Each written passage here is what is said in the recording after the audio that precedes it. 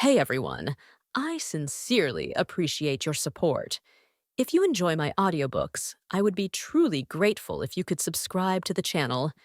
And if you'd like to support even further, you're welcome to become a Patreon member, where you can access audiobooks of novels as long as they are freely available on the internet. Your kindness and support mean so much. Thank you. The duel unfolding before them was beyond anything the others could hope to interrupt. The Azkaban convicts, those skilled in dark magic, and the pure-blood officials, privileged yet overconfident, could do nothing but watch. This was no ordinary battle. It was a clash between two top-tier dark wizards.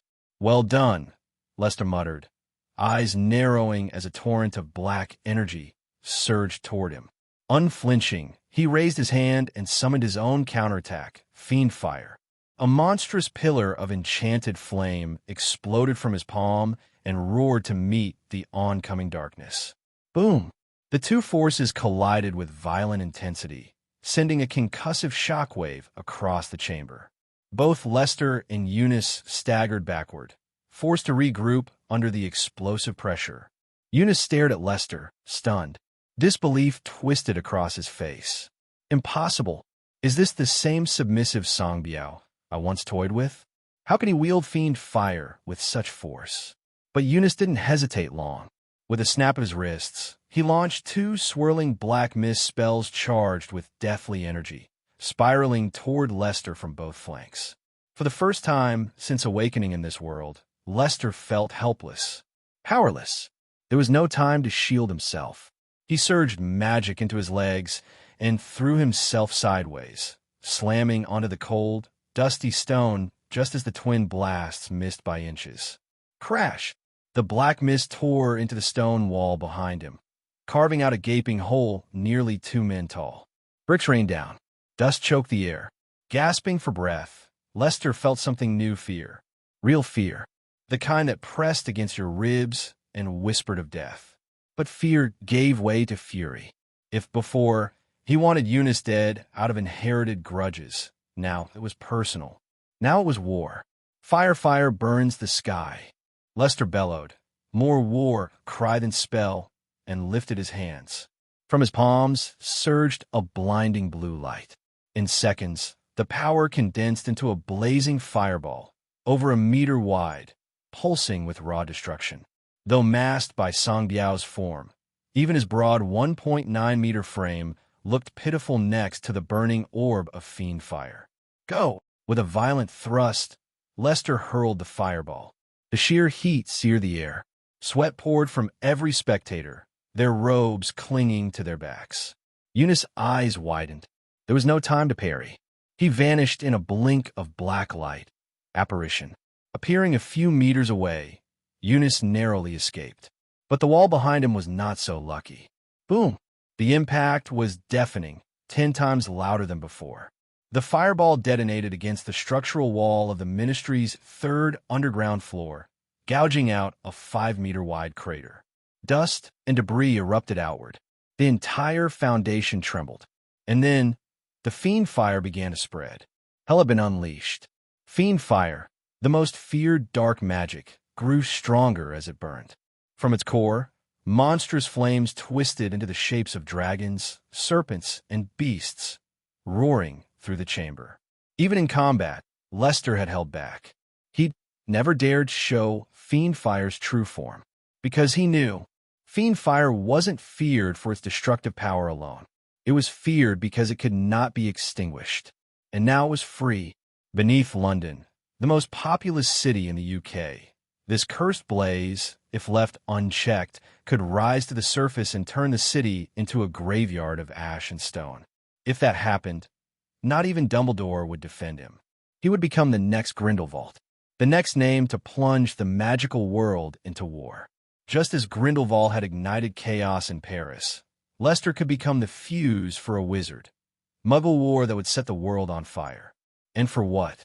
You force me, Lester roared, eyes wild with fury and tears.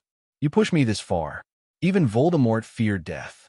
And Lester, just 10 years old, had barely scratched the surface of this world. He hadn't wanted this. But Eunice had cornered him. And now, he snapped. Fire, fire, burn it all. The fire obeyed. Lester no longer held it back. The flames, once confined, exploded outward in a maelstrom of destruction. Roar! Fiendish beasts emerged. Massive, flaming titans clawing through the ministry. Their howls shook the walls. The ground cracked under their weight. Eunice, once triumphant, was now pale, horrified. Songbiao, are you out of your mind? You! He stopped. Words failed him. He had mocked this boy, abused him. Never imagined the day would come when that same boy would tear the ministry apart with madness in his eyes. The flames were spreading. London, millions of lives above, was at risk. Damn it, why did I push him this far? Eunice stared at the chaos, at the fire-born beasts rampaging through the ministry, and felt a chill in his soul. Could this have been avoided? Could they have just talked? Now it was too late. Fiendfire tore through the incident reversal team's office like a living tempest. Within seconds, the entire space became a blazing inferno, an arena ruled by flame-forged monstrosities. Towering 10 meters high, the Fiendfire behemoth emerged amidst the chaos, its molten frame pulsing with dark energy. Eunice froze for a heartbeat as the firestorm engulfed the room, his expression grim. He knew better than anyone why the Fiendfire curse had never been classified among the unforgivable curses. It had a counter-curse. But knowledge meant nothing without time, and Lester was determined not to give him any. Insane bastard! Eunice growled, sweat beading at his brow. He faced a brutal choice. He could risk exposing his magic to annihilate Lester, or he could divert his full strength to extinguish the fire, all while trying to hold back the boy's relentless assault. Neither option was favorable. Desperation crept into his thoughts. For the first time in years, Eunice silently wished for Dumbledore. Normally, he resented the man's aloof superiority, but now, the magical world desperately needed a savior. Stall him. If I can buy just a few minutes, Dumbledore will finish this lunatic. Decision made. Eunice turned to defense. Accio wand. A silver-white wand, his backup, soared into his grasp, his primary wand destroyed earlier by Lester's flaming whip. Only fools carried one wand, and Eunice was no fool. With one hand, he raised the wand. With the other, still cloaked in black mist, he summoned a brutal attack. Boom! A massive blade of pure black mist materialized mid-air and hurtled toward Lester like a guillotine of death. Simultaneously, Eunice plunged his wand into a scorched section of the floor and incanted the counter-curse. Finite Icon Totem. The incantation, rarely spoken aloud, was a final command, an end to all spells. Lester's eyes narrowed. He recognized the words immediately. If Eunice succeeded, his Fiendfire would be extinguished. He couldn't allow that. But as Lester moved to strike, the black mist blade intercepted his path, aimed straight for his torso. Fiendfire, Lester barked, finally lifting the wand he had rarely used so far. A flick of the wand, and a ball of Fiendfire ignited at its tip. Then he blew. Like a circus fire eater from his past life, Lester exhaled with purpose, transforming the flame into a massive fiery dragon that tore through the air with a roar. The watching wizards reeled at the sight. It was barbaric, elegant, terrifying, and unmistakably Voldemort's signature spell. Lester didn't just borrow it. He used it first. Roar! The flaming dragon collided with the incoming blade, detonating on impact. The explosion shook all 3 underground levels, spraying heat and magic in every direction. The black mist blade, unstable by nature, shattered under the fire dragon's fury, dissolving into smoke. But Lester wasn't done. He kept blowing, breath after breath, into the wand, feeding the fire, channeling it, shaping it. The fire dragon grew stronger, more solid, more alive. Finally, it lashed its tail in fury and turned toward its next target, Eunice. Madman! Eunice gasped. With no time to retrieve his embedded wand, he had only one option. Apparate! Another blink of black light, and Eunice vanished, narrowly escaping. But his magic circle did not. With no wand feeding it power, the counter-curse ritual crumbled, and Leicester's Fiendfire dragon slammed through the remnants. Crack! The ritual dome shattered like glass under pressure, and from its ruins, monsters emerged.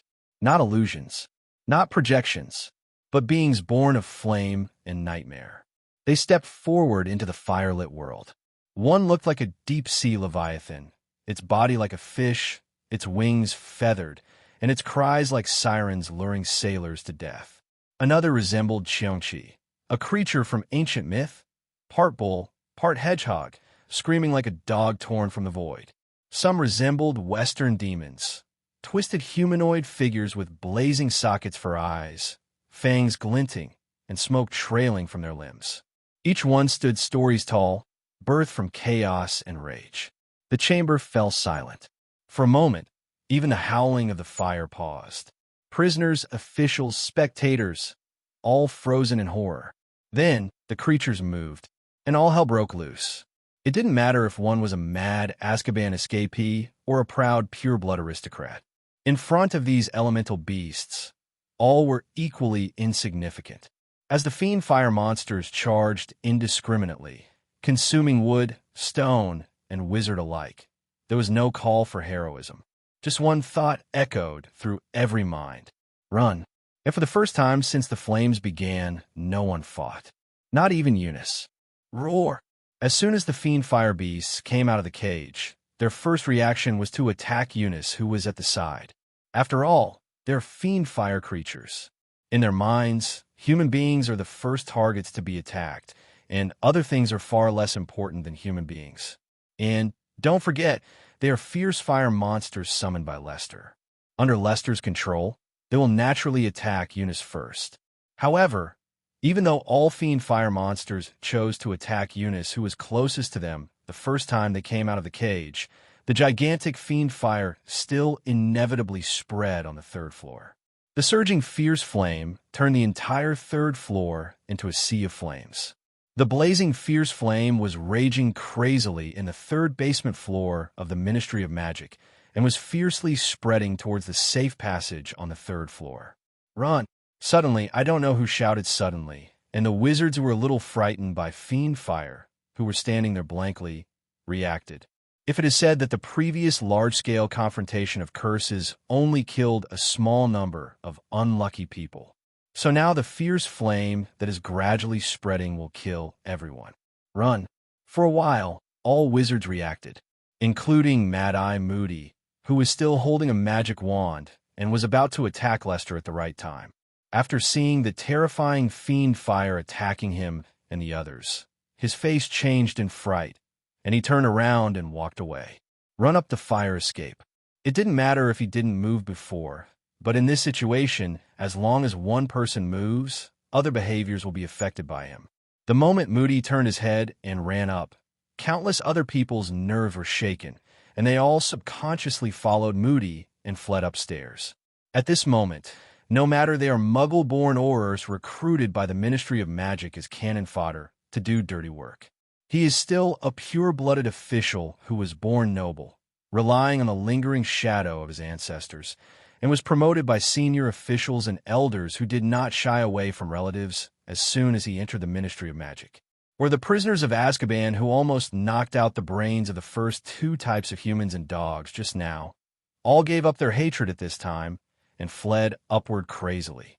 Boss, you can fight as long as you want. Why do you implicate us? Many pure-blood wizards who were running away with their lives had resentment on their faces. Ununice is a senior official of the Ministry of Magic, and his family is extremely powerful, so they dare not complain. But how dare they scold Songbiao, a Muggle-born scum? Although they didn't dare to scold in front of their faces, wouldn't it be okay for them to scold behind their backs? Just as the group of pure-bloods were swearing and fleeing upwards frantically, Leicester frowned as if sensing something. With a slight wave of the magic wand in his hand, a group of fire dragons was thrown out by him again. The terrifying fire dragons spurted out from the tip of Leicester's staff and rushed into the crowd who were desperately fleeing. Since the Auror, the prisoner, and the pure-blood official stood separately before, Leicester's attack was not afraid of hitting his own people. The pure-blooded officials who were constantly cursing only felt a chill behind them, and then saw a fierce fire dragon attacking themselves and others quickly. Boom! Before there was any time to react, the fierce fire dragon exploded in the ranks of pure-blooded officials with lightning speed, swallowing dozens of lives in an instant.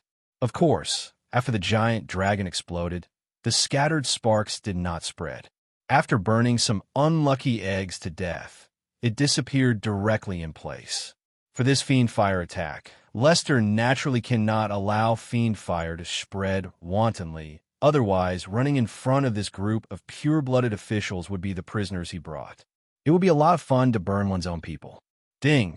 The host uses the fire shield to kill 16 pure-blood officials of the Ministry of Magic, and the proficiency of the fire shield is plus 160. Fire shield level 3, 23/100000. Upgraded. Looking at the fire shield that has been upgraded to level 3, Lester's eyes were filled with uncontrollable excitement. In such an emergency, just now, he wanted to bombard pure-blood wizards. What was he doing? It's not about gaining a lot of proficiency for killing. In Azkaban, he killed hundreds of Dementors, but since Dementors are just dark creatures without emotions, and their strength comes only from their own abilities, one can only provide him with 1-point proficiency. But wizards are different.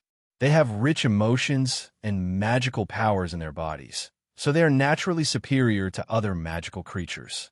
The experience gained from killing an ordinary monster and an elite monster must be different. So, relying on the huge proficiency gained from killing a wizard, Lester's fierce fire curse was finally upgraded. Eunice, I'll have fun with you. Lester's eyes were filled with murderous intent. He waved his hands lightly, and 2 even bigger fierce fire whips appeared directly in his hands. At the same time, fierce fire, which was originally blue, turned into an incomparably alluring purple with the upgrade of Lester's skills, mysterious and dangerous. Just when Lester was about to show his talents. At this time, in the lobby on the first floor, Lucius Malfoy, who had recovered, was standing on the high platform in the lobby, wearing the clothes he got from others, clamoring to the other wizards in the audience to be like the minister responded to this situation and said that the Ministry of Magic would definitely be able to deal with Lester and other terrorists and take everyone out alive. Below the high platform, all the pure-blood wizards who had been robbed were cheering and listening to Lucius' speech with excitement. It has to be admitted that nobles with a rich background have received a good education since childhood, allowing them to possess many skills that ordinary people do not have. For example, Lucius, who is talking eloquently, has been cultivated with a good speech talent since he was a child. With his handsome appearance, tall and straight figure, and the unique arrogance of aristocrats, Lucius, who was clamoring to complain to the Ministry of Magic and demanded that Lester and others be severely punished, immediately became the most beautiful boy in the hall. The statement that the Ministry of Magic will rescue everyone received countless cheers, which made the group of wizards who were trapped in the hall and couldn't leave feel much better. While Lucius was still talking on stage, a loud noise suddenly came from the end of the hall, which immediately attracted the attention of all the wizards in the hall. Lucius frowned even more and looked in the direction of the safe passage dissatisfied, wanting to see who interrupted his performance. Soon, Moody, who took the lead, first appeared in the foyer on the basement floor. As soon as he ran out of the hall, Moody immediately sat down on the ground with no grace. He didn't have time to care about manners in the rest of his life, as long as he lived, as everyone knows how much hope his appearance has brought to others. Moody, seeing that the person who came out was Moody, Lucius' eyes lit up, who was still somewhat dissatisfied. As a veteran Death Eater, he knew Moody. He was the most powerful Auror in the Ministry of Magic. His presence meant that he seemed to be saved. At this time, all the wizards in the hall focused their eyes on the new Moody, with anticipation and tension in their eyes. They had just been robbed by prisoners, and they desperately need a kind of spiritual comfort. Soon, someone among them recognized Moody's identity. Although Moody is disheveled now, and the whole person looks extremely embarrassed, but is very representative magic, I can easily let him know his identity. After confirming Moody's identity as an Auror, immediately a pot-bellied Ministry of Magic official came out of the crowd and came straight to Moody. Looking down at Moody, who was still gasping for breath and rejoicing for the rest of his life after the catastrophe, the official opened his mouth to criticize. "What on earth do you Aurors do every day? Why do you let those scumbags from Azkaban sneak out and make a big fuss at the Ministry of Magic?" The official looked righteous and pointed at Moody's nose, regardless of whether Moody was involved in the prisoner's escape, but just scolded him. Now he wants to vent all the grievances he suffered before on Moody, the Auror. As for why he dared to challenge Moody, but did not dare to resist the prisoner, the reason for this is too simple. Moody is an Auror and a good person. As we all know, good people don't blame others, so when officials face Moody, they can naturally abuse him unscrupulously. Immediately, following the abuse of the pureblood officials, seeing that Moody didn't reply, other wizards became bolder one after another. They all surrounded them, accusing them of Auror's ineffectiveness, and even demanded that the Auror office must give them an explanation. How do you guys act as Aurors? Why can't you even look down on the prisoners of Azkaban? Does the Ministry of Magic support you bunch of trash for nothing? Trash. When the Ministry of Magic recruited a mudblood to be an Auror, it was a wrong choice. A mudblood will always be a mudblood. Originally, Moody endured the abuse of the masses and passed it. After all, these wizards who have been living in peaceful times have witnessed several deaths just now, and then they had close contact with the deranged prisoners. It is understandable that he needs to vent his bad mood now. However, as they scolded more and more, the veins on Moody's forehead began to bulge gradually. He looked up and glanced at the few wizards who scolded him the most. Without exception, they all had thin skin and tender flesh and a big belly. At first glance, they were pure-blood wizards who were usually pampered. Resisting the urge to cast a disarming spell on the pot-bellied official in front of him, Moody shouted to the excited wizards, "Quiet, quiet." Among the crowd, Moody yelled several times, and the other wizards were not quiet. They were still chattering around him. Moody was furious and pointed his dusty wand directly at the ceiling. "Awada eats a big melon." Hearing Moody's roar, a green bolt of lightning shot out of his wand and hit the gilded ceiling in the hall.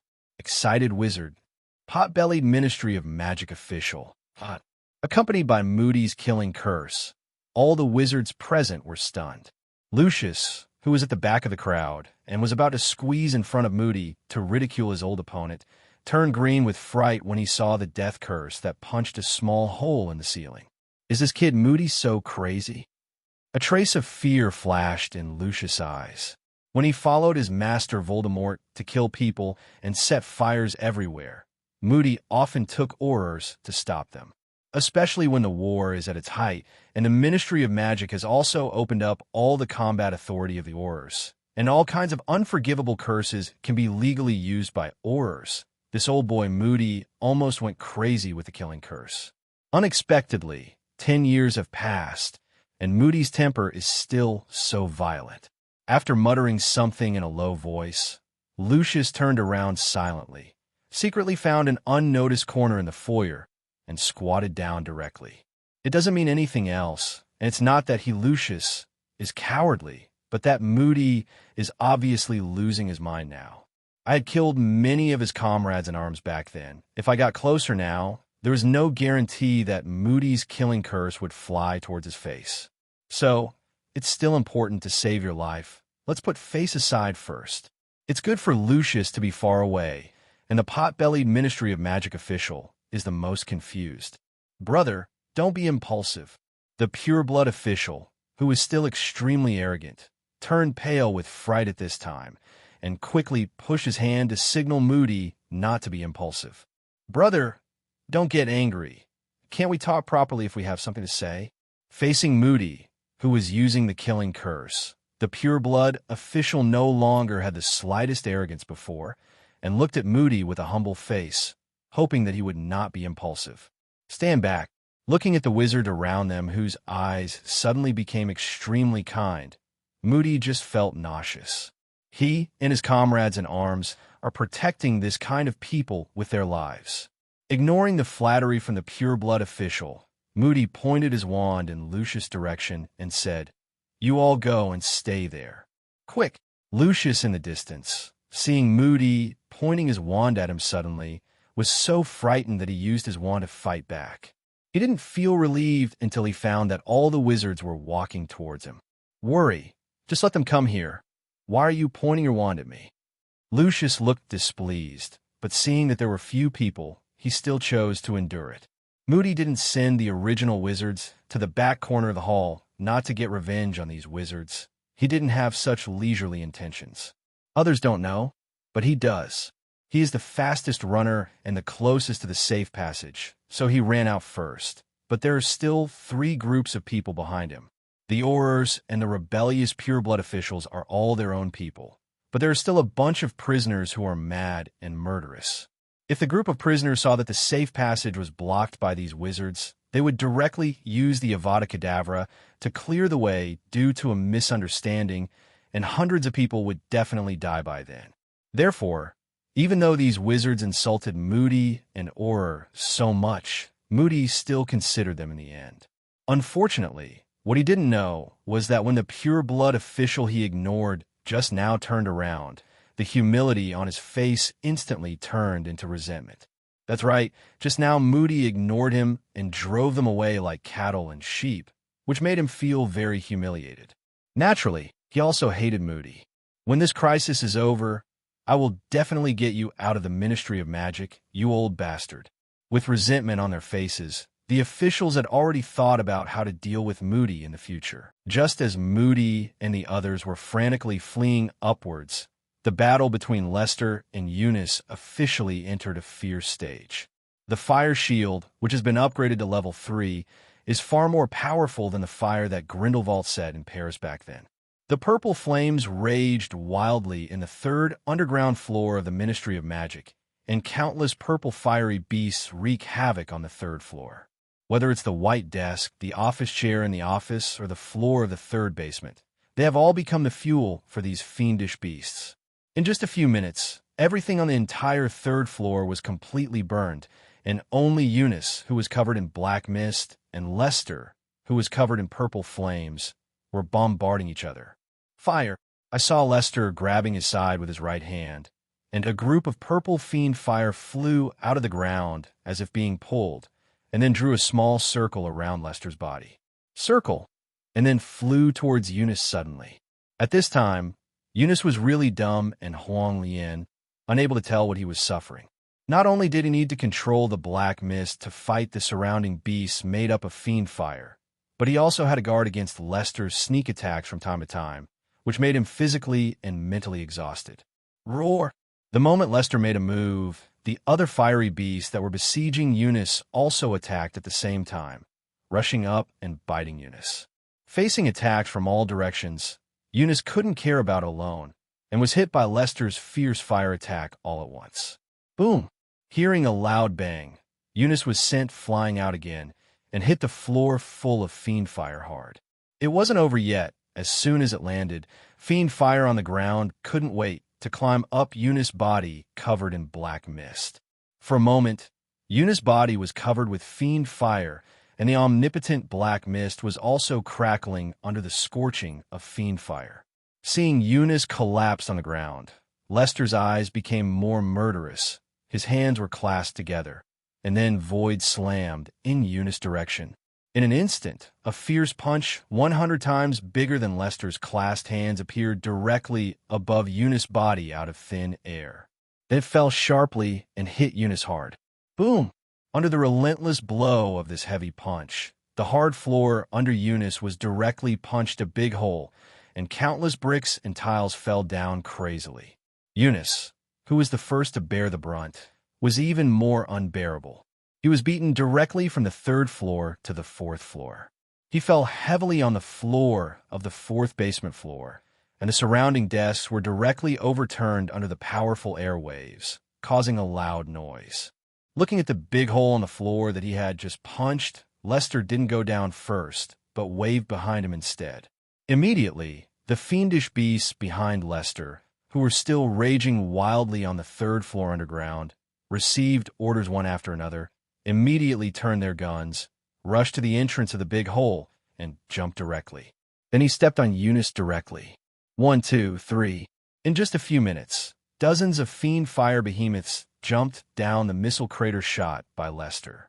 And the moment they jumped down, they immediately bit Ununice, who was lying on the ground, still alive and kicking.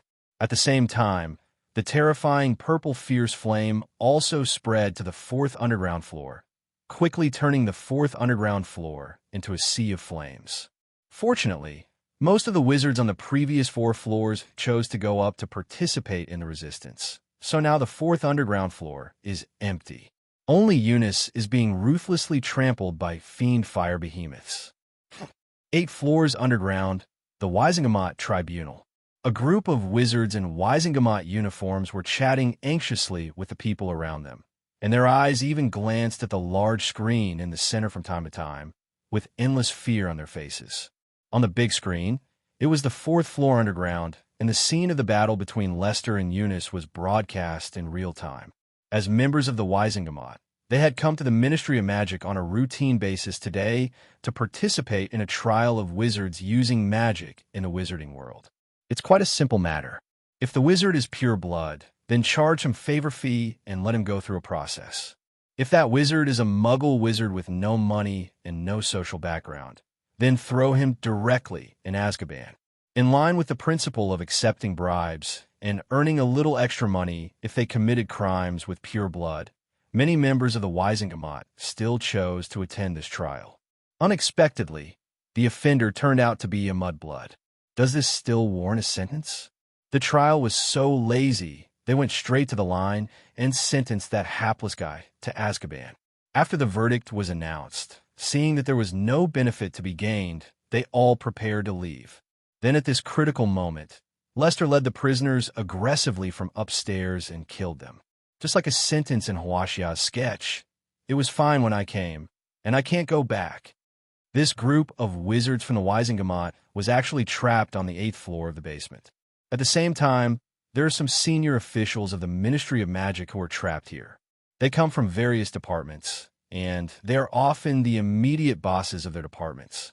As high-ranking officials, they naturally wouldn't go up there with a magic wand like other purebloods. There are also grades in pureblood.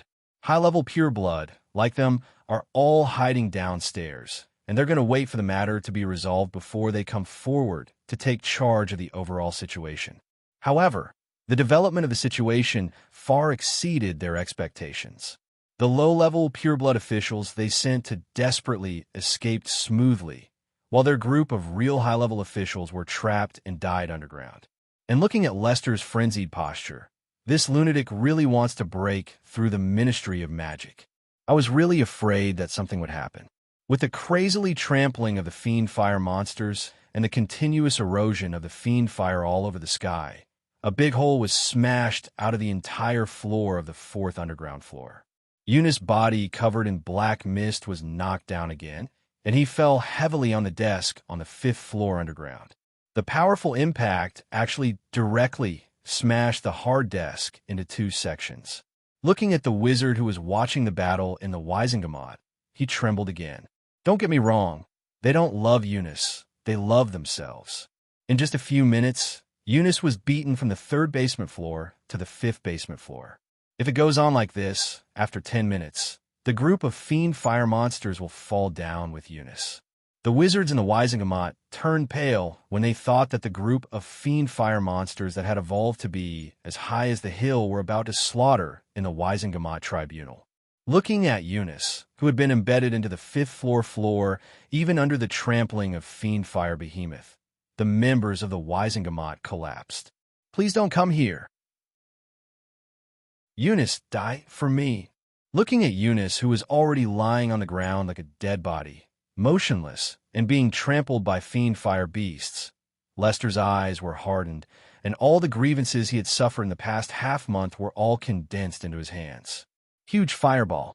Other traversers, after transmigrating, are either powerful or powerful, and the last ones are orphans in orphanages, and at least they have a bite to eat. But what about him, Lester? Just after transmigrating, before I figured out the situation, I was thrown into Azkaban. Isn't this bullying honest people? And who caused all this? It was caused by Ununice, who was being trampled crazily in front of him. The endless anger condensed into a huge fireball in Lester's hands again. As soon as the purple and strange fiend flame appeared, it turned Lester's surroundings into a huge melting pot. Die! Controlling the huge fireball in his hand, Lester threw his eyes fiercely at Ununice downstairs. As soon as the huge fireball appeared, it destructively destroyed everything that hindered him. In the end, it slammed heavily on Ununice, who was still lying on the ground. Boom! First there was a loud noise, then there was a violent shaking, and then a huge mushroom cloud was slowly rising upwards along the hole that was smashed out. At this time, in the Weisengamot trial court, all the members of the Weisengamot and the senior government officials of the Ministry of Magic who witnessed all this swallowed subconsciously, their eyes full of horror. Who is that man? Does any of you know him? One of the gray-haired old wizards pointed at the grinning Sang Biao on the screen and asked the people around him tremblingly. Hearing the white-haired wizard's question, everyone else shook their heads to express that they hadn't seen it before. Only some senior officials of the Ministry of Magic who had just escaped looked at Sang Biao's somewhat familiar face, thinking about something thoughtfully. Different from this group of old antiques who became members of the Weisengamot only by relying on their family prestige, these senior officials of the Ministry of Magic are the group of people who have the highest authority in the magic world. These old relics of Sangama are well-informed. They knew that the man who was beating Ununice violently with fierce fire was none other than a Muggle wizard's servant, Sang Biao, whom Ununice had tamed a few years ago. But now everything seems to have changed. Sang Biao suddenly rose up and led a group of prisoners to kill the Ministry of Magic. This had to make them reconsider Sang Biao's position in their hearts. Minister, do you need to send someone to talk to Sang Biao later? In a dark corner, two figures were hiding in the shadows, only showing two pairs of piercing eyes, constantly watching the situation outside. The current time is 1990, which is the 10th year after Voldemort's defeat, and the current minister of the Ministry of Magic is Missin Barno. Unlike the next minister, who has become the mascot of the Pureblood family, Mishin Banu is a well-known minister with real power. He once personally led people to participate in the resistance against Voldemort's tyranny when Voldemort was raging. At that time, many Death Eaters were sent to the guillotine by himself, ending their sinful life. Now, the minister of the Ministry of Magic, who has made great military achievements in the past and is now in a high position, looked at the mushroom cloud slowly rising on the screen, and his complexion was extremely ugly. Talk. Look at his posture. He is about to blow up the Ministry of Magic. Do you think he will negotiate with us? Banu looked excited, pointed at Sang Biao, who was still setting fire to Ununice, and said, I also want to negotiate with him, but what can we give him? Power, wealth, prestige. With his strength, he could get all these things at his fingertips. If he wants to, he is another Dark Lord. After talking a long list in one breath, the excited Banu calmed down a bit, and then asked, Did you contact Dumbledore? There was a hint of expectation in Barno's words. Before, he hated Dumbledore the most because Dumbledore's prestige was in full swing at that time. As long as Dumbledore nodded, Dumbledore's minister position would be his, so he naturally hated Dumbledore.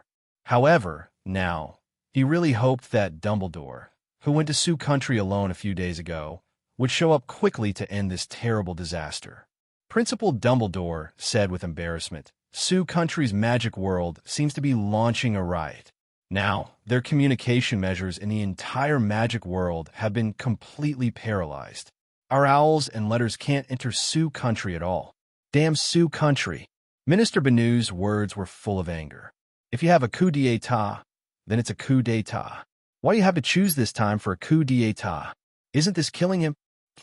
No matter how anxious others are, the war between Lester and Ununice is still not over. Two people who have been fighting fiercely for hours. Now, there's only one way to end this battle, and that is to kill each other. Give me death. At this time, Lester was standing by the big hole on the third floor, constantly rubbing out terrible purple fireballs in his hands, and then frantically threw them towards the unconscious Eunice downstairs. Like a magic turret with infinite mana, Lester only needs to pull the burning Fiendfire around him to his hand, and then hit Eunice on the ground.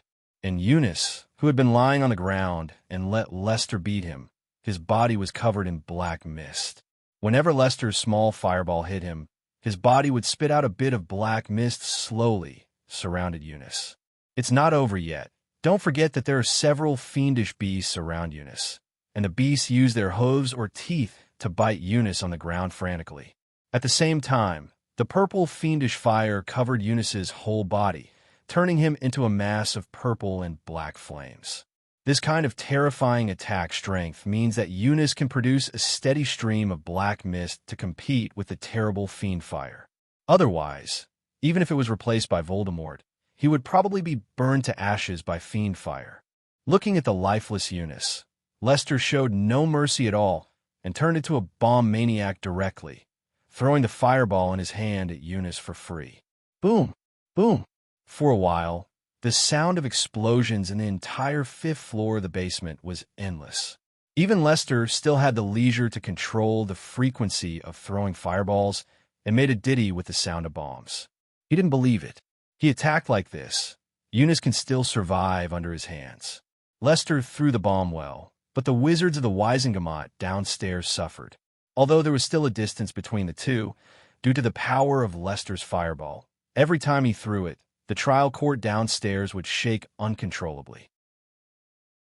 Just as Lester was exporting Eunice crazily downstairs, and the Gamot on the 8th underground floor was in danger, the hall at the top of the Ministry of Magic was also not stopping.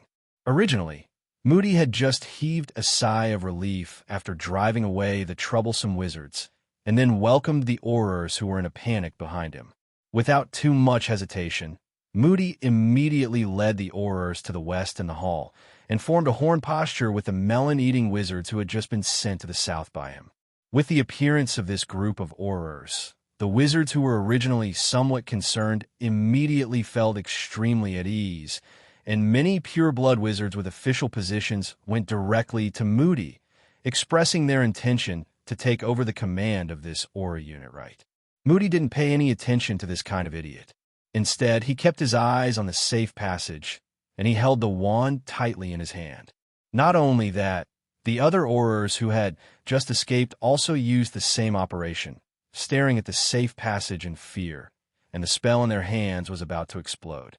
Seeing this weird scene, whether it was a pure-blood official who wanted to fight for power or an ordinary wizard who just wanted to keep his name, they all realized that things were abnormal at this moment.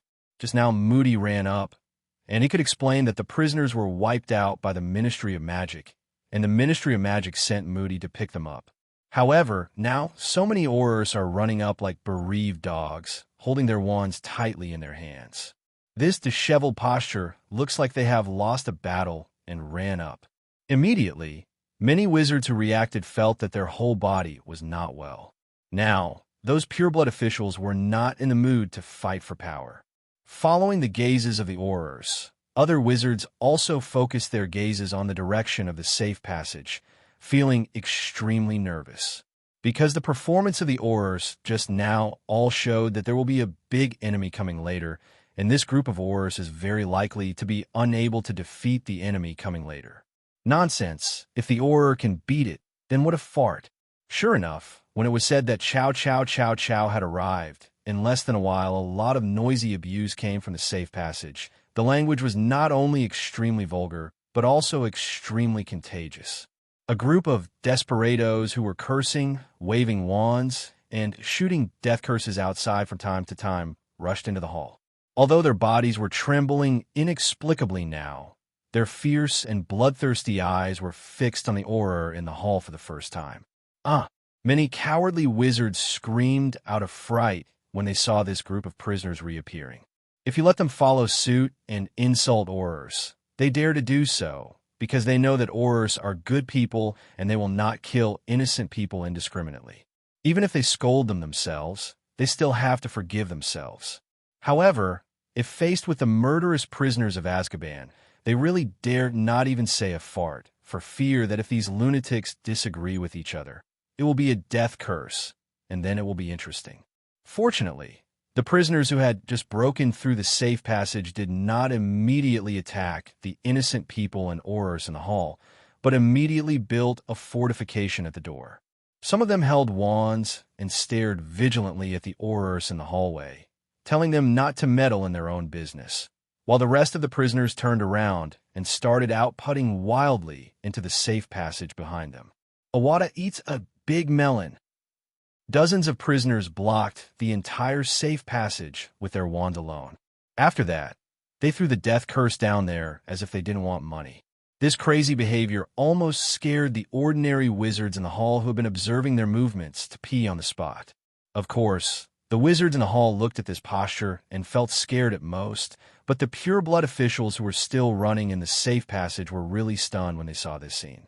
Hundreds of killing curses passed through the slow-floating body of the Dementor and hit the pure-blood official fiercely, taking away several lives in an instant. According to the original position, the Dementors should be the second closest to the safe passage, and they should come out second, but they floated too slowly and in large numbers, blocking the way of others.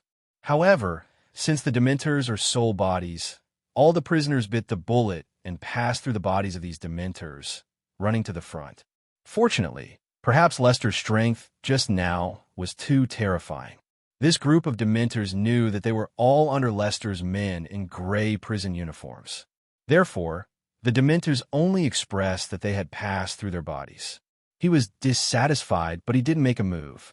However, the prisoners could pass through their bodies without being sucked into their souls. But the group of pure-blood officials couldn't do it, so for a while, they were actually blocked in the safe passage by the Dementors. Awada eats a big melon. Given the opportunity to export pure-blooded officials, the group of prisoners would naturally not let it go. They raised their wands without looking at them, and just cast the death-killing curse down. It wasn't until the group of Dementors slowly floated up that the other prisoners stopped and came to the east where they were confronting the Aurors and confronted the Aurors. Just when the wizards in the foyer were almost out of their minds, the battle between Lester and Ununice was coming to an end. Lester once again raised a big purple fireball as high as the third floor, looking at Ununice, who was still lying unconscious on the ground. His eyes were full of murderous intent. It's time to end. As soon as the words fell, the huge fireball fell down suddenly, attacking Ununice crazily. Boom! A moment later, a huge, deep pit appeared directly under Lester's feet, and half of the Ministry of Magic under Lester's feet collapsed directly under this terrifying attack. Countless bricks were flying around, and the dust was flying like the end of the world. If it weren't for the powerful, protective magic applied to the walls of the Ministry of Magic, I am afraid that the entire Ministry of Magic built underground would collapse in this attack. At that time, all wizards will be buried here and become nutrients in the soil. The members of the Wisegamot and senior officials of the Ministry of Magic who were still on the 8th floor of the basement only felt the entire Ministry of Magic tremble, and then the roof above them disappeared. Member of the Wisegamot, somewhat confusedly, they raised their heads, and then they saw Lester upstairs, standing by the hole, looking down at him and the others. Looking at Lester looking down on them, they swallowed subconsciously. Suddenly, a high-ranking official of the Ministry of Magic twitched his head, and for some reason he said, "You beat yours. Don't worry about us." Lester. Following the senior official's words, the atmosphere immediately became weird. Ignoring this brain-dead official, Lester's eyes kept searching the Wisegamot tribunal. He wanted to find Ununice's body. For the first time in his life, Lester would not relax his vigilance against this enemy who made him feel death. Could it be that the old monster Ununice was directly burned to ashes by Fiendfire? A trace of hesitation flashed in Lester's eyes. Logically speaking, no one can survive his high-intensity attack, but facing Ununice, who is not only deep and shallow, Lester is still a little uncertain. Idea. Suddenly, Lester, who was still looking down for Ununice, felt a chill behind him, and subconsciously threw himself to the right. Boom! I saw a huge black beam of light suddenly falling from the sky, hitting the place where I was standing, and instantly made a big hole of not too big or too small. This is not over yet. Just after dodging this beam of light attack, several black beams of light appeared in the sky above Lester, smashing towards Lester. Fire shield protection. Facing the overwhelming black beam of light, Lester couldn't dodge it at all, so he could only choose to resist. He turned his head to the sky and pushed his hands up violently. A huge purple Fiendfire protective cover appeared in the sky above Lester. Countless black beams of light hit the purple fierce fire shield that Lester had just released, and it was shaken from inside. Taking advantage of the gap between the black beams of light falling, Lester looked up. Sure enough, a man covered in black mist, only showing a pair of scarlet eyes, was looking down at him condescendingly. And this person was Ununice, who had just been beaten up by Lester. At this time, countless black mist crazily burst out from his body, competing with the fierce fire that filled the sky in the Ministry of Magic.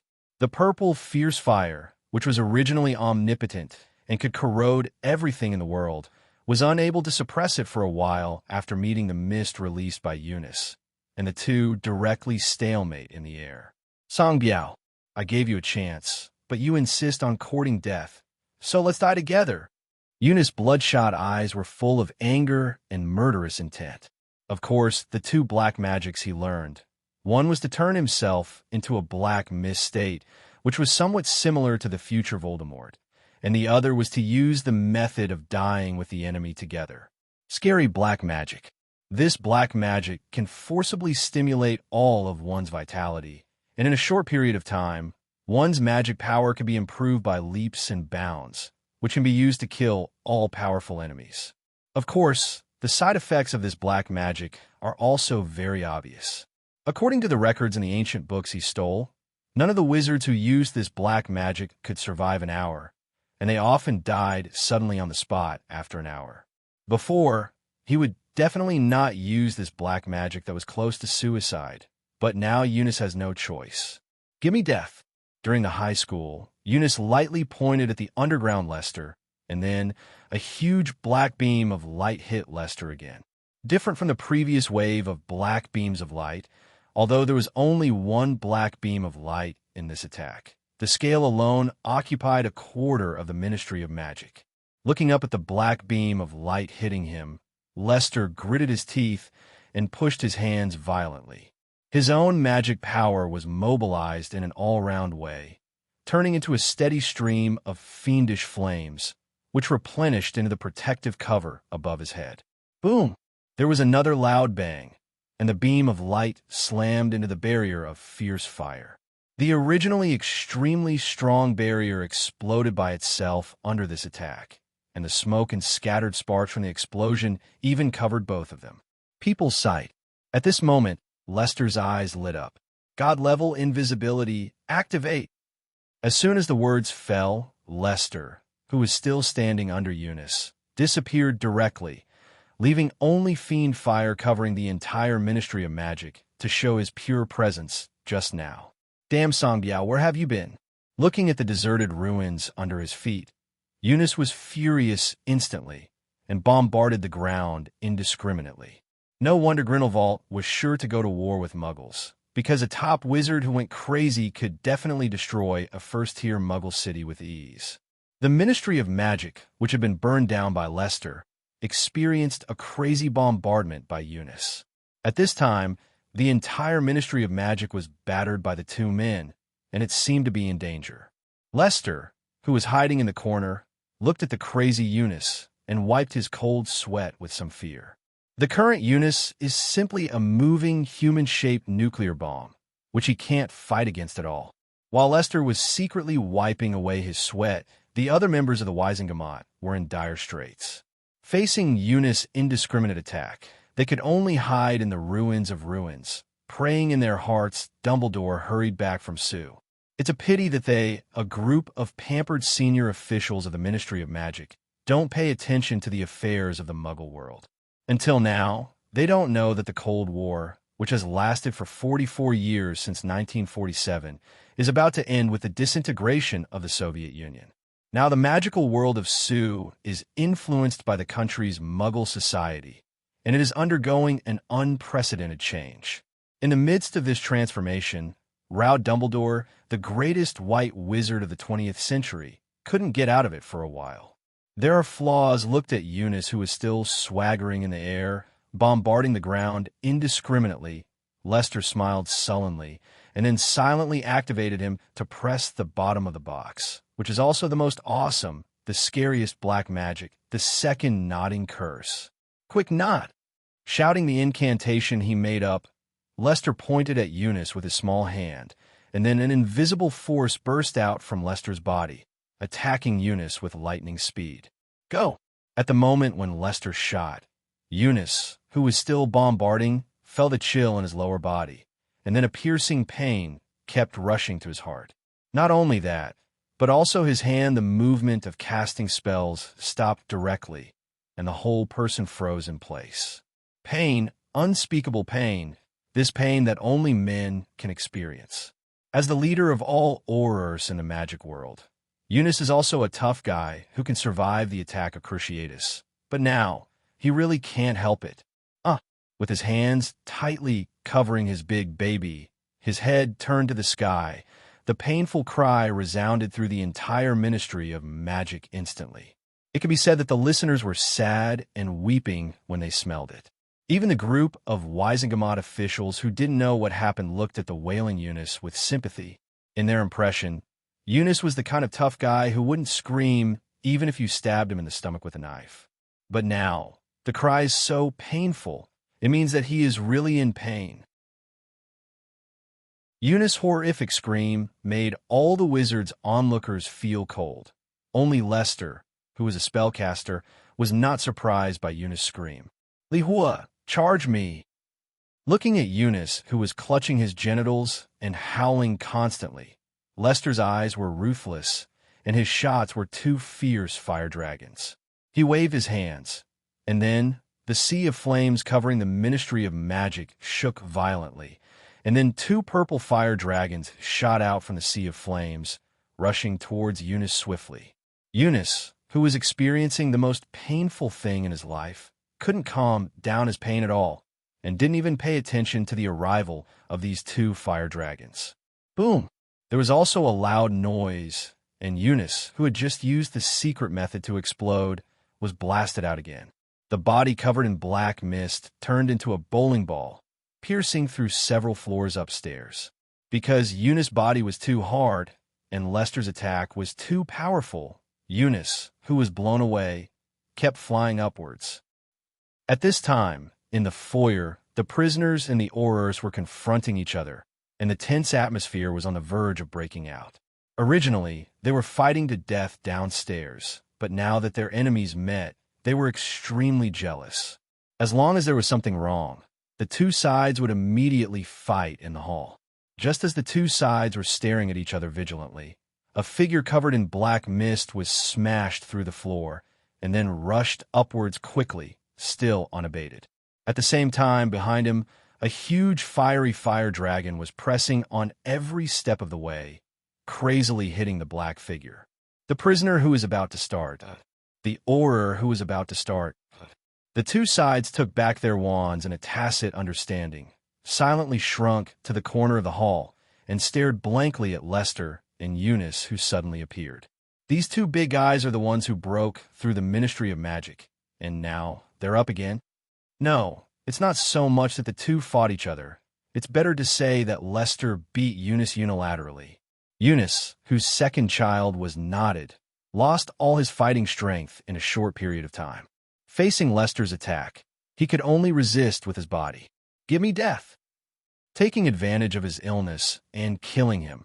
Facing Eunice, who was unable to resist for a short time, Lester continued to fire at him from below. Whenever Fiendfire collided with Eunice's body covered in black mist, Eunice's body would be thrown upwards a little bit, and his whole body would be embedded in the layer of soil between the basement of the Ministry of Magic and the ground. Fiendfire. Looking at Eunice, who was embedded in the soil, Lester exerted his strength again and suddenly rubbed out a bigger fireball. The magic power of the whole body was fully aroused by him, condensed in this big fireball, and then slammed towards Ununice. Boom! The sound of a nuclear bomb explosion resounded throughout central London. Unlike the previous battle between Leicester and Ununice under thousands of miles, now Leicester and the City of London are separated by only one layer. At this time, all the muggles on the surface looked at the ground in horror, mistaking the violent shaking for the arrival of an earthquake. Ding! Gain the fear value of muggles +1. Ding! Gain the fear value of muggles +1. Ding! Gain the fear value of muggles +1. Ignoring the fear value provided to him by the muggles on the ground, Leicester looked at Ununice solemnly. Ununice, who was still in pain and couldn't even fight back, was holding a small black earthworm in his hand, and his scarlet eyes were full of hatred. Leicester, he didn't expect that his most powerful attack spell was discovered by Ununice to break it. The best way to eliminate the flaws is to eliminate his own flaws. He never expected that Ununice would be so ruthless that he cut off his weaknesses directly. Song Biao, let's die together. With fierce eyes, Ununice rushed directly to Leicester and continuously spit out black mist from his hands, attacking Leicester. Facing Ununice's attack, Leicester did not show any weakness. Stepping on 2 Fiendfires, he flew into the air, and Ununice started fighting in the air. Often you hit me, I hit you.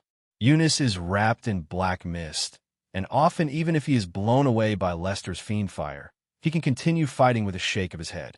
And Leicester is wearing a handsome, fierce flame robe. Once the black mist wants to touch him, the Fiendfire robe will automatically release Fiendfire to block it.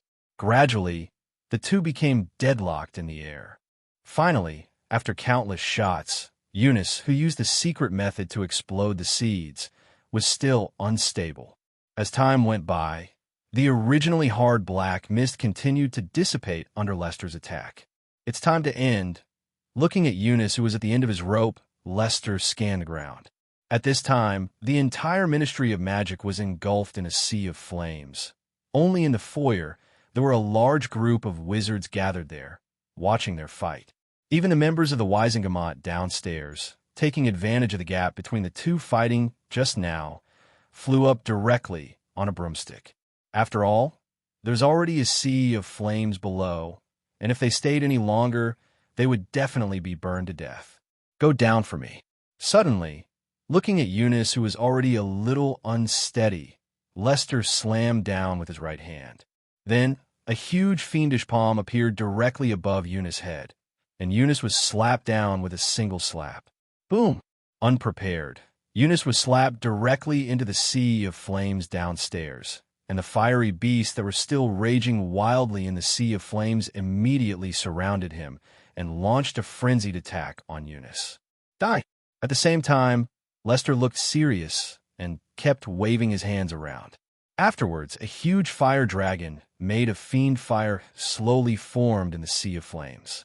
The fire dragon's body alone directly occupied 1/5 of the Ministry of Magic, and when its neck stretched out, it was as tall as a floor. Ding! Obtain the fear value of pure blood officials +45. Roar! The moment the giant dragon appeared, the fiendish beasts that were still raging wildly knelt down on the ground one after another, welcoming the arrival of the real king. Leicester even stepped on the Fiendfire dragon himself, looking down on everything on the ground like a god. Burn him! Pointing at Ununice, who was covered by Fiendfire and was about to resist, Leicester said coldly, "Ununice, rest in peace." Hearing Leicester's order, Fierce Fire Dragon opened its bloody mouth and spewed out monstrous demonic flames. No! Looking at the monstrous demonic flames in front of him, Ununice's pupils shrank slightly, his expression terrified, just about to use the last black mist to block it, but found that everything around has already been locked by powerful magic power. The whole person was unable to move in front of this attack. I'm not reconciled. As the death curse continued to approach, Ununice's eyes were already filled with Fiendfire's purple. An old face was distorted to the point of deformation, and the old eyes were full of infinite resentment and regret. He regretted why he was so greedy. He regretted that he raised tigers, and he regretted not killing Song Biao directly. "Song Biao, I'll wait for you below." With Song Biao's last crazy roar, the red dragon directly bombarded Ununice. The dead wood-like body was instantly crushed to pieces under the powerful attack, vaporized directly in the air. At this time, the Ministry of Magic was full of gunpowder, and dilapidated buildings spread all over every corner of the gathering place. Corpses of all kinds of extremely miserable deaths were lying on the ground, and their terrified expressions showed the fear in front of them. In the purgatory on Earth, there are millions of dead bodies, bleeding and drifting. That's an exaggeration. But if it is said that there are hundreds of dead bodies, that is not an exaggeration at all. Hundreds of unlucky, pure-blood officials died in the early stage of the battle before Ununice made his move, and their bodies were completely eroded by Fiendfire. Minister of Magic Barno looked at the ruins in front of him and swallowed nervously. Finally killed the dog Ununice. Lester looked at Ununice, who had been burned into air by himself and couldn't die anymore, and let out a long breath. He didn't expect that this Ununice was as hard to kill as Xiaoqiang, and he would beat him violently from time to time. If he didn't have the powerful effect of the system body protection and the second nodding curse, maybe he would be very powerful today. Maybe left here. Lester really wanted to complain, but he still forcibly held back and barely maintained this paralyzed expression because countless pairs of eyes with shock, awe, and fear in the hallway of the Ministry of Magic were all focused on him. On a person. Everyone clearly understands the fact that a new, strongest person in the magic world has been born. Under the eyes of everyone, Lester stepped on the fiendish dragon. The dilapidated ruins behind him and the 100-meter gap cut by the huge flame blade set off his figure incomparably majestic, like a god walking in the world. An Azkaban prisoner, standing in the front, quickly couldn't bear the pressure, and his legs went limp and he fell to his knees directly. It was as if a certain switch was pressed, and the remaining prisoners did not dare to stand, and they all bowed down to the ground, including Sang Biao, who was extremely powerful. Ding! Get the fear value of Mishing Banu plus 1,000. Ding! Get Lucius Malfoy's fear value plus 500. Ding! Get Ludo Bagman's fear value plus 300. Looking at this Song Biao, who had just destroyed most of the Ministry of Magic and also killed the Auror leader Ununice, these lingering Ministry of Magic officials and purebloods felt like they were going to faint. Principal Dumbledore, please come out quickly. Minister Barnes and Noble looked like a god, staring at Lester, who was waiting for him with a blank expression on his face, and Dumbledore, who kept praying in his heart, appeared quickly. Before, he also disliked that Dumbledore was too powerful and influential, and his existence would affect his rule. Now it seems that the Ministry of Magic really needs a top white wizard with superior strength who can hold the scene, and he really can't handle it with Barno.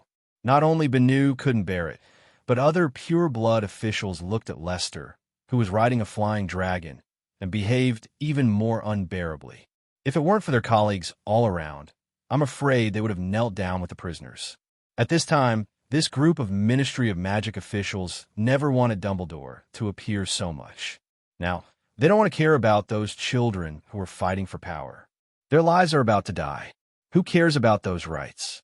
Just when all the officials of the Ministry of Magic were ready to face the trial, Ludo Bagman, who was also kneeling on the ground among the prisoners, wanted to bury his entire head on the ground and did not dare to look up at the big man. The majestic Song Biao. Originally, he planned to wait for Song Biao to be killed by Ununice, and he immediately jumped back and flanked the group of prisoners from behind, becoming a war hero. Unexpectedly, Lester was not killed, but Ununice was killed. So now, his status as Ludo Bagman is a bit embarrassing. Did he just jump out to reveal his identity, and then follow his colleagues to die? Or just do what you can, and keep pretending without being discovered? While Ludo was thinking about his countermeasures, Lester was not idle. After all, who knows when Dumbledore will come? Don't look at him leading the prisoners to make a big fuss in the Ministry of Magic, but that is mainly due to his invincible Fiendfire. If he were to face Dumbledore now, he would probably be given a second by Old Dang before he could make a move. The title of the first white wizard is not self-proclaimed by Dumbledore, is all spelled out by him one by one. Put down the wands in your hands. Lester ordered to the Aurors and pureblood officials on the ground with a blank expression. At the same time, hundreds of fireballs appeared directly beside Lester, and when he gave an order, the fireballs would come out and take their lives. Or, looking down at the Ministry of Magic downstairs, which had become a sea of flames, and looking up at Lester, who was stepping on the head of the dragon with a murderous look, they threw their wands on the ground without any hesitation. As for the pureblood officials, sorry, when Lester just stepped on the dragon and killed Ununice, they had already thrown the wand on the ground with interest, expressing that they had no intention of resisting.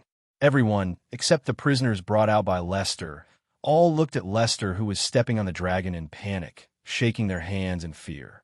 However, not all of them were afraid. Among them, a handsome man with platinum blonde hair was coweringly hiding in the crowd, with a flash of excitement in his eyes from time to time.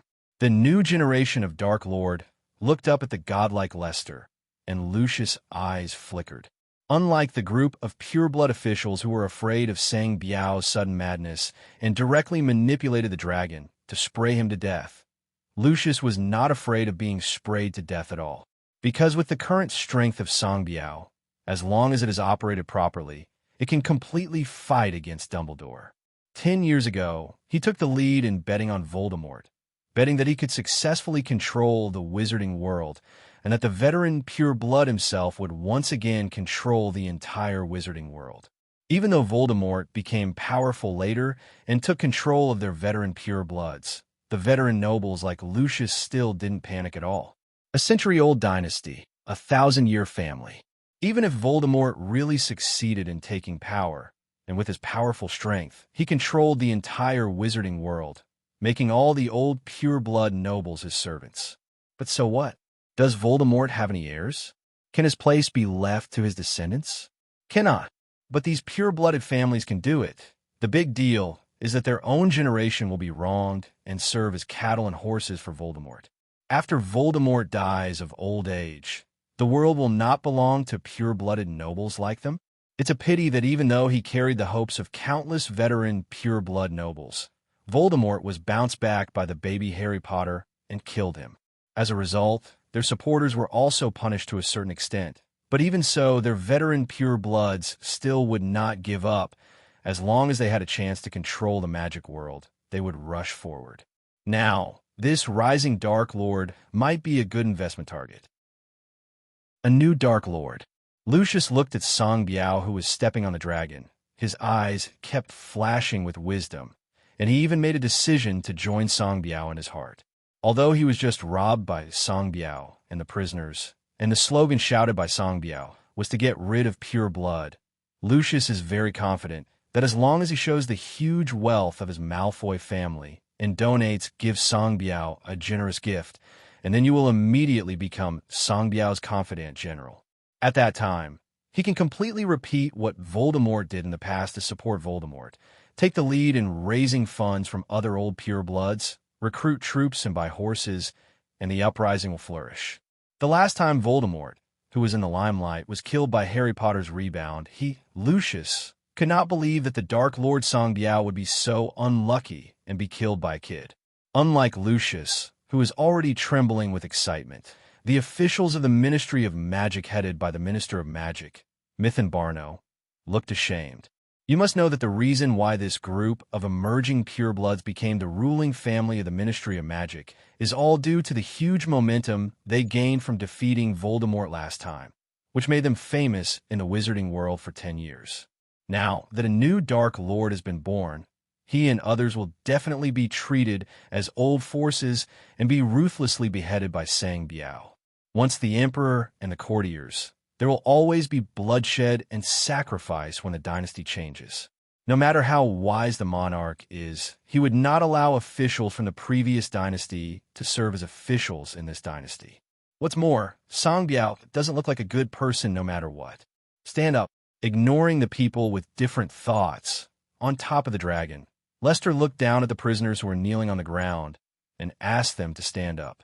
Coming from the 21st century, he naturally didn't like kneeling and worshiping, but since the prisoners did it spontaneously, he didn't say much, just let them stand up.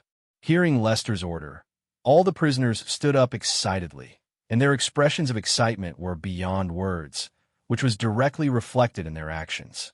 Obviously, they wanted to stand up properly and make a good impression on Lester, but they couldn't help but swayed from side to side excitedly. I must cultivate a regular army. Looking at the prisoners who were swaying left and right, Lester resisted the desire to complain in his heart and said, "We have won." At the same time, in order to heighten the atmosphere, Lester waved his hands, and the underground has become Fierce Beast's optimistic ministry of magic, and a huge pillar of fire spewed upwards, causing everyone to exclaim, "Now, go do what you've always wanted to do." Lester pointed in the direction of the pureblood officials and said, "Take your wands and teach them a lesson. Ding. Get the fear value of Mishing Benu plus 1,000. Ding. Get Lucius Malfoy's fear value plus 300. Ding. Gain Arthur Weasley's fear value plus 300. Malfoy, who originally planned to jump out suddenly to show his loyalty, froze in place when he heard the words. "Teach us a lesson?" Malfoy looked at the savage prisoners around him, feeling an inexplicably ominous premonition in his heart. Sure enough, after a while, all the prisoners swarmed up, and finding a well-dressed pureblood official was just a beating. As for why not use a wand? Sorry, they were afraid. They couldn't help but beat them to death with the death curse. After all, Lester just asked them to teach them a lesson, not to let them kill this group of pureblood. Facing the beatings of these prisoners, all the pureblood officials chose to give up resistance and just let them beat them with their heads in their hands. Since Lester didn't directly kill himself and the others, it means that there is still a turning point. Angry prisoners, in this desperate place of Azkaban, everyone has lost hope of life. Prisoners live in a muddle every day, and their violent characters are deeply hidden in their hearts. Now the angry prisoners urgently need vent their depressed mood. Task requirement: let 80% of the prisoners in Azkaban release the demons in their hearts. Task reward: skill upgrade card can break the limit of full-level skills and forcibly upgrade skills. Lester has never forgotten that he still has a task to complete. It may be that Eunice's sudden attack interrupted the atrocities of the prisoners before, which caused them to not have enough fun. If this is the case, they must let them vent. Sure enough, the pure blood who used to be aloof in the past has now become an unarmed human sandbag.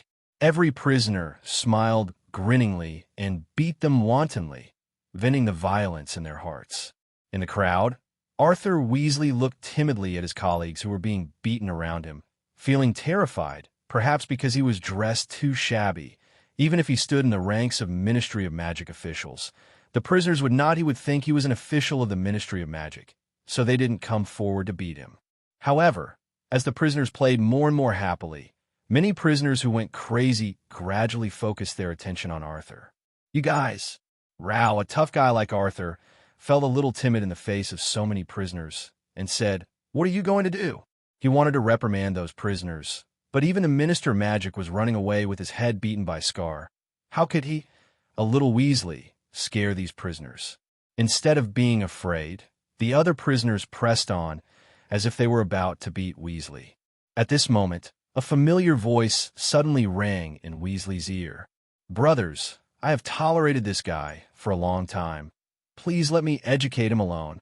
When the other prisoners heard this, they all froze for a moment and then retreated out with great dignity, looking for other targets of beating, leaving only Weasley standing blankly on the spot alone. Weasley, thinks he abides by the law and has never done anything bad on weekdays. Where did he come from as a prisoner and enemy? Just when Weasley was still feeling uneasy, Ludo's figure appeared in front of Weasley. Weasley. Ludo. Both of them were pure-blooded nobles, and they had some friendship before. Even though Ludo's face was covered with dust, Weasley still recognized Ludo at a glance. Just a simple look in the eyes, Weasley knew what Ludo was going to do. Sure enough, Weasley's acting skills didn't worry Ludo. Weasley squatted on the ground with his head in his arms and screamed. He was so pitiful and horrified, and Ludo is also a showman, and he kicked Weasley fiercely, which seemed to be a fatal move, but in fact it didn't even cause any skin trauma. "Brother, watch the fight. I know you hate the Ministry of Magic, but don't beat him to death." Some prisoners couldn't see it and wanted to take care of it, thinking that Ludo was beating too hard. But Ludo ignored it at all. He should be beaten and kicked. And Weasley also wailed, screaming more bleakly than Lucius Malfoy in the corner. For the farce below, Lester did not pay much attention because, ding, the mission Angry Prisoner has been completed. Ding. Congratulations to the host for getting the task reward skill upgrade card. The task is completed. Lester's eyes flashed with joy, and with a wave of his little hand, the brick-shaped door key appeared in his hand again. It's time for Hafi's to enter the stage. We'll have a good performance in front of pure-blood officials in a while. Just when Lester's mission was completed and all the pure-blood wizards were being beaten and screamed by the prisoners, Lester tapped the port key in his hand very regularly with his fingers. Then, in Azkaban far away in the sky, Hafiz and the other two Aurors around him looked at each other. Master Lai really opened up the Ministry of Magic? Hafiz's eyes were full of shock as he stared at the keys on the ground that were sending out signals regularly. He knew that this was the signal he had agreed with Lester. As long as Lester sent him this signal, it meant that he had opened up the Ministry of Magic. At that time, he, Hafiz, would be able to officially enter to save the world. Without hesitation, he grabbed the door key that was still shaking on the ground, and Hafiz immersed all his magic power in it. Then, unsurprisingly, Hafiz only felt his eyes go dark, and then he appeared in the Ministry of Magic thousands of miles away. Damn it, is this still the Ministry of Magic? As soon as he was teleported over, Hafiz was taken aback by the hell-like scene in front of him. In the huge Ministry of Magic, only a group of wizards were fighting each other in the foyer on the highest floor, and the rest of the lower floors were all destroyed and turned into a sea of flames. After looking around, Hafiz, who had just landed, immediately found Lester in the most conspicuous place.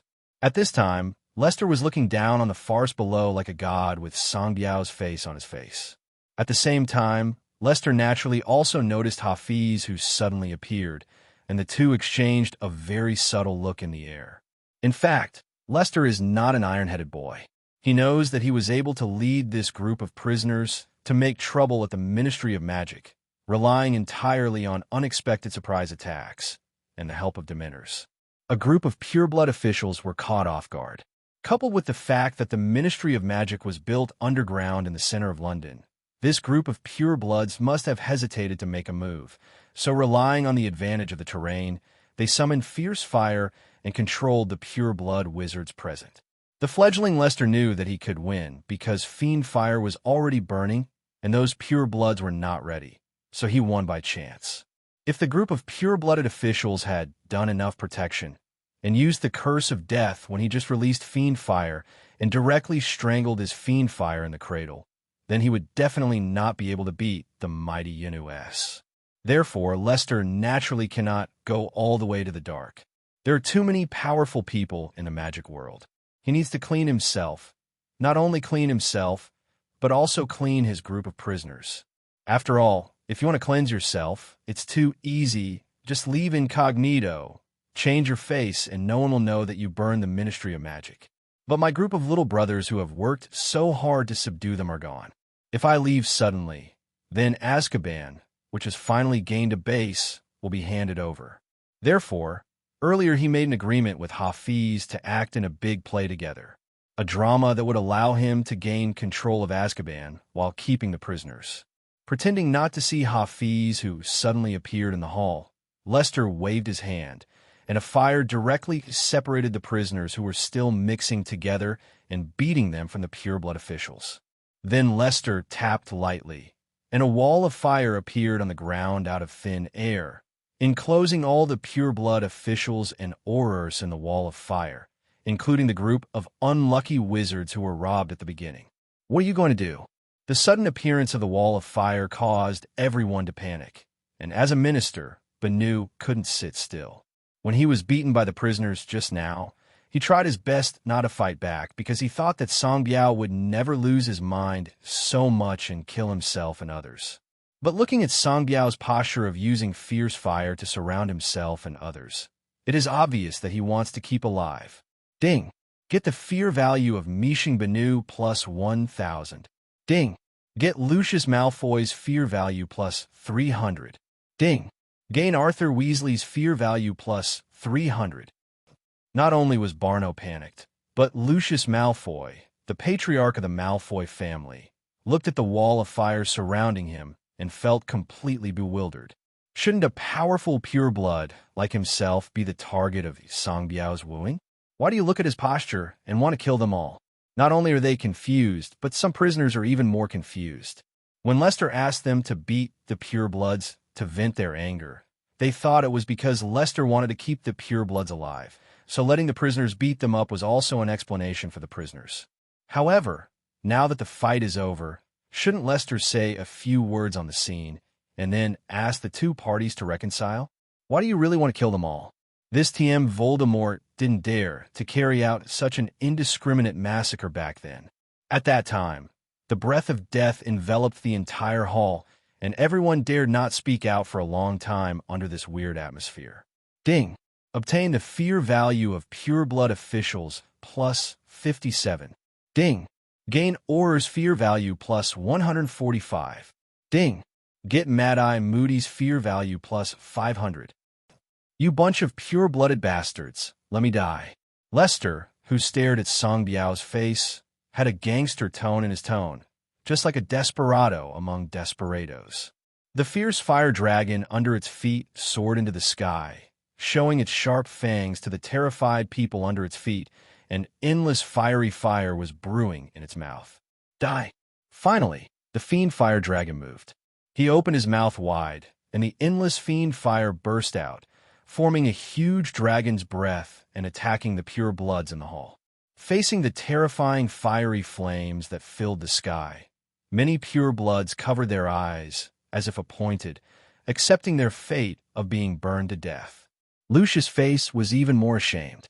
He never thought that he just came to the Ministry of Magic to do something, and then met Songbiao, a lunatic. Others say that killing pure blood is mostly about shouting slogans and wooing muggle wizards, but it turned out that this guy is really killing. Minister Barnes and Noble was filled with grief and indignation. Originally, he was a good minister, but because of the ineffectiveness of his subordinates, he provoked Songbiao, a peerless murderer who would sit in a row at every turn. Not only did he burn the Ministry of Magic, but now he also wanted to commit a massacre. Is really terrible. No matter who it is, who can come and save me? Other high-ranking officials of the Ministry of Magic, including the members of the Wisingamot, were all ashen-faced at this moment, and only hoped that a peerless powerhouse loyal to the Ministry of Magic would come out immediately and save their group of dying people. And at this moment, Hafi, who had been waiting by the side, moved. Enough, Songbiao. There was a roar of anger coming from the hall, and then a huge iron armor curse appeared directly in front of the huge dragon's breath, blocking Lester's killing blow.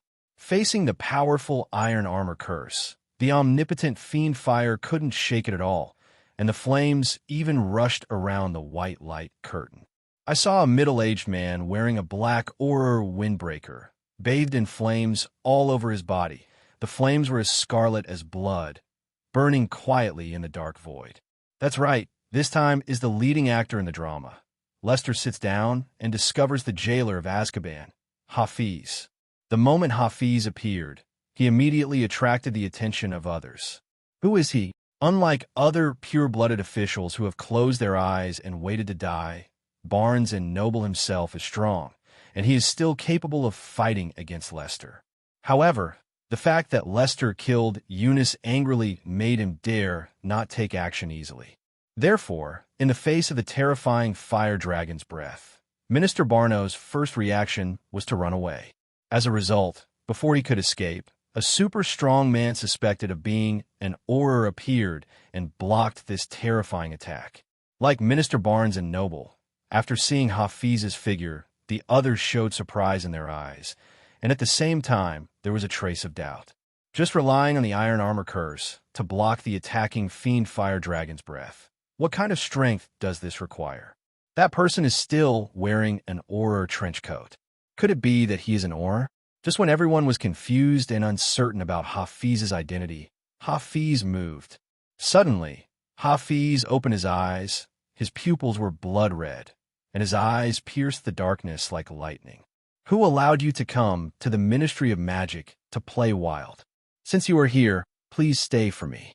Hafez's hoarse and deep voice clearly entered the ears of everyone present, and everyone stared at Hafez's back in disbelief.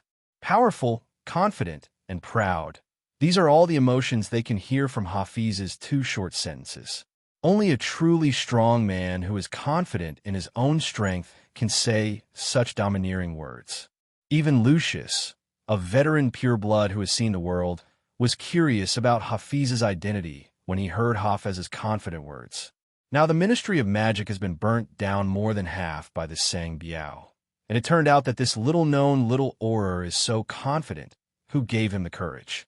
I didn't expect Hafiz to be so pretentious, and Lester almost didn't realize it for a while, but his high quality still made him enter the show immediately. Oh, what a big tone. In order to cooperate with Hafiz's performance, Lester pretended to be very disdainful and perfectly reproduced the big boss of the villain in the movie. After finishing speaking, in order to show his shamelessness and Hafiz's strength, Lester made a bold move, swung his right hand violently, and a huge dragon of fierce fire rushed towards Hafiz. Hafiz looked calm, as if he didn't take this terrible attack seriously. Disarm you, calmly chanting the disarming curse. A red ball of light shot out from Hafiz's wand and rushed straight towards the fiendish dragon that Lester called. Seeing that Hafiz actually used the disarming curse and fierce fire curse to confront the wave, all the pureblood officials who had hoped for Hafiz cried frantically, "Brother, use some powerful spells. Death curse. Death curse. Brother, please use the death curse." Originally, there was a peerless powerhouse who could turn the tide of the battle, but this guy has a completely wrong mind. Not only the group of pure-blooded officials who had high expectations for Hafez went crazy, but Lester, who was playing against Hafez, was even more speechless. He knew that Hafiz's mind was not easy to use sometimes, but he couldn't be so stupid. He hit him with the fierce fire curse, and he countered with the disarming curse. Lester was also very helpless. Did he think he was Harry Potter? Able to block Voldemort's killing curse with a disarming curse. He is a little broken Auror who gave him courage. Helpless, for the sake of his own whitewashing, Lester still plays some tricks. I saw that disarming curse, which was like a praying man's arm blocking a car. At the moment it met the Fiendfire curse, it actually directly knocked out the Fiendfire dragon, and then it went unabated and suddenly attacked Lester. Accompanied by Lester's extremely painful wailing, Lester, who was standing on the fiery dragon like a god, was directly blasted out by the disarming spell at this time, and his body fell into a full body. It was the downstairs of Fiendfire, confused, pure-blood official. Prisoners who want to laugh but dare not laugh. Partly fearful Auror. When the pure-blooded officials saw the godlike Sang Biao being knocked away by a disarming spell so easily, their first reaction was outrageous, outrageous. After that, they were extremely excited, nonsense, seeing that they were about to die, and suddenly a strong man jumped out and rescued themselves and others. How could this not make them excited? As for the prisoners brought out by Lester, they naturally knew Hafiz. Isn't this kid the Auror who screamed when Lord Lai gave a speech and then distributed wands to himself and others? The moment he appeared and blocked Lester's Fiendfire with the iron armor curse, the group of prisoners understood what was going on and immediately followed suit with a shocked expression. In fact, when they made a big fuss about the Ministry of Magic before, they were still a little confused. Lester burned the entire Ministry of Magic, a little place for myself and others. But now, Master Lai still has the means to clean up his crimes. How can this not surprise the prisoners? Unlike the prisoners and pure-blood officials who were emotionally excited for different reasons, a small number of Aurors, after witnessing Hafiz using the disarming spell to drive the Dark Lord Song Biao into the sea of flames, their first reaction was actually fear. Others don't know Hafiz. How can their colleagues who are also Aurors not know each other? At that time, they were the ones who pushed Hafiz to Azkaban. Now Hafiz is suspected to be the return of the king. If he is really strong and defeats Songbiao, then I am afraid that the game will be over for me and others. Sure enough, Hafez, who was afraid of what would happen, just used the disarming curse to disperse fierce fire. Now blankly glanced at the people present, and especially took a deep look at his colleagues. And then, without hesitation, he took a deep leap and jumped into the sea of flames below. It's over, he's really Hafiz. Many Aurors who had pushed Hafiz out were crying, wishing that Hafiz never showed up and let themselves and others be burned to death by Songbiao. Back then, in order to fight for power, Muggle wizards like Hafiz, who had no background, were consumables in their eyes, and they were thrown into Azkaban after they were used up. Now, when the king returns, he must settle the matter. Unlike the pure-blooded Aurors who were bereaved, the senior officials of the Ministry of Magic were very pleasantly surprised by Hafiz's appearance. Regardless of whether it is a black cat or a white cat, the cat that catches mice is a good cat. As long as Hafez is strong enough to quell the riot and save the face of the Ministry of Magic, these high-ranking officials are willing to kneel down to Hafez. Seeing Hafiz jumping into the sea of flames without hesitation, all the pure-blood officials and Aurors were silent, except those Azkaban prisoners who knew about it. If he didn't have absolute confidence in his own strength, how would he dare to jump directly into the flames? You know, the Ministry of Magic, which is full of fierce flame, can provide Lester with a steady stream of fierce flame, not to mention the fierce flame beasts that are raging wildly below. Hafez is hard to beat, even if he has powerful forehands.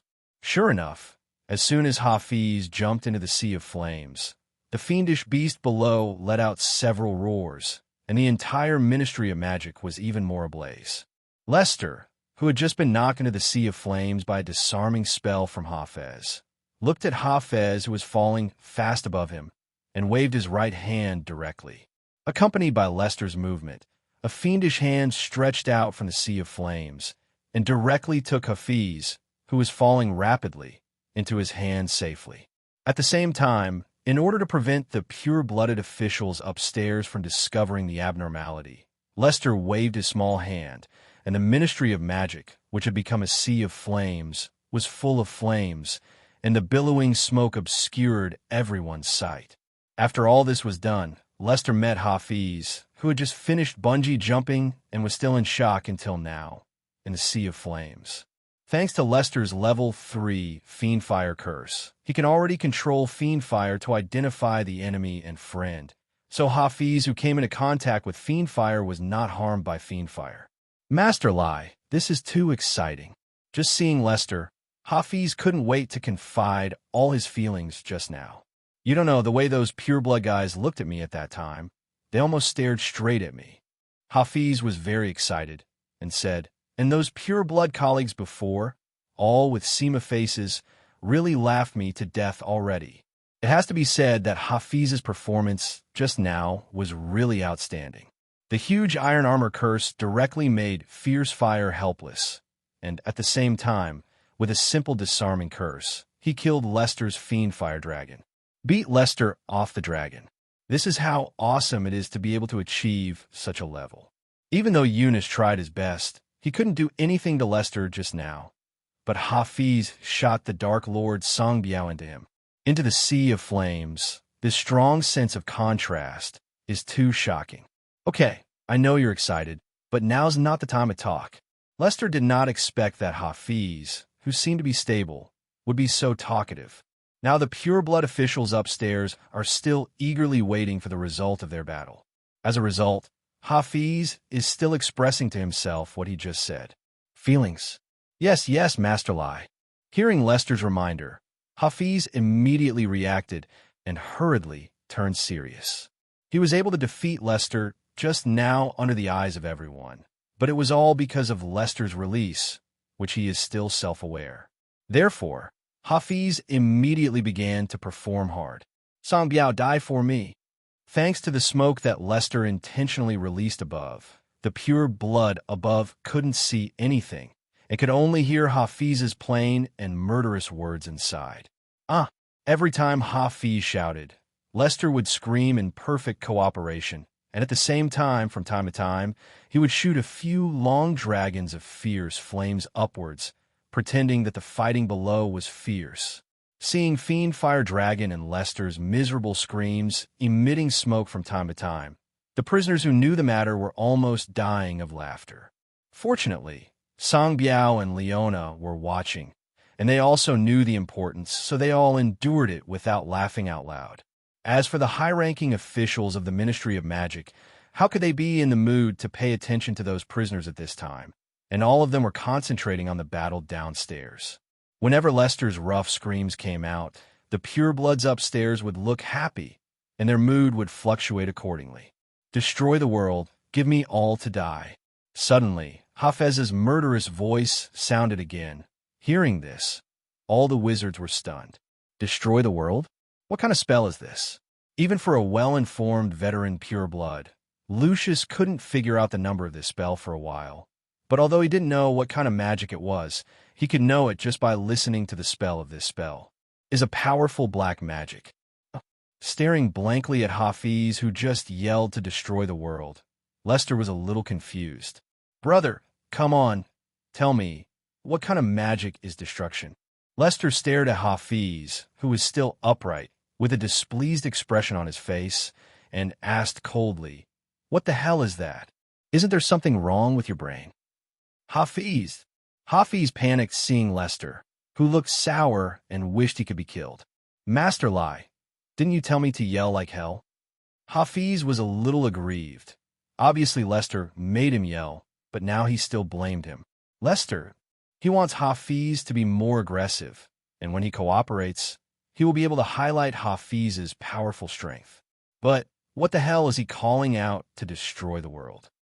Lester, can set fire to the Ministry of Magic at most. Where do you want him to go? However, looking at Hafiz, whose expression did not seem to be fake, and whose expression was very aggrieved, Lester finally chose to forgive him. After all, the child's brain is really not enough. Otherwise, he wouldn't be a hero who fought against Voldemort, and he would be squeezed into Azkaban in the end. Well, sighing helplessly, Lester waved his hands at the sea of flames beside him under the smoke, and all kinds of terrifying fiendish beasts turned into iron-headed babies under Lester's control, hitting hard against the walls of the Ministry of Magic. At the same time, while bumping into each other, he pretended to be in great pain and wailed. After this set of tricks, the pure-blooded senior officials upstairs were taken aback for a while. Hafiz? Who is he? At this time, Miss Banu, who is the Minister of Magic, also got Hafiz's name from other people, and at the same time knew that Hafiz was actually an Auror of the Ministry of Magic. Although he had been prepared in his heart for a long time, but after receiving an affirmative answer, Banu couldn't help but jump for joy. Auror, this is our own member of the Ministry of Magic. And looking at Hafiz's posture, the Songbiao, who was hanging on the sky before, doesn't seem to be his opponent. Sure enough, when Mishing Banu was still delighted that Hafiz was an Auror of the Ministry of Magic, the battle downstairs was finally coming to an end. I only heard Hafiz's plain voice with a hint of domineering slowly coming from below. Songbiao, surrender or die. All the pure-blood officials upstairs shrank their pupils after hearing this. This calm but domineering tone is simply a replica of in the Ministry of Magic. In the lowest sea of flames, Lester calmly put the hair he had prepared long ago into the compound potion, and then shook it symbolically twice. After a while, the color of the compound medicine that was put into Songbiao's hair turned purple, and it was ready to be taken. After receiving the compound medicine that Lester handed over, Hafiz drank it without hesitation. After a while, only the crackling sound of bone changes came from Hafez's body, and then a man who looked exactly like Songbiao appeared in front of Lester. Not bad. Lester circled around Hafiz, who had become a Songbiao, then nodded in satisfaction and said, You can pretend to be dumb after a while, and just watch me play. Yes, Master Lai. Hearing Lester's order, Hafiz nodded hastily. According to the plan, Lester will use his shape-shifting ability to change into his appearance in a short while, and then go up to compete with the group of pure-blood officials for benefits. Although the big head will definitely be Lester, but as a Minister of the Dragon, he can also have a mouthful of soup, right? After Hafi's was also ready, Lester activated the Boggart's ability to transform, directly turning into Hafiz's appearance. How is it? Is there a loophole? After transforming into Hafez, Lester asked Hafez a little worriedly, and then got an affirmative answer. There is no loophole, Mr. Lai. To be honest, this looks exactly like me. Staring at Lester, who had transformed into his own appearance, Hafiz's eyes were full of astonishment. There was no other reason, but because Lester's transformation was really awesome. Even he himself couldn't tell the authenticity of the Hafiz in front of him for a while. Okay, let's start the show. After confirming that everything was fully prepared, Lester rubbed his newly deformed face, then stretched out his hand to pull Hafiz beside him, and flew straight up on Fiendfire. At this time, in a lobby on the basement floor, all the wizards were looking forward to the billowing smoke below, hoping to see the figure they wanted to see. The Emperor paid off, and when the group of senior officials were about to stare blind, the figures of Hafiz and Song Biao pierced through the smoke and appeared directly in front of everyone. Haji, he casually threw Hafiz, who had turned into a Song Biao, to the ground in the hallway, and Lester stepped on the air and fell slowly. This guy has been subdued by me. His strength is average, but he relied on Li Hua's prestige. Lester came to the side of Sang Biao, with a blank face, calmly pretending to be aggressive. A powerful black wizard who can order most of the Ministry of Magic, and even beat the director of the Auror office to death, is actually only average in the mouth of Hafiz. How strong is this TM Hafiz? How strong?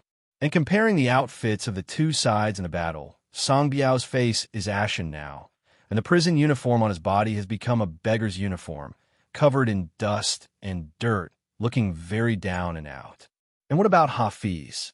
He was dressed in a handsome Auror windbreaker, spotlessly clean, with a calm face, without the slightest bit of complacency, as if capturing the Dark Lord was a trivial matter and not something to be proud of. It was completely a strongman style.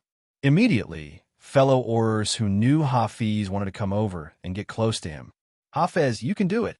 Some Aurors pretended to know Hafez very well and wanted to come over to get close to Lester. For these people, Lester didn't bother to say anything, just a look, and released a trace of murderous look, which almost scared the pure-blood Auror who wanted to get close to him. Lester had heard from Hafez before that he basically had no friends in the Auror team. Only a few Aurors who were also of Muggle origin could support each other with him, and the rest of the pure-blood Aurors looked down on him. Therefore, he naturally didn't need to give face to this group of pure-blooded Aurors who looked down on him. After frightening the pure-blooded Auror away with his eyes, Lester didn't even bother to look at him and directly focused his eyes on the senior officials of the Ministry of Magic. Some people may say that it is necessary to pretend to ignore the past, so as to help Hafiz develop in the officialdom. However, Lester said that in the magic world, strength is everything. Hafiz, who can defeat the Dark Lord, still needs to win over this group of Aurors who offended him in the past. Not only would he not be magnanimous in expressing that he would ignore previous suspicions, but he would even care about them in a small way. Of course, he didn't do this because he wanted to find trouble. He did it just to gain greater benefits and use these Aurors to make an example of others. Lester watched the group of high-ranking officials of the Ministry of Magic calmly. His expression was extremely flat. His feet seemed to have taken root, and he had no intention of moving at all. Similarly, the senior officials of the Ministry of Magic also watched Hafiz together, and they did not have the idea of moving first. Lester knew what this group of purebloods were thinking. He just saw himself as an Auror of the Ministry of Magic and their subordinate, so it was ridiculous to naively think that he could handle himself. Looking at the senior officials of the Ministry of Magic who were still trying to manipulate him, Lester slowly raised his wand at them with disdain. Senior official of the Ministry of Magic. Watching Hafiz slowly raise his wand in horror, All the senior officials of the Ministry of Magic panicked, including Minister Barnes and Noble. It's not right. Didn't the group of pure-blooded Aurors just say that Hafiz is a good old man with a bad brain? As long as he shows a little kindness, he could be manipulated casually? Why is it that looking at his posture now, it seems that if he disagrees with him, he will raise his want to kill himself? Ding! Get the fear value of the Ministry of Magic senior officials plus 120. Ding! Obtain the fear value of the Ministry of Magic senior officials plus 145. Ding! Obtain the fear value of the Ministry of Magic senior officials plus 123. Immediately, Lester gained scattered fear points again. Looking up at Hafiz, who was about to aim at his wand, and others, Minister Barno finally couldn't sit still and walked over first and took the initiative to walk in the direction of Hafiz. At the same time, the other high-ranking officials of the Ministry of Magic saw that their immediate superiors had moved, and the rest of the high-ranking officials were no longer reserved. They all wiped off their cold sweat and followed the minister closely towards Hafiz. If Hafiz is a good person similar to Dumbledore, their group of high-ranking officials can still use their power to overwhelm him and make him serve themselves. However, looking at Hafiz's posture, he doesn't look like a good person at all. Although they are all high-ranking officials of the Ministry of Magic, they are all bullying guys. As long as Hafiz is tough, they will soften unconsciously. On the contrary, if Lester walked towards them first, then Lester's momentum would be at a disadvantage, and they would be hardened at that time. So, don't look at the direct question of who will move first, but just this invisible confrontation. Lester has already grasped this group of senior officials of the Ministry of Magic. Next, it's time to reap the benefits. In the foyer, a group of senior officials of the Ministry of Magic, led by Minister Barno, walked towards Hafiz. Seeing Minister Barnes and Noble leading the pure-blood officials walking towards him, Lester did not pretend to be arrogant and also walked towards Minister Barnes and Noble. Just like the business war, this group of high-level Ministry of Magic officials may not have a high level of magic power, but their political literacy is definitely not low, and various power struggles are not uncommon. Since they're willing to give themselves a face, then they will reciprocate and give them a step down. On the side, Minister Barno saw the strong man Hafiz also walking towards him, and his favorability for this strong Auror also increased a lot. Since ancient times, only subordinates have taken the initiative to report to their superiors. However, in the magic world, strength is the most important thing. Minister Barnes and Noble is still willing to give Hafiz a face. Young and promising, really young and promising. As soon as he came into contact with Lester, Minister Banu pretended to be very affectionate and patted him on the shoulder, and it was still a free rainbow fart. You are young and promising. The future of the magic world depends on you, and you will definitely be reused in the future. Lester didn't take Minister Barnes and Noble's promise of no money at all. You know, when it comes to painting pancakes, he from the 21st century is better than Barnes /U0026 Noble. The pancakes are big and beautiful to draw, so Lester was not moved at all by Minister Barnes /U0026 Noble's flattery. It all depends on the leadership of the minister, and it is good for the leadership of the minister. Lester hugged each other hypocritically, but as he said so, his expression was indeed extremely flat, with a kind of superficial smile. Okay.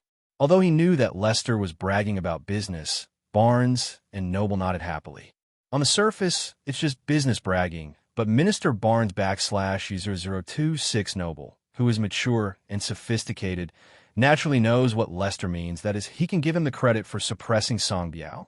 That's right. If news of Songbiao leading the prisoners of Azkaban to make a fuss about the Ministry of Magic spread, other people in the magic world will probably blow up the pot immediately. Even though the purebloods of the Ministry of Magic control the public opinion. But now that the Ministry of Magic has been burned down, anyone with a discerning eye can see that there is something wrong with the Ministry of Magic. No matter how explained it is to fool the public, he is not good at it. If those people in the magic world knew that their high-ranking officials were so incompetent when they were in danger, and that they needed an ordinary Auror to save them, then their official careers would probably be ruined. Hafez, isn't he? What a good Auror! The Ministry of Magic lacks such capable and responsible Aurors. Minister Barnes and nobles still patted rainbow farts, and the senior officials of various departments around him are the same. Surrounding Hafez Fitz is a flattering meal.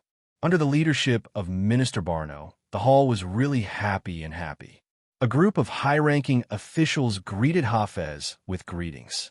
Those who knew that the war had just ended and Hafez rescued the field, but those who didn't know thought it was the leaders who formed a group to express their condolences. At this moment, a discordant voice sounded. What's the use of being powerful? Can it put out the fire of the Ministry of Magic? A fat woman with a toad face and big round glasses said bluntly. Hearing the fat woman's words, Minister Barno pretended to be dissatisfied and reprimanded. Didn't you see that the hero is resting? When the hero is resting, he will naturally put out the fire for the Ministry of Magic. After all, we are all in the same system. It's working hard for the peace of the magic world. Who do you think the hero is? Looking at the two people playing the double reed with cold eyes, Lester didn't speak, but looked irrelevant and said, "Sorry, Minister. I spent too much magic power to capture Songbiao just now, so?" When speaking, the Songbiao on the side pretended to be miserable and wailed twice in order to increase the credibility of Lester's words. Help the Ministry of Magic put out this fire? Do these senior officials really think they are fools? Before the interests were discussed, he ordered himself to work, and he really treated himself as their subordinate. If these senior officials of the Ministry of Magic were really so stupid, then there was no need for him to cooperate with them.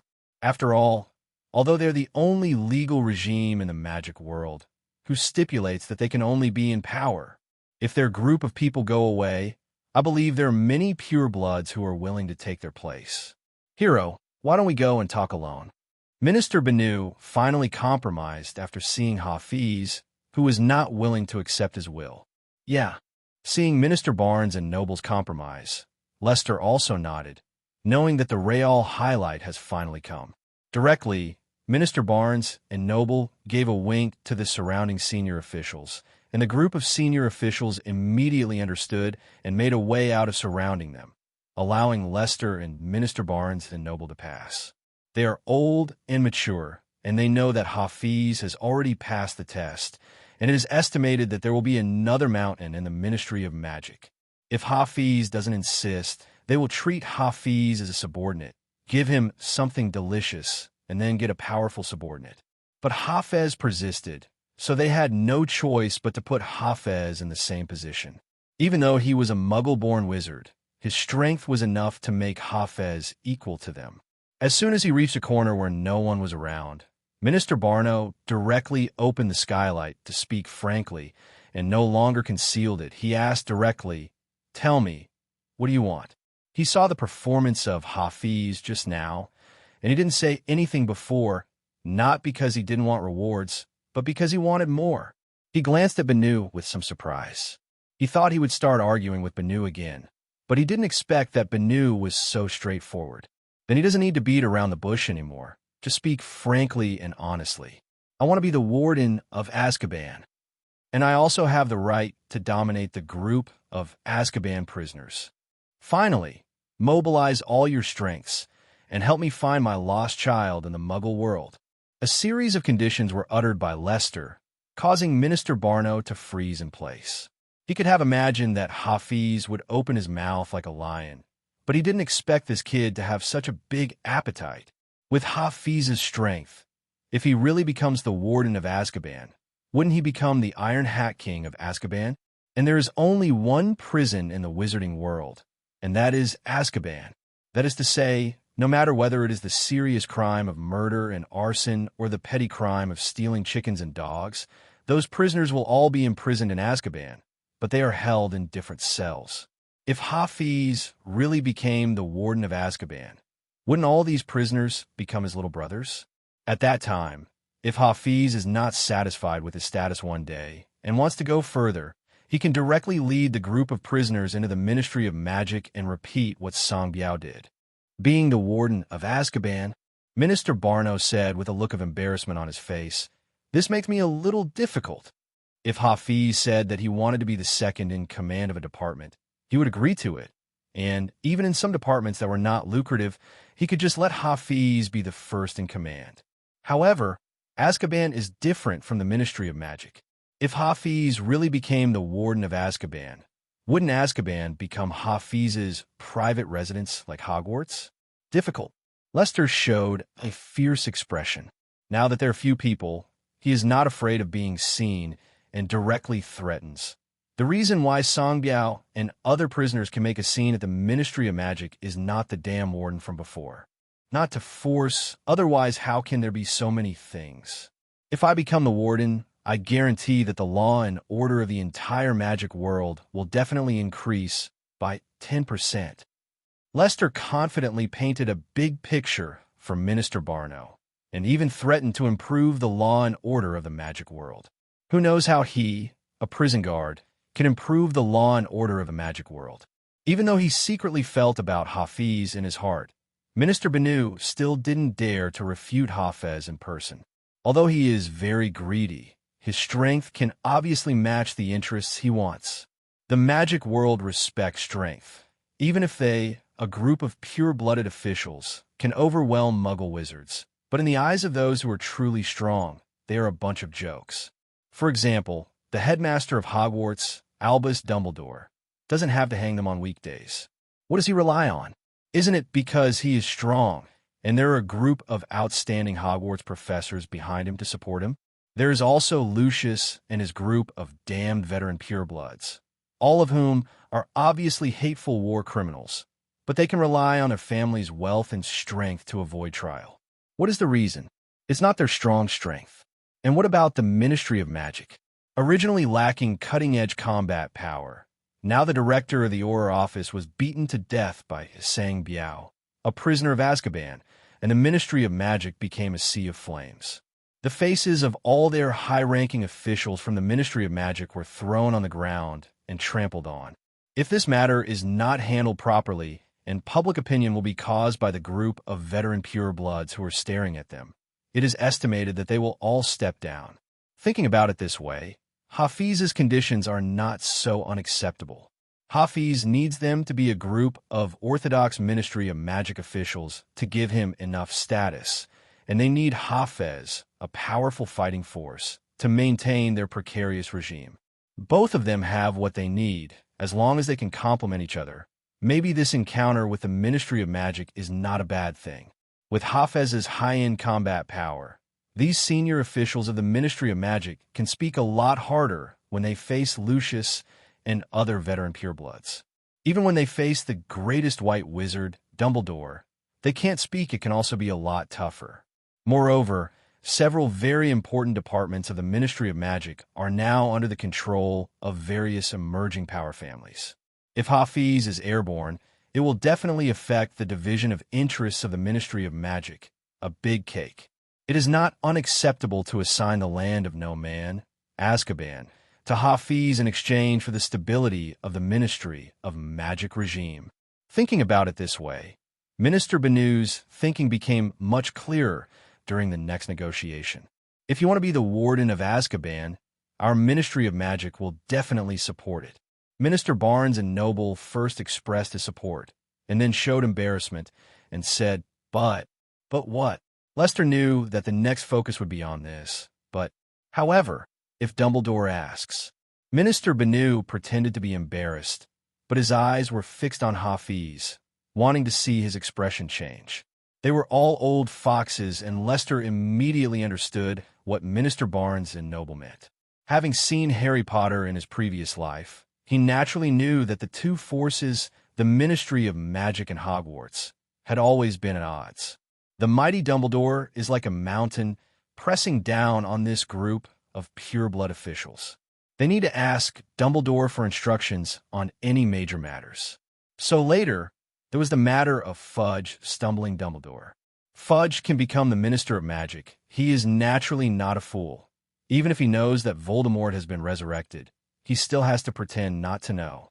Because as long as Dumbledore doesn't fall for a day, this group of people will never be able to truly control the entire wizarding world. The traditions left over from these decades have made this group of pure blood people long ago want to get rid of Dumbledore's control. Dumbledore, Lester said with disdain on his face. I respect him as a hero, but his position is only the headmaster of Hogwarts, and it's not his turn to dictate the affairs of the Ministry of Magic.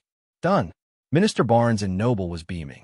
This Hafiz was indeed on the right track, and he was willing to support himself and others against Dumbledore. If someone said to help them seize power and fight against Dumbledore, they would never say anything and just turn around and threw that person into Azkaban to prevent him from alienating their relationship with the principal. However, Hafiz said these words, and if Dumbledore is not allowed to dictate to the Ministry of Magic, isn't that just standing in the same camp as their group of pure blood? In this case, they're their own people. There are no permanent enemies, only permanent interests. After receiving Lester's affirmative reply, Minister Barno looked at Hafiz more and more kindly. Don't you just want benefits? Just give it to him yourself. Why bother to wield swords and guns? You save the Ministry of Magic. According to the logic, you really should be rewarded. Minister Barnes and Noble, who already regarded Hafiz as his own, stopped being polite and said directly, let you be a model of Azkaban. The warden is a bit condescending. However, since you want to be, I can only wrong you. However, there is still a seat missing in the Wisegamot. Please be sure to participate. I believe that with your character, the entire Wisegamot jury will definitely be better. Fair. Since Hafiz is willing to cooperate, he is one of his own. Therefore, Minister Barno didn't feel bad when he gave benefits. Lester was a little surprised to hear that not only could he become the warden of Azkaban, but he also won a seat for Hafiz as a member of the Wisegamot. But when I think about it, it makes sense. Now, there are many hills in the magic world, and with a strong combat power, no matter which hill he joins, he will be warmly welcomed. Therefore, it is understandable that Minister Barnes and Noble gave him a little more generously. Thank you, Minister. It doesn't matter if you get promoted or anything. I will do everything according to the minister's arrangement. Lester, who had already negotiated, also relaxed, pretending to say compliments to Barnes and Noble. Barnes and Noble was also very useful and laughed. He has heard too much flattery from Banu, and he has long since given up the cold. However, it is quite beneficial to say these words from a strong man like Hafiz. In the hall, Lester, who had already discussed the distribution of benefits with Minister Barnes and Noble, once again appeared in front of everyone in the hall with the image of our two good brothers. Seeing the smug look on Hafiz's face, Minister Banu also smiled. The group of high-ranking officials who know how to read words and expressions immediately understood. It seems that this matter has been settled. Lester, who has become the warden of Azkaban, is not going to hang on the appetite of these pure-blood officials anymore. The conditions were not negotiated before, so he is naturally too lazy to take care of the mess of the Ministry of Magic. But now the conditions have been negotiated. I have also changed from a chess piece to a chess player, so naturally I can't just sit back and watch the Ministry of Magic be burned. I saw Lester pretending to wave his magic wand at the sea of flames downstairs, and then a miraculous scene happened. The fierce flame beast that was still raging below and the sea of flames that were spreading to all sides were instantly extinguished in place, as if they had suddenly entered an oxygen-free environment. If it wasn't for the scorched marks of the flames on the buildings downstairs and the wisps of blue smoke drifting from time to time from the ruins, these senior officials would hardly believe that the downstairs was still in flames just now. Ding!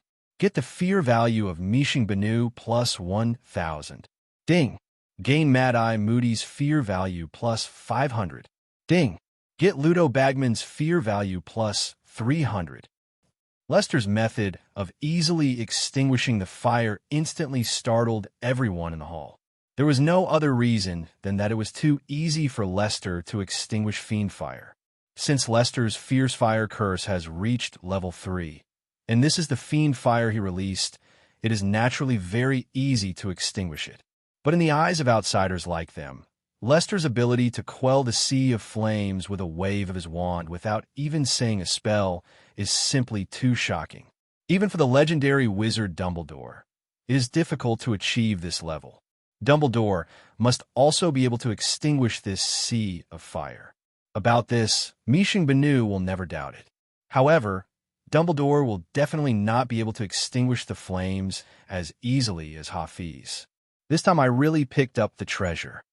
Minister Barnes and Noble, who was a little bit pained because he gave Azkaban to Hafiz, saw Hafiz's hand and suddenly felt that he was worth it. Seeing this, other high-ranking pureblood officials also came up to flatter them. From Minister Barno's attitude toward Hafiz just now, it can be seen that Hafiz's status in the Ministry of Magic will not be too low in the future, and he can even be compared with the patriarchs of those families in power. Minister, if there is nothing wrong, then I will escort these prisoners back to Azkaban. Lester was too lazy to brag about business with this group of pure-blood senior officials, and after a few words of mutual praise, Lester pointed at Sangbiao, wanting to return to Azkaban. Hearing Lester's words, many pure-blood senior officials expressed surprise. Back to Azkaban? This sentence immediately made this group of people think about it. Hafiz is now powerful, and he just captured Sangbiao and just whispered in the corner with the minister, and he will definitely get a lot of benefits. Therefore, even if Hafiz can't be the head of the Auror office, it is more than enough to be a frontline officer when transferred to those departments with little money. Anyway, it is impossible for Hafiz to return to Azkaban and continue to be a jailer. Not to mention whether Hafiz is willing or not. None of these high-ranking officials can agree. First of all, it would be too ugly to eat like this. Secondly, this is the magic world. He can't do anything. But now that Hafiz is so strong, if he blatantly steals his credit, is he really not afraid of turning into the fourth-generation Dark Lord? Just as the group of senior officials were thinking about it, and their expressions were constantly changing, Minister Banu spoke. Okay, Warden Hafiz, the future construction of Azkaban depends on you. It all depends on the minister's leadership.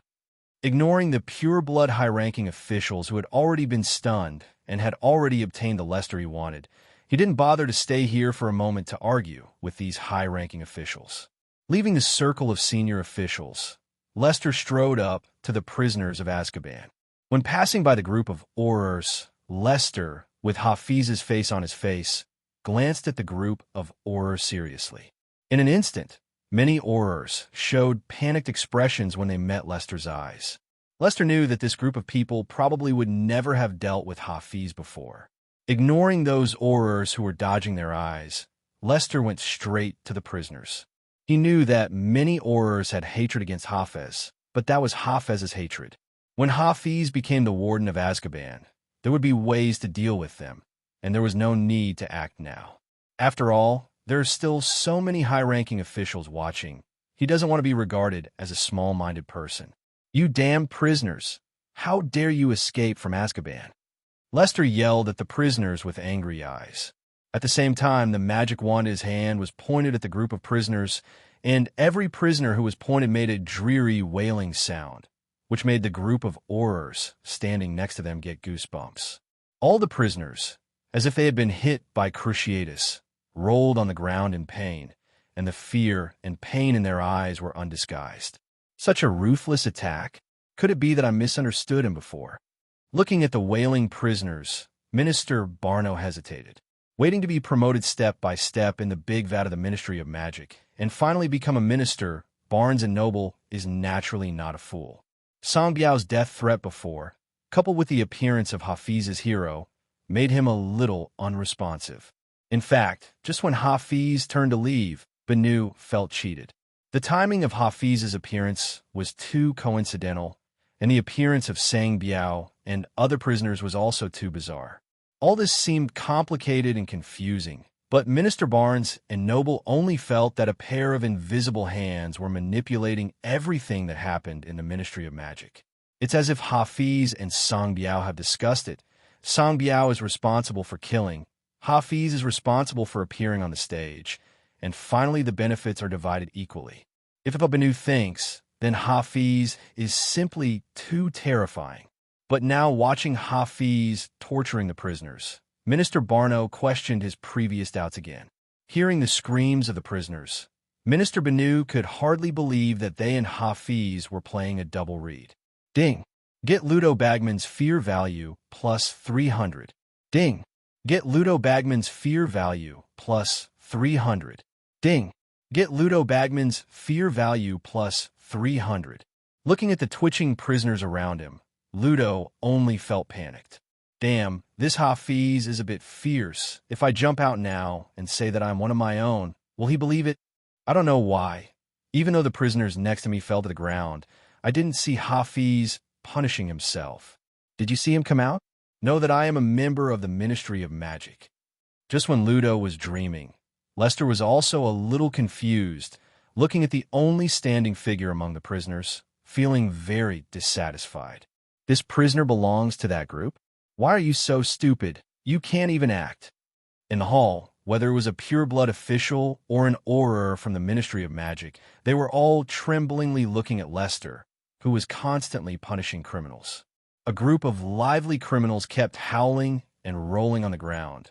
Their screams were miserable. However, only one prisoner whose face was covered in dust and whose face could not be seen clearly stood still intact. Ludo, looking at the prisoner writhing in pain at his feet, Ludo touched his body in great fear. Intact. I just felt a little strange and saw that Hafez, with superior strength, was glaring at himself. Could it be that he knows that I'm Ludo Bagman? Ludo felt puzzled at first and then had some fantasies. Before he became the director of the Department of Magical Sports, he was an outstanding Quidditch player and had many fans in the British Magic Circle. Could it be that this person is his fan? So he recognized himself from the prisoners. As Ludo thought about it, a confident smile gradually appeared on his face. Unexpectedly, after retiring for so many years, he could still meet his fans in the magic world, and it was Hafiz who came to be his.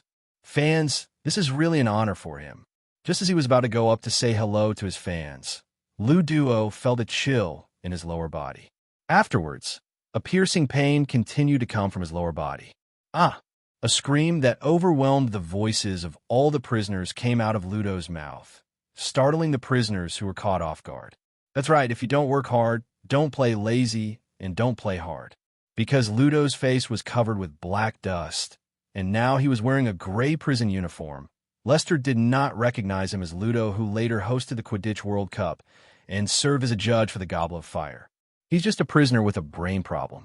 After he clicked on him a few times, and he didn't respond, Lester could only be ruthless, and without hesitation activated the forbidden spell Second Not Curse.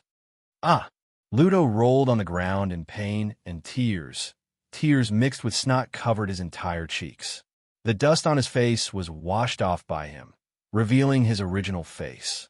Ludo, at this moment, Arthur Weasley, who had been paying attention to the prisoner, finally moved. It was all thanks to Ludo that he was not beaten by the insane prisoners just now. So Arthur, always remembered Ludo's kindness. Now that the group of prisoners Songbiao has been subdued, it is naturally necessary for him, Arthur, to rescue Ludo. However, because the faces of the group of prisoners just now were covered with dust, he didn't recognize who was Ludo. However, now Ludo's familiar screams and his gradually clear face made Arthur recognize him at once. Hurriedly running to Lester's side, Arthur said anxiously, "Hi, that prisoner is actually from the Ministry of Magic. He is the head of the Department of Magical Sports, Ludo Bagman." Arthur looked anxiously at the newly promoted middle-aged Auror in front of him, not daring to speak too much. After all, he is a popular person in the eyes of the minister. Although he is a pure blood of the 28th, but because he is close to Dumbledore, he is not welcomed by this group of pure blood and power. And the whole family is now relying on his salary to eat. So he dare not offend Hafiz. Some curiously looked at Arthur at close range, and Lester nodded, indicating that Arthur could go and bring Ludo out. Facing Arthur Weasley's request, Lester naturally had no reason to refuse him. Although their Weasley family is in a state of desperation now, they are their children, but everyone is talented, so I don't need to offend this huge family. Moreover, the prisoners were all his own people who knew the truth, and he couldn't bring Ludo Bagman back to Azkaban. So, After witnessing Arthur Weasley rescue Ludo, Lester pretended to be venting through the portkey on the ground and said coldly, "Be honest, go back by yourself." When the other prisoners heard it, they all pretended to be scared and rushed to teleport back through the portkey. After the prisoner was teleported, the next teleportation was the Dementor who had been watching eagerly. Led by the patriarch of the Dementors who could only speak human, the Dementors returned to Azkaban in groups of 3 or 4 through the portkey. Their departure caused many people in the hall to subconsciously breathe a sigh of relief. Afterwards, after the group of prisoners and the Dementors left, Lester also took Sangbiao like a dead dog and followed him back to Azkaban through the portkey. As soon as Lester and the others left, Arthur looked at Ludo, who was writhing and whining with distress, and asked with concern, "Ludo, what's wrong with you? What does it hurt? Ah?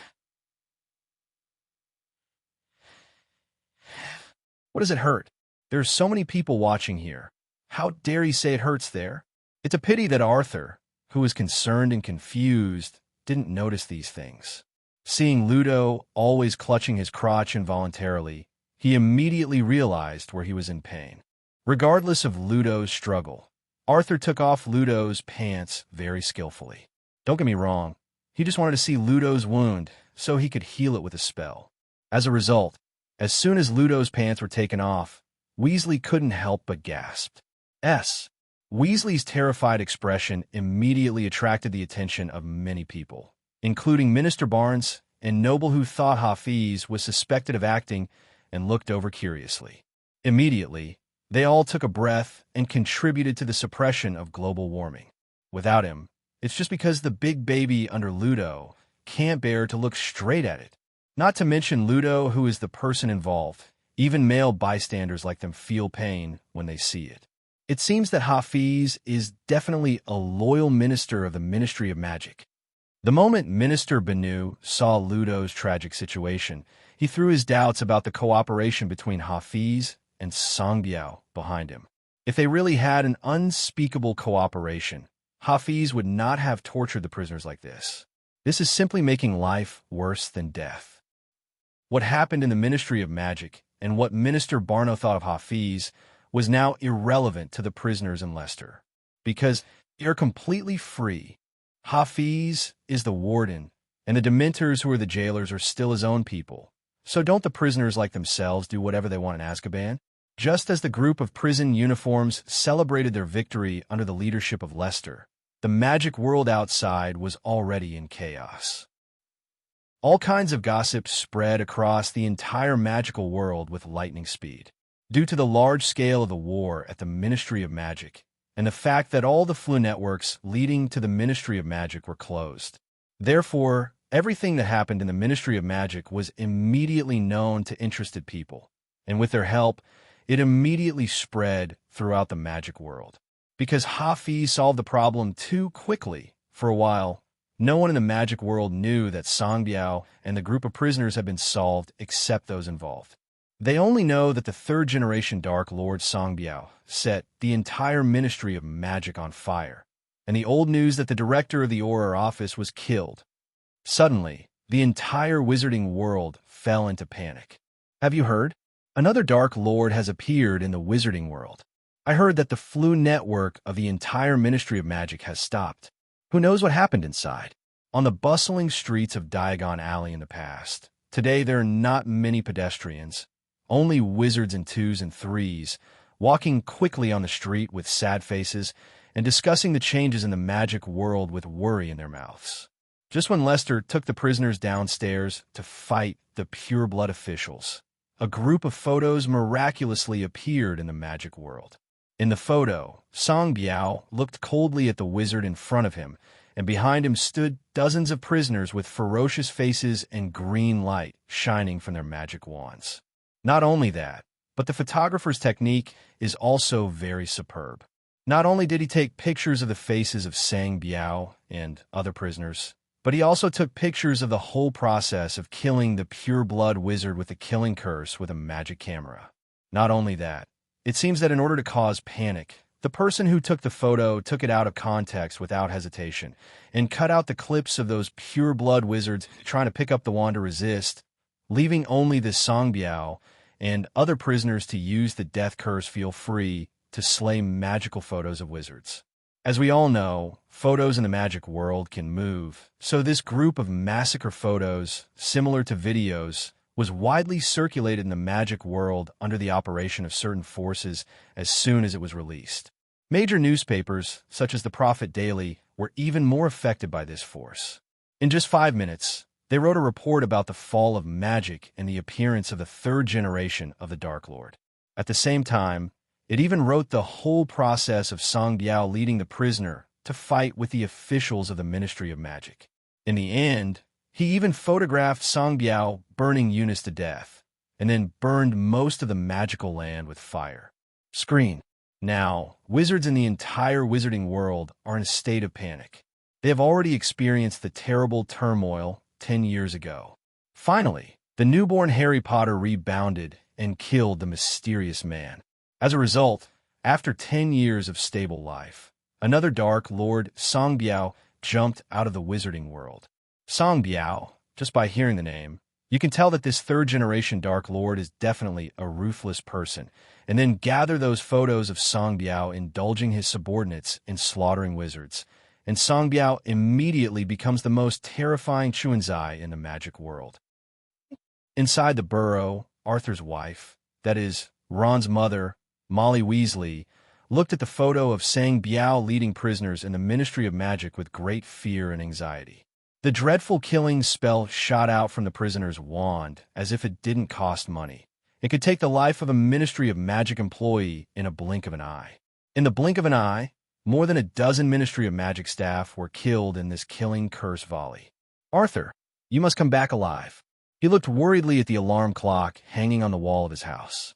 Unlike other ordinary alarm clocks, this alarm clock does not display the time, but the location and health of family members. For example, Ron's brothers are located in Hogwarts, and their health is also good, which means that they are safe. As for Ron and his younger sister, Ginny, they were still at home with him because they were not yet of school age, so their position was the burrow. However, Arthur Weasley, his husband, was showing the Ministry of Magic, which was blazing with war in the newspapers and already turned into a sea of flames. If the alarm clock hadn't always indicated that Arthur Weasley's health was good, she might have passed out directly. She knows that her husband is not the kind of coward who is greedy for life and afraid of death. When a prisoner makes a scene in the Ministry of Magic, her husband will definitely pick up his wand to resist, and the mad prisoner will not be used to his problems. Thinking that she was about to lose her husband, and her children were about to lose their father, Molly couldn't help crying. But looking at Ron, who was staring at her eagerly, Molly just had to hold back containing the uneasiness in his heart. He turned to comfort Ron, who was only 10 years old. The anxiety and fear of the Weasley family is not a special case. On the contrary, this fear pervades every wizarding family. As the sole political power in the wizarding world, there are quite a few staff members in the Ministry of Magic. Except for the defeated Death Eater families, basically every wizarding family has members working in the Ministry of Magic. In the past, they were all proud that their families could work in the Ministry of Magic, but now their hearts are full of anxiety and fear. No one wants to lose their loved ones, and no one can keep calm in the face of death. So as long as the fighting in the Ministry of Magic continues, people's fear will not stop. Not only pure-blood wizard families with family members working in the Ministry of Magic are afraid, but Muggle wizards who live in the wizarding world are really afraid. In a word, prosperity makes the people suffer. Death makes the people suffer. Other pure-blood wizards are only worried about their families in the wizarding world, but this group of Muggle wizards are really worried about their own personal safety. The previous generation of Dark Lords started their business by slaughtering Muggle wizards as a means, pure blood theory as a guiding principle, and enslaving Muggle wizards as their ultimate goal. Now, another Dark Lord, Song Biao, appeared. Who knows if this guy is also a supporter of pure blood theory? It's no wonder that this group of Muggle wizards thinks so, mainly because they want to become powerful wizards, not only relying on their own extraordinary talents, but more importantly, they have the support of their families. For example, among the few strong men in the magic world, which one is not from an ancient pureblood family? Albus Dumbledore, from the Dumbledore family, was born in a legendary family protected by a phoenix. Harry Potter, although he hasn't entered school yet, killed Voldemort by himself when he was born. He comes from the Potter family, a powerful family that once monopolized all shampoos in the wizarding world. There's also Newt Scamander, whose parents are important figures in the family, and whose brother was the head of the Auror office at the time. Therefore, looking at the entire wizarding world, there are almost no Muggle-born wizards who can become strong. Muggle wizards generally exist as consumables for war, and often when a war starts, all Muggle wizards die. Since no Muggle wizard is strong, Muggle wizards have always been unable to hold their heads up in the wizarding world and are discriminated against by purebloods. How much they hope that there will be a strong Muggle wizard in the wizarding world, so that when they are bullied, they can also have the confidence to resist instead of being unable to protect their own lives like they are now. If there could be a powerful Muggle wizard in the current wizarding world, then no surprises, he would definitely become the idol of all Muggle wizards. All Muggle wizards would be proud of him. In Nocturne Alley, in a dark room, dozens of well-dressed veteran purebloods gathered together, happily celebrating today's victory. Narcissa, what are you worried about? Lucius is a pureblood. We'll be fine. A tall old pureblood came to Narcissa's side and comforted Narcissa. For the comfort of this pureblood, Narcissa could only forcefully smile and didn't say much. In the entire room, except for Narcissa, the other old purebloods were in a carnival. In fact, they were the ones who got the news that Songbiao was making trouble at the Ministry of Magic, and the purpose was to blow the prestige of the Ministry of Magic. As for the source of the photo, it came from a guy who called himself the Beetle, a magical figure with first-hand knowledge of the Ministry of Magic. How he got these photos, the veteran purebloods don't care. They care about their own interests. I believe the reputation of the pure-blooded scum of the Ministry of Magic will plummet. Yeah, it's time for us true purebloods to take power. Just as this group of purebloods were reveling, fantasizing about controlling the wizarding world in the future, an owl flew in through the window of the room. Then, under the astonished gazes of all the wizards, a copy of the freshly released Daily Prophet dropped down. Legendary Auror suppressed the rebellion. Minister Benu led well. Below the headline of the newspaper is a photo of Hafez educating the prisoners. Among them, the Dark Lord Songbiao, who had been so glorious before, was lying on the ground like a dead dog, watching the prisoners being educated. And Minister Barnes and Noble also posed with many officials of the Ministry of Magic, directing the staff of the Ministry of Magic to deal with the battlefield, as if he was in charge of the overall situation. Below the picture is a 4,000-word article in which the author vividly describes the entire process of the battle. He wrote the legendary Auror Hafez.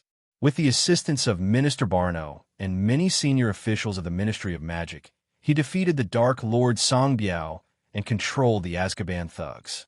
At the end of the article, there is a slogan calling on wizards in the magic world not to panic. The riot has been suppressed, and the Ministry of Magic is rebuilding. And the person who wrote this article was the legendary reporter in the magic world, Rita Skeeter. In Azkaban, all the prisoners had returned to their cells after the carnival.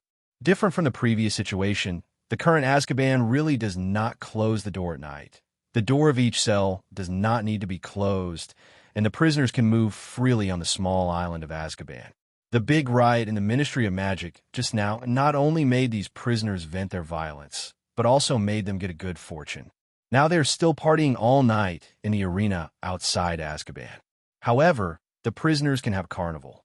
As the godfather of Azkaban, Lester still needs to take care of his funeral and determine the future development path of Azkaban. In the Auror office in Azkaban, Lester sat comfortably on the boss chair. In front of him were his confidant generals, Songbiao and Hafiz. Songbiao, you boy is so powerful now. You have become the third-generation Dark Lord in the magic world. Lester flipped through the newspaper and looked at the Songbiao, who was crazily setting fire to the Ministry of Magic in a newspaper and couldn't help but joked about Song Biao. Song Biao, as a member of the prisoners of Azkaban, after he surrendered to Lester, he became his own, so he also had the opportunity to read the new issue of the Daily Prophet. Then, he saw the self who was crazily setting fire on the front page. To be honest, Sang Biao refused to become the third-generation Dark Lord. After all, he has the same name as Grindelwald and Voldemort, which put too much pressure on him. However, if he had to choose again, he would not refuse Lester's offer either. The third-generation Dark Lord. What a nickname. Who would dare to mess with him when he goes out by himself? Ignoring Sang Biao, who said no, but was really happy in his heart, Lester turned his head and said to Hafiz, I helped you win the position of Warden of Azkaban, and there is also a seat for a member of the Gamot. Thank you, Master Lai. I, Hafiz, will definitely work hard for Master Lai in the future. Although he had been prepared in his heart, Hafiz was still very pleasantly surprised when he learned from Lester that he became the Warden of Azkaban and had a member seat of the Gamot. I worked hard in the Ministry of Magic, and in the end, I was just a jailer, but I followed the right boss and became the warden in a blink of an eye. This may be the charm of standing in line. After Lester finished speaking, he waited for Song Biao and Hafez to relax for a few minutes before saying, Then Azkaban will be our base camp, and we need to develop him well. In a few months, I will go to Hogwarts to study, and then you and Song Biao will be in charge of the affairs of Azkaban together. Hearing this, Song Biao and Hafiz immediately nodded to express acceptance. Lester has his own thoughts on letting Song Biao and Hafiz jointly govern. If Hafez is solely under the jurisdiction, it will inevitably lead to centralization and easily breed ambitions. Therefore, he needs to find someone to check and balance Hafez. And Song Biao, the third-generation Dark Lord, is a good candidate. Now the entire magic world knows that he is the third-generation Dark Lord. That is to say, unless he can escape to develop abroad, he must obey himself forever. Seeing that Hafiz looked calm and didn't show any dissatisfaction, Lester continued, In the next few months I'm still here, I'm going to make some serious improvements to Azkaban. First of all, Azkaban must be clearly divided into two parts. One is the original Azkaban prison, which is responsible for detaining prisoners. After finishing speaking, Lester took a sip of the tea on the table and then continued. The other part is to build a luxurious living area for our people to live in. Lester took out a map of Azkaban that had been prepared long ago and explained it to Hafiz and Song Biao. Azkaban is an isolated island with only one port to communicate with the outside world. The port and Azkaban prison are located in the east and west of the island, respectively. Apart from these two buildings, the rest of the island is wasteland. And Lester's plan is to build a luxurious residential area in the northernmost part of the island, so that the prisoners of Azkaban who surrendered to him will have houses to live in. After all, I can't be beaten to death with myself in the Ministry of Magic, and I have to come back to live in a cell in the end. So what is the difference between them and the group of purebloods who killed donkeys? Of course, this is not to say that Lester is a good person. He did this to better control the prisoners. Not only that, but he also has many plans to develop Azkaban. As long as he can implement it successfully, he will be the most powerful force in the magic world. Okay, that's all I have in my plan, and I'll start working tomorrow. After Lester told Song Biao and Hafez about the transformation plan in detail, he turned his attention to them, wanting to see what they had to add. Song Biao, who was originally a black wizard killer, knew nothing about management, so naturally he had nothing to add. However, Hafiz was born in a major and has been in the system for more than 10 years, so he still has his own understanding of management. Master Lei, I think we need to train a few more Aurors. After thinking for a while, Hafiz said, Muggle wizards who can pass the selection of the Ministry of Magic and become Aurors are all talents. If we can recruit a group of unsatisfactory Muggle Aurors to work for us, and our influence in the Ministry of Magic can also be increased. Hearing Hafiz's words, Lester couldn't help showing embarrassment. He also knows that Aurors are all talents, especially Muggle Aurors who were admitted to the establishment based on their own strength, But why does the Ministry of Magic give him such talents? But since Hafi's mentioned it, let him try it. If he can hook up with a few Aurors, he will earn one if he comes, so why not do it? Okay, there will be a trial meeting in the Wisingamot in a few days. When you attend, see if you could trick a few Aurors to jump over here. After Lester finished speaking, he pondered for a moment, thinking of the other two Aurors who followed him at the beginning, and asked, "By the way, what are your two colleagues capable of?" At that time, when Lester appeared to subdue Hafez, besides Hafez, there were two Aurors who surrendered to him, but these two Aurors had been guarding Azka when he went out to make troubles. That's all. That's why he hasn't appeared on stage. Hafez looked weird, and after a moment of hesitation, he said their brains seem to be a little abnormal, and their behavior is a little crazy. Seeing that Lester had no expression on his face, Hafiz continued. One of them is Victor, who is of Muggle origin just like me. But he seems to be obsessed with technology and has been clamoring for glorious purification. Only technology combining with magic is the future of the wizarding world. The purebloods in the Auror office regarded this guy as a delusional mudblood, so he was sent to prison as soon as he passed the exam. Unlike Hafiz, who also didn't understand, in the eyes of Lester from the 21st century, this Auror who clamored to combine technology and magic was simply a genius. If he really succeeds, then the combat effectiveness of wizards may be greatly improved, and the secrecy law will no longer be necessary, because wizards no longer need to be afraid of Muggle weapons. What about the other one? Immediately, after hearing that there was such a talent as Victor in the prison, Lester immediately became interested in another Auror. The other one is even crazier. Hafiz said with a trace of fear in his eyes.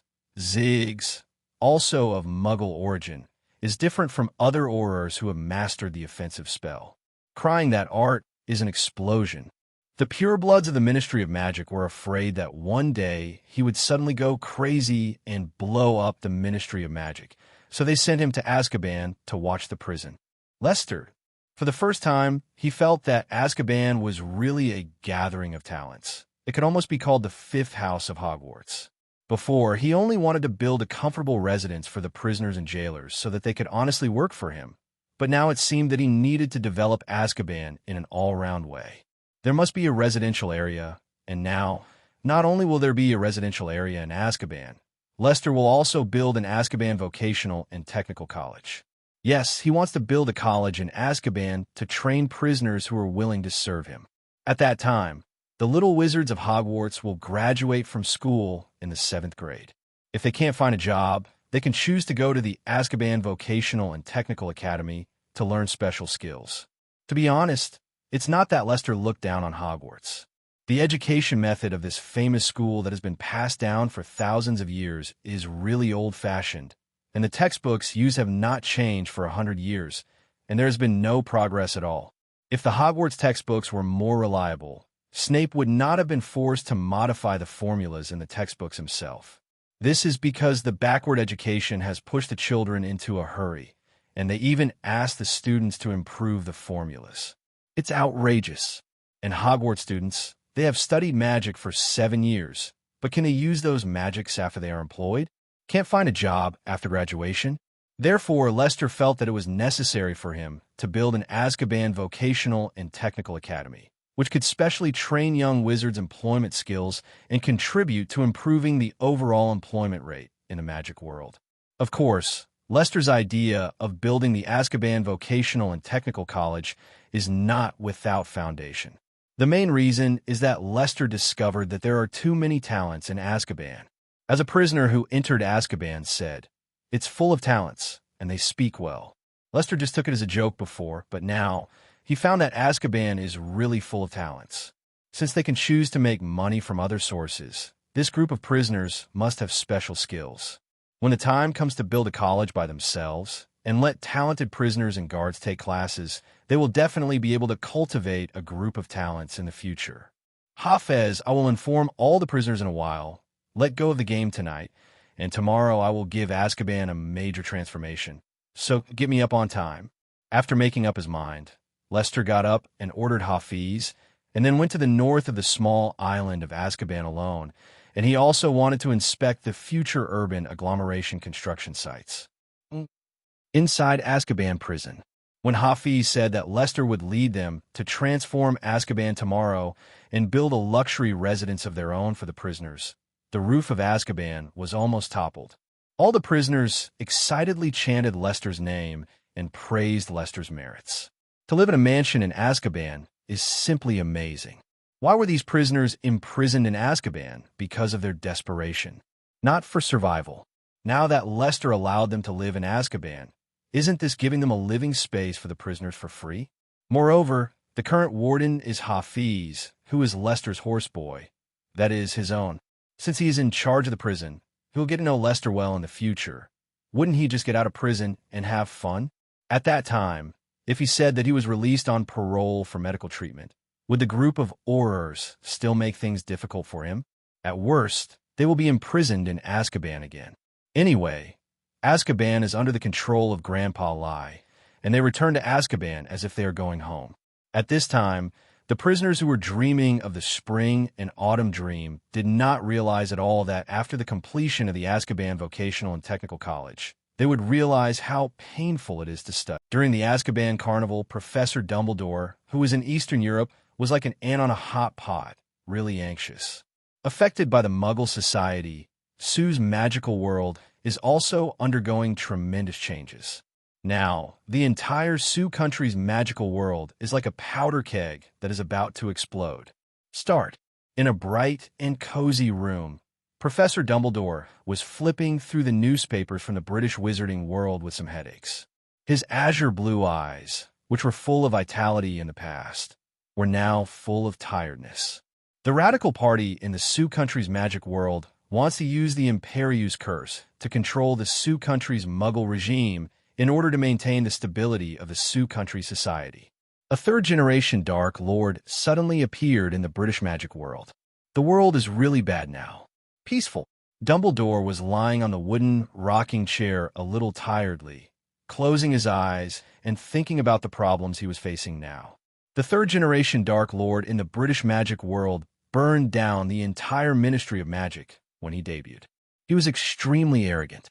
If it was before, Dumbledore would have rushed back to England without stopping and strangled the Dark Lord who had just emerged in the cradle. However, now he has a more important task to complete, which is to save the world. Gellert, did you predict today more than 50 years ago? Dumbledore's eyes were full of memories and pain. His best friend at that time, after a prophecy, brazenly led his loyal believers to declare war on the Muggle world. At that time, Grindelwald, who violated the secrecy law, became a thorn in the side of all magical regimes. However, looking back now, Gellert's approach may not be correct. In just a few years, Muggles have developed the ultimate weapon that can threaten wizards, the nuclear bomb. Today's Muggles are not defenseless when facing wizards, and Muggles are not ignorant of the existence of wizards. It's ridiculous that a group of arrogant Sioux wizards think that all problems can be solved simply by controlling the leaders of the Muggle faction. As everyone knows, the Muggles have already made defensive measures against the threat of wizards. As long as the leaders of the Muggle regime are controlled by magic, their government will immediately check it out and immediately enter a fighting state. In order to protect themselves, their nukes will be dropped on countries all over the world. Yes, no one wants to become someone else's slave unknowingly, let alone this group of Muggle rulers. Therefore, their method of guarding against wizards is very simple. That is to threaten wizards with nuclear bombs so that they will not dare to act rashly. If you dare to touch me, then you will be buried with the whole world. Back then, the Japanese Academy of Magic was established in Hiroshima. It was originally a magic academy that had nothing to do with the world, and it did not participate in the war in the Muggle world. As a result, as soon as the United States fired a nuclear bomb, all the wizards in the college, including their principal, died under the Muggle nuclear weapon without even a chance to escape. At that time, Grindelwald realized that he had failed. Even if the wizard was exposed, he would not be an opponent of the Muggles, so he surrendered. At that time, Grindelwald had huge followers all over the world by virtue of his strong personality charm. As long as he gave an order, a quarter of the wizards in the magic world would immediately jump out and be willing to work for him. At the same time, most of the international magic circles are all supportive of Grindelwald's appearance, and the public support for Grindelwald is also very high. It seems that as long as Grindelwald wants it, he will be able to unify the entire world at that time. Wizarding world. However, he didn't do it in the end. The reason is very simple, because of the 2 nuclear bombs in Hiroshima and Nagasaki. These 2 terrible nuclear bombs made Grindelwald, a madman, feel terrified. A city can be reduced to ashes in an instant. What a terrifying power it is. Although the wizards are powerful individually, most wizards only know some simple magic, and they're basically impossible to defend against this kind of weapon. Therefore, even if Grindelwald led the wizards to tear through the restrictions of the Secrecy Act and appeared in front of the Muggles, what we welcomed was definitely not a welcome, but a desperate resistance from the Muggles. People who are not of my race must have a different heart. This race that can be invisible, teleport, and control other people's minds. Muggles will definitely not allow them to exist. As long as they dare to jump out and fight for power, the Muggle rulers will never hold back, and a move would be a devastating blow. Then, Grindelwald had a duel with Dumbledore. Everyone knows the result of the duel. Grindelwald was defeated, and he was very polite and did not play tricks. He simply announced his surrender and proposed to treat the saints well. Other than that, there are no other requirements. All of this was as if he had discussed it with Dumbledore. In just one day, the Grindelwald regime, which had already controlled the entire Western European magic world, fell overnight, which surprised people quickly. The wizards in Sue are really crazy. Don't they know why Muggles are desperately studying lie detectors? How dare they control the Muggle leaders? Dumbledore muttered dissatisfiedly, thinking about how to stop the crazy Sue wizard with his sad face. To be honest, he was not so tired when he was fighting Voldemort wisely. After all, Voldemort is at most a country-level bastard, and he's a bit more prestigious in this small place in the British wizarding world. He has seen Grindelwald before. Dumbledore didn't think much of Voldemort. But the current situation in Sue is much more serious than that of Voldemort. If it is not handled well, it will be a major event of world destruction. I really can't go back. I can only rely on you to solve it yourself. Dumbledore looked helplessly at the news on the Daily Prophet. After putting the newspaper back on the table, Dumbledore drew out his wand, and an apparition disappeared in place. Damn, Dumbledore, you are in charge of this, and that on weekdays. The prisoners have burned the Ministry of Magic. Where are you? In a newly built temporary minister's office, Minister Barnes and Noble's favorability for Dumbledore has dropped to 0. Although I let the Prophet Daily urgently publicize that I have made amends, the people in the magic world no longer trust me, and it is estimated that my position as a minister has come to an end. It is estimated that when his term of office is over, the position of Minister of Magic will be replaced. And Minister Barno did not hesitate to attribute all this to Dumbledore. Not only was he dissatisfied with Dumbledore, but other senior officials of the Ministry of Magic were also critical of Dumbledore. They dared not show it on weekdays. Now that they had the opportunity, they immediately vented their dissatisfaction with Dumbledore. That's right, this group of high-ranking officials is like this. They only dare to bully the good old man. The person who burned the Ministry of Magic was Songbiao. In the end, they didn't dare to blame Songbiao, but instead blamed Dumbledore. This is really ridiculous. The reason why Songbiao was not punished was because Hafi said that he would manage the prisoners himself, but this was just an excuse. Everyone knows that the reason for not punishing Songbiao is very simple. That is, they're afraid of Songbiao. Unless they can kill Songbiao at once, they are absolutely unwilling to offend Songbiao, a ruthless man. Who knows if he escaped from prison that day? Will there be retaliation against them? In the Azkaban prison, Lester came to the northern part of the small island of Azkaban alone and conducted a field investigation there. To be honest, the results of the investigation are not optimistic. The environment of the small island of Azkaban is almost worse than the desert where not a single blade of grass grows. The strange rocks are rugged, the soil is thin, and there will be a gust of wind from time to time, which makes people shiver uncontrollably. It is indeed difficult to build your own city in this place.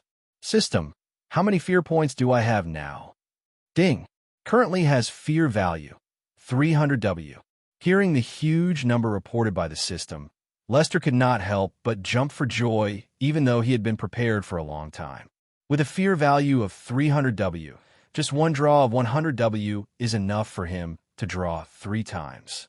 If it is all used to increase the mana value, it will be enough to increase the magic value by 30 points.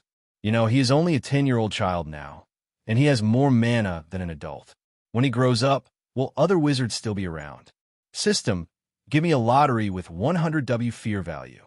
The rich and self-willed Lester came to a 100W lottery without hesitation. Anyway, he still has 300W fear points, which is enough for him to squander it. Ding! Congratulations to the host for obtaining the item Fountain of Life. Fountain of Life. Lester was stunned, and the shape of the life potion appeared in his mind. This thing is a good thing. A sip can last your life. If there was no Fountain of Life, Sang Biao would have died a long time ago.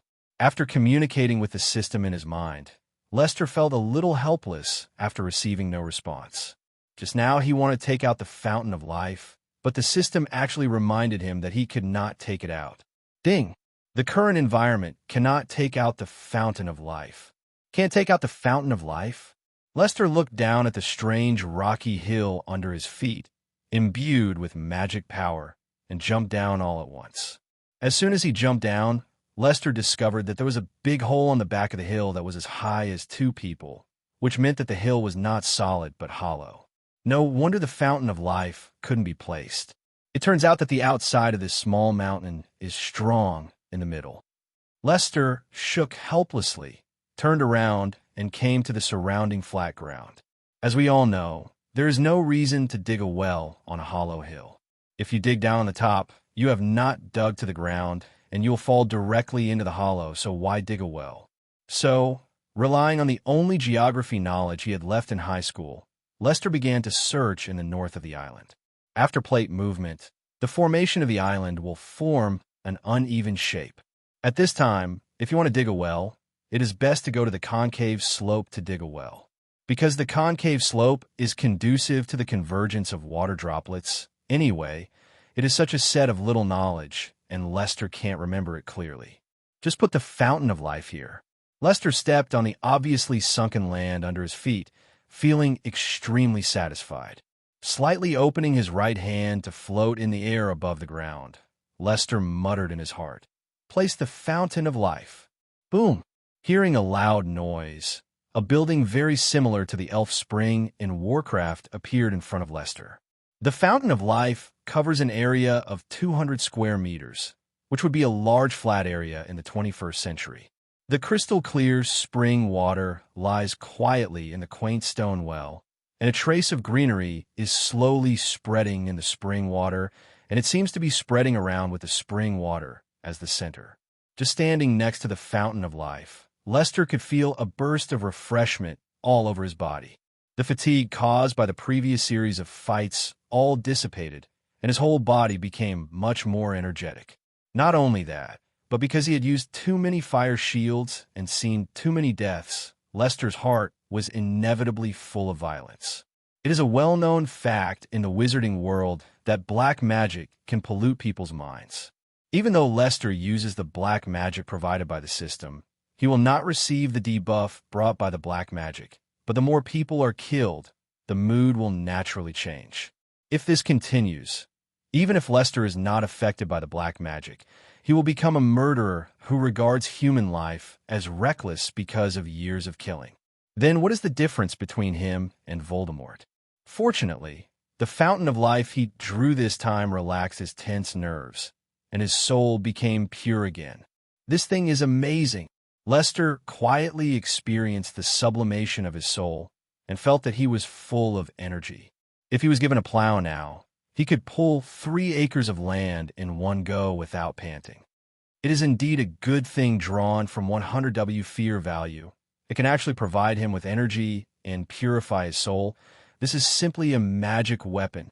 Lester, who felt the magic of the fountain of life more and more, was not in a hurry to do other things, and decided to put all his energy on the fountain of life first.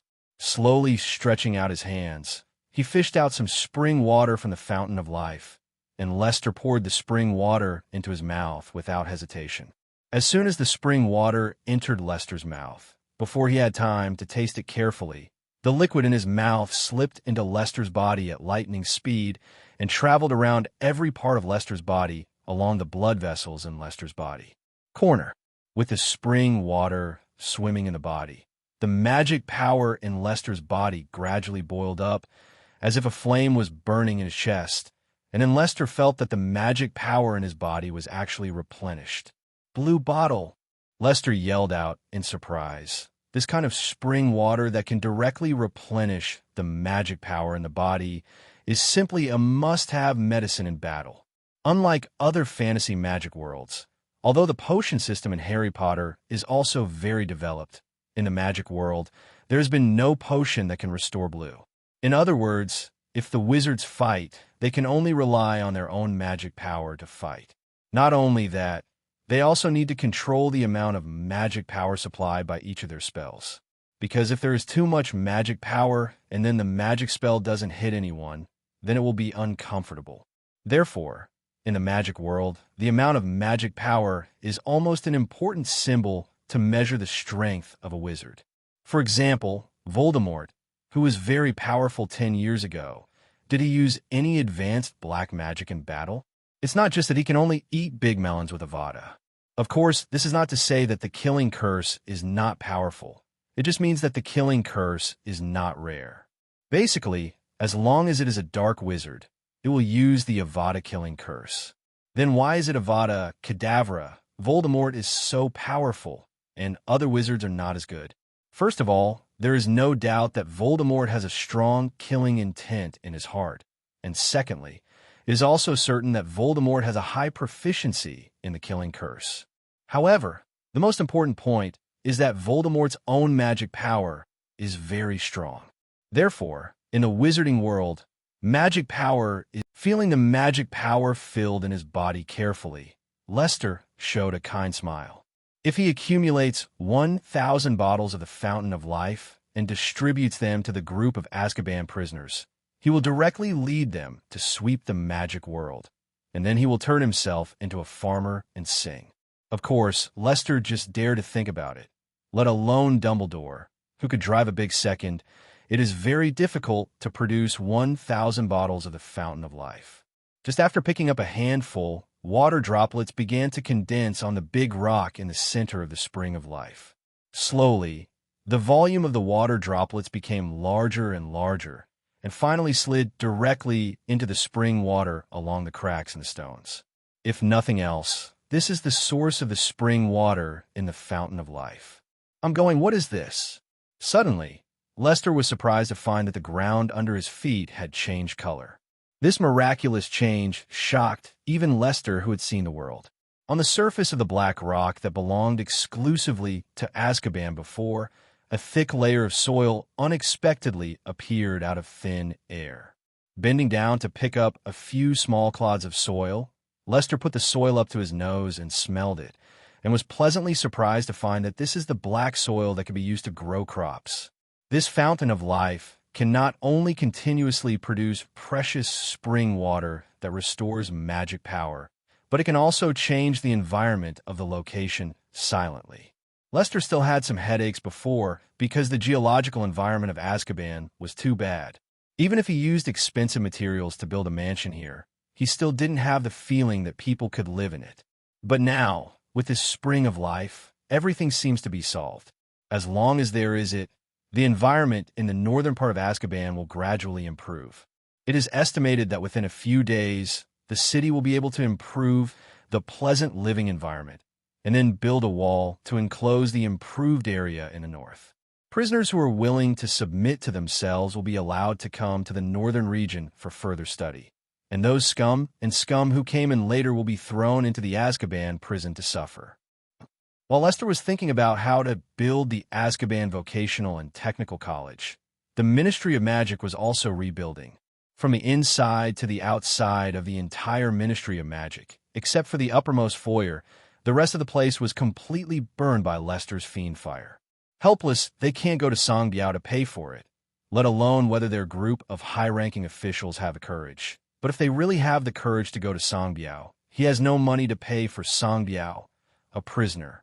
Therefore, they can only rebuild the Ministry of Magic with their own pockets.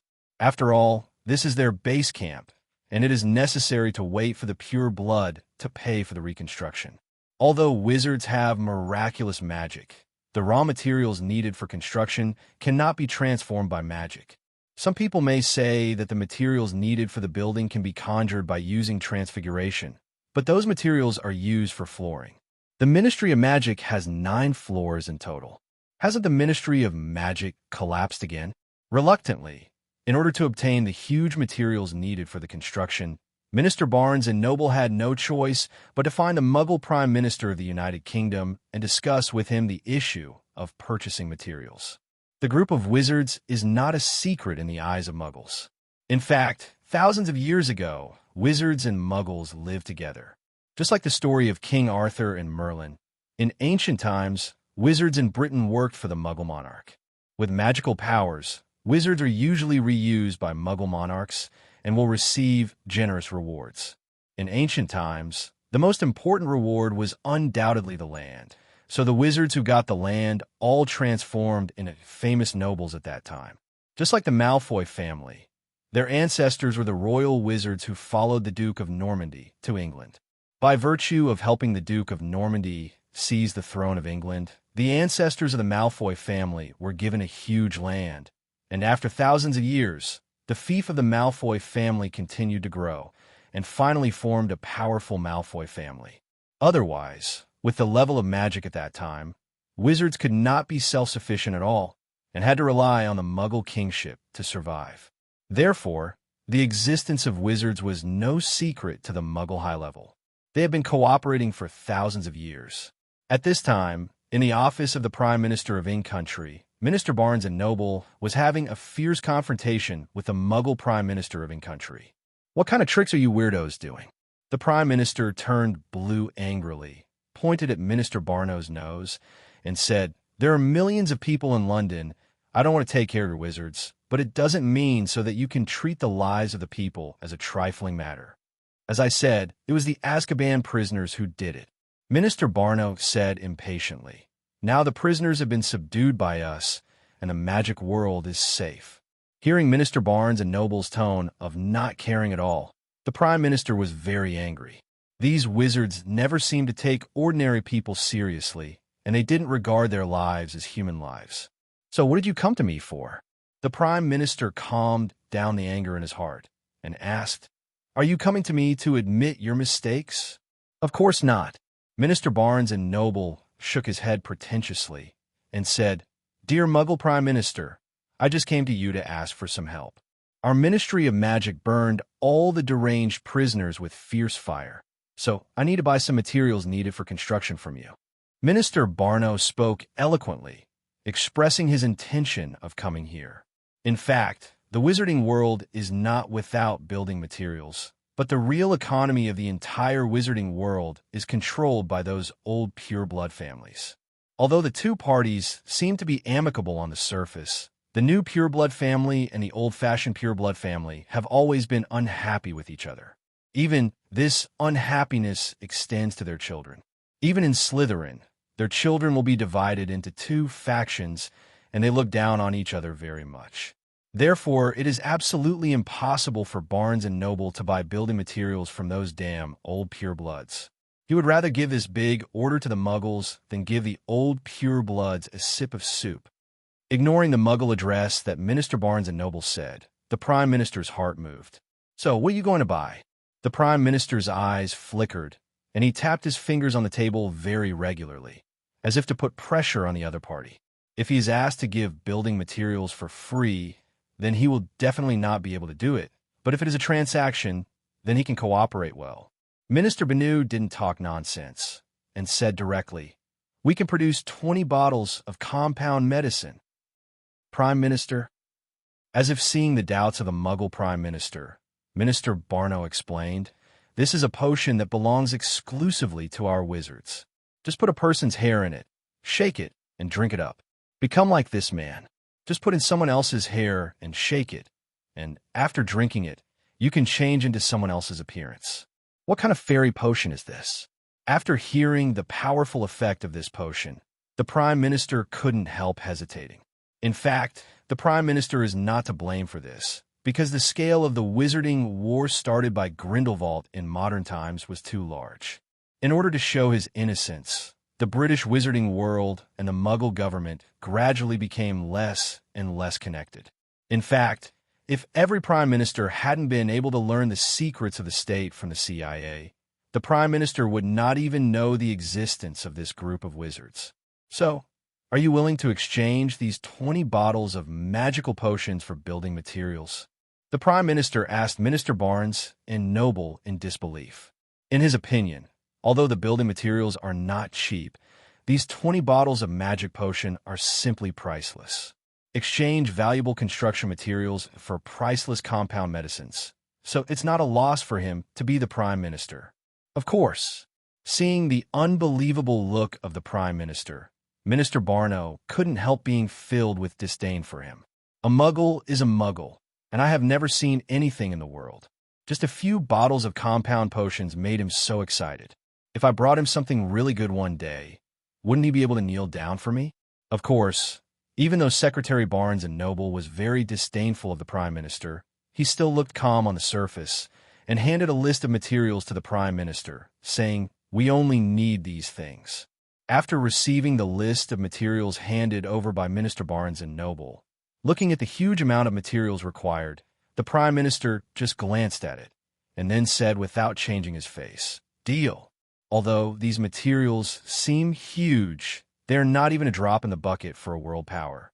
He only needs to move his lips, and tons of materials will be transported immediately without much effort at all. However, are these materials really enough? At the end, the Prime Minister pretended to ask casually. Minister Barnes and Noble has no doubts about him.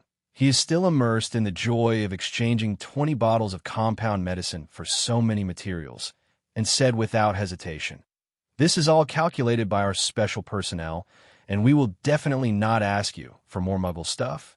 Ignoring Minister Barnes and Noble's name of Muggle, the Prime Minister's eyes flickered, and he pretended to be very mean and said, "That's good, that's good." Now that the deal with the Muggle Prime Minister was done, Minister Barnes and Noble didn't bother to stay in this place. Perhaps in the eyes of Muggles, the Prime Minister's office is an extremely noble and mysterious place, but in the eyes of a wizard like him, it is just a Muggle residence. As for whether he violated the law by giving the Prime Minister these 20 bottles of polypharmacy, Minister Barnes and Noble said that there is no punishment for a doctor. Can the laws made by oneself still be used to control oneself? Isn't that a joke? So, until Barno left with the fireplace, he was very happy, and he didn't realize that he had revealed a lot of information. Sure enough, as soon as Barnes and Noble left with the fireplace, the Prime Minister couldn't wait to take off his gentleman's top hat. Inside the top hat, a very technological helmet was shining with various lights. At the same time, countless royal think tanks in suits and leather shoes swarmed in and started tactical discussions directly in the Prime Minister's office. That's right, the moment Minister Barnes and Noble appeared through the fireplace, the guard in charge of supervising the Prime Minister's safety noticed an abnormality in the office through monitoring. If we were to play with our minds, Minister Barnes and Noble was considered a talent, but compared with senior officials in the Muggle world like them, Minister Barnes and Noble's arrogance was as ridiculous as a baby. Just from Minister Benew's facial expression and way of speaking, plus the list of the most important materials, this group of top talents in In Kingdom can deduce the situation of the mysterious wizard world. Take the list of materials, for example. From Barnes and Noble's mouth, we can know that they need materials to rebuild the Ministry of Magic, which means that they can use the list of materials to know the size and staffing of this wizarding government. At the same time, from information such as the prisoner riots, it can be known that the magic world is not peaceful, and there should be a group of forces that oppose the orthodox government of the Ministry of Magic. Coupled with the earthquake in the center of London, they could clearly know that the Ministry of Magic was built just below the center of London.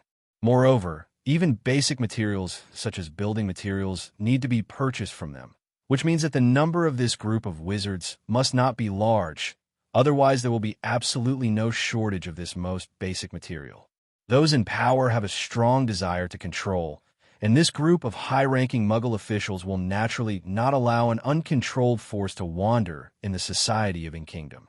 Therefore, they have always wanted to understand this mysterious magical world. It's a pity that the probability of wizards being born is too small.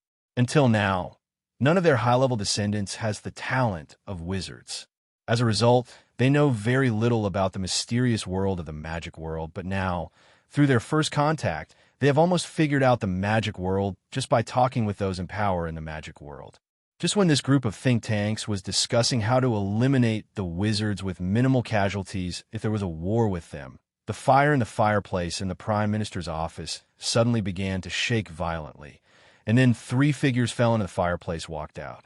Immediately, 3 wizards, still wearing wizard robes, and a group of think tanks in suits and leather shoes met in the Prime Minister's office with a confused expression on their faces. Since the people in this group of think tanks did not expect a wizard to visit at this time, their tactical policy was clearly placed on the desk. Seeing that Lester just glanced at it, he saw the big words on the A4 paper, possibility of ground-penetrating bomb blowing up the Ministry of Magic. Lester, Royal Brain Tank, Muggle Prime Minister. The Muggle Prime Minister looked at the 3 Lesters who were wearing simple black wizard robes in front of them, and then looked at the black and white writing on the desktop, which was full of tactical plans on how to eliminate wizards, and he was a little confused. Not only were they Muggles confused, but Lester was the most confused. Looking at the inferior compound potions that were carefully placed aside, and looking at the table full of battle plans on how to eliminate wizards. Lester, I always feel like I came at the wrong time. The Prime Minister looked at the stunned Lester III in embarrassment, and put the top hat on the table as if nothing had happened, and asked, "Didn't your ministers come here just now? Are you here now?" For some reason, the Prime Minister always felt that these 3 people were not in the same group as the Minister of Magic just now. If Barnes and Noble was dressed like a modern-day British, these 3 guys in black wizard robes were like medieval black wizards in fairy tales. The Muggle Prime Minister carefully looked at the 3 black-robed wizards who came in unkindly.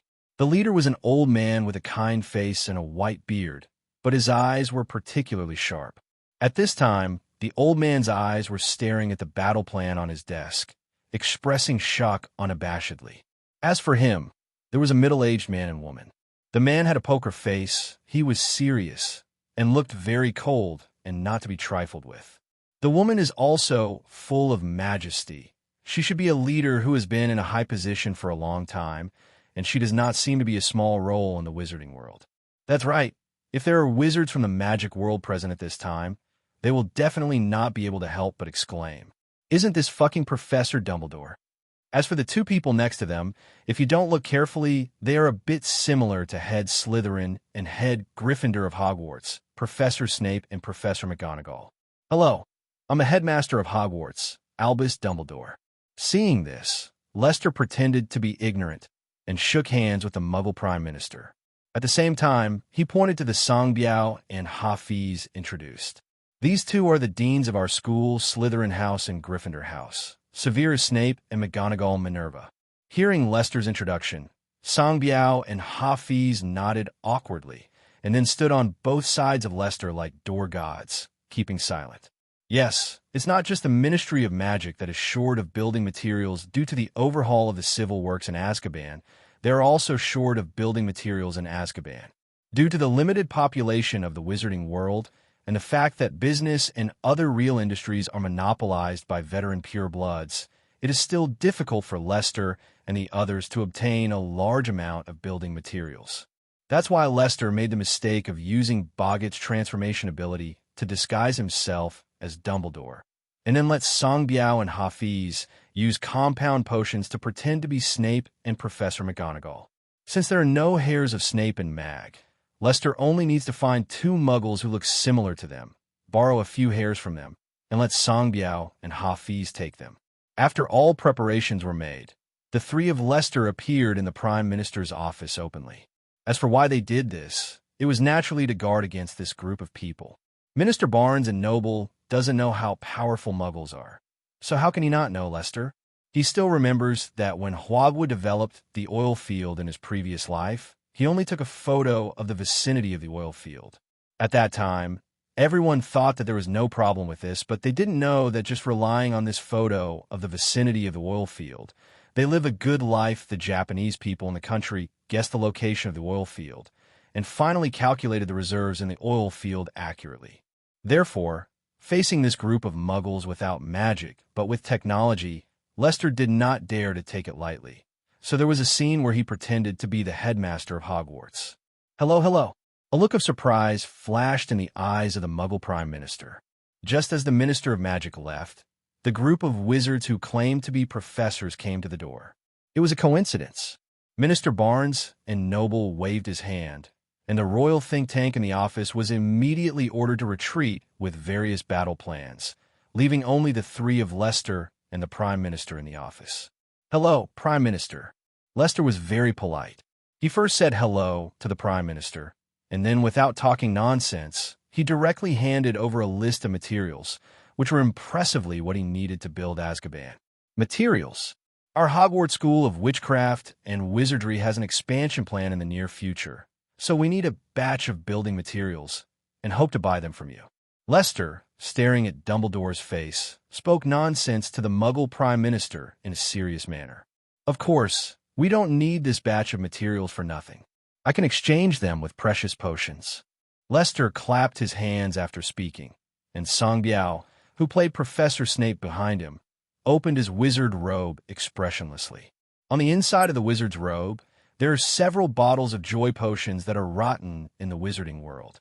Of course, these potions are different from the real joy potions on the market. These potions are all Scar stock. Back then, Scar made people laugh to death because of the production of this inferior potion of joy.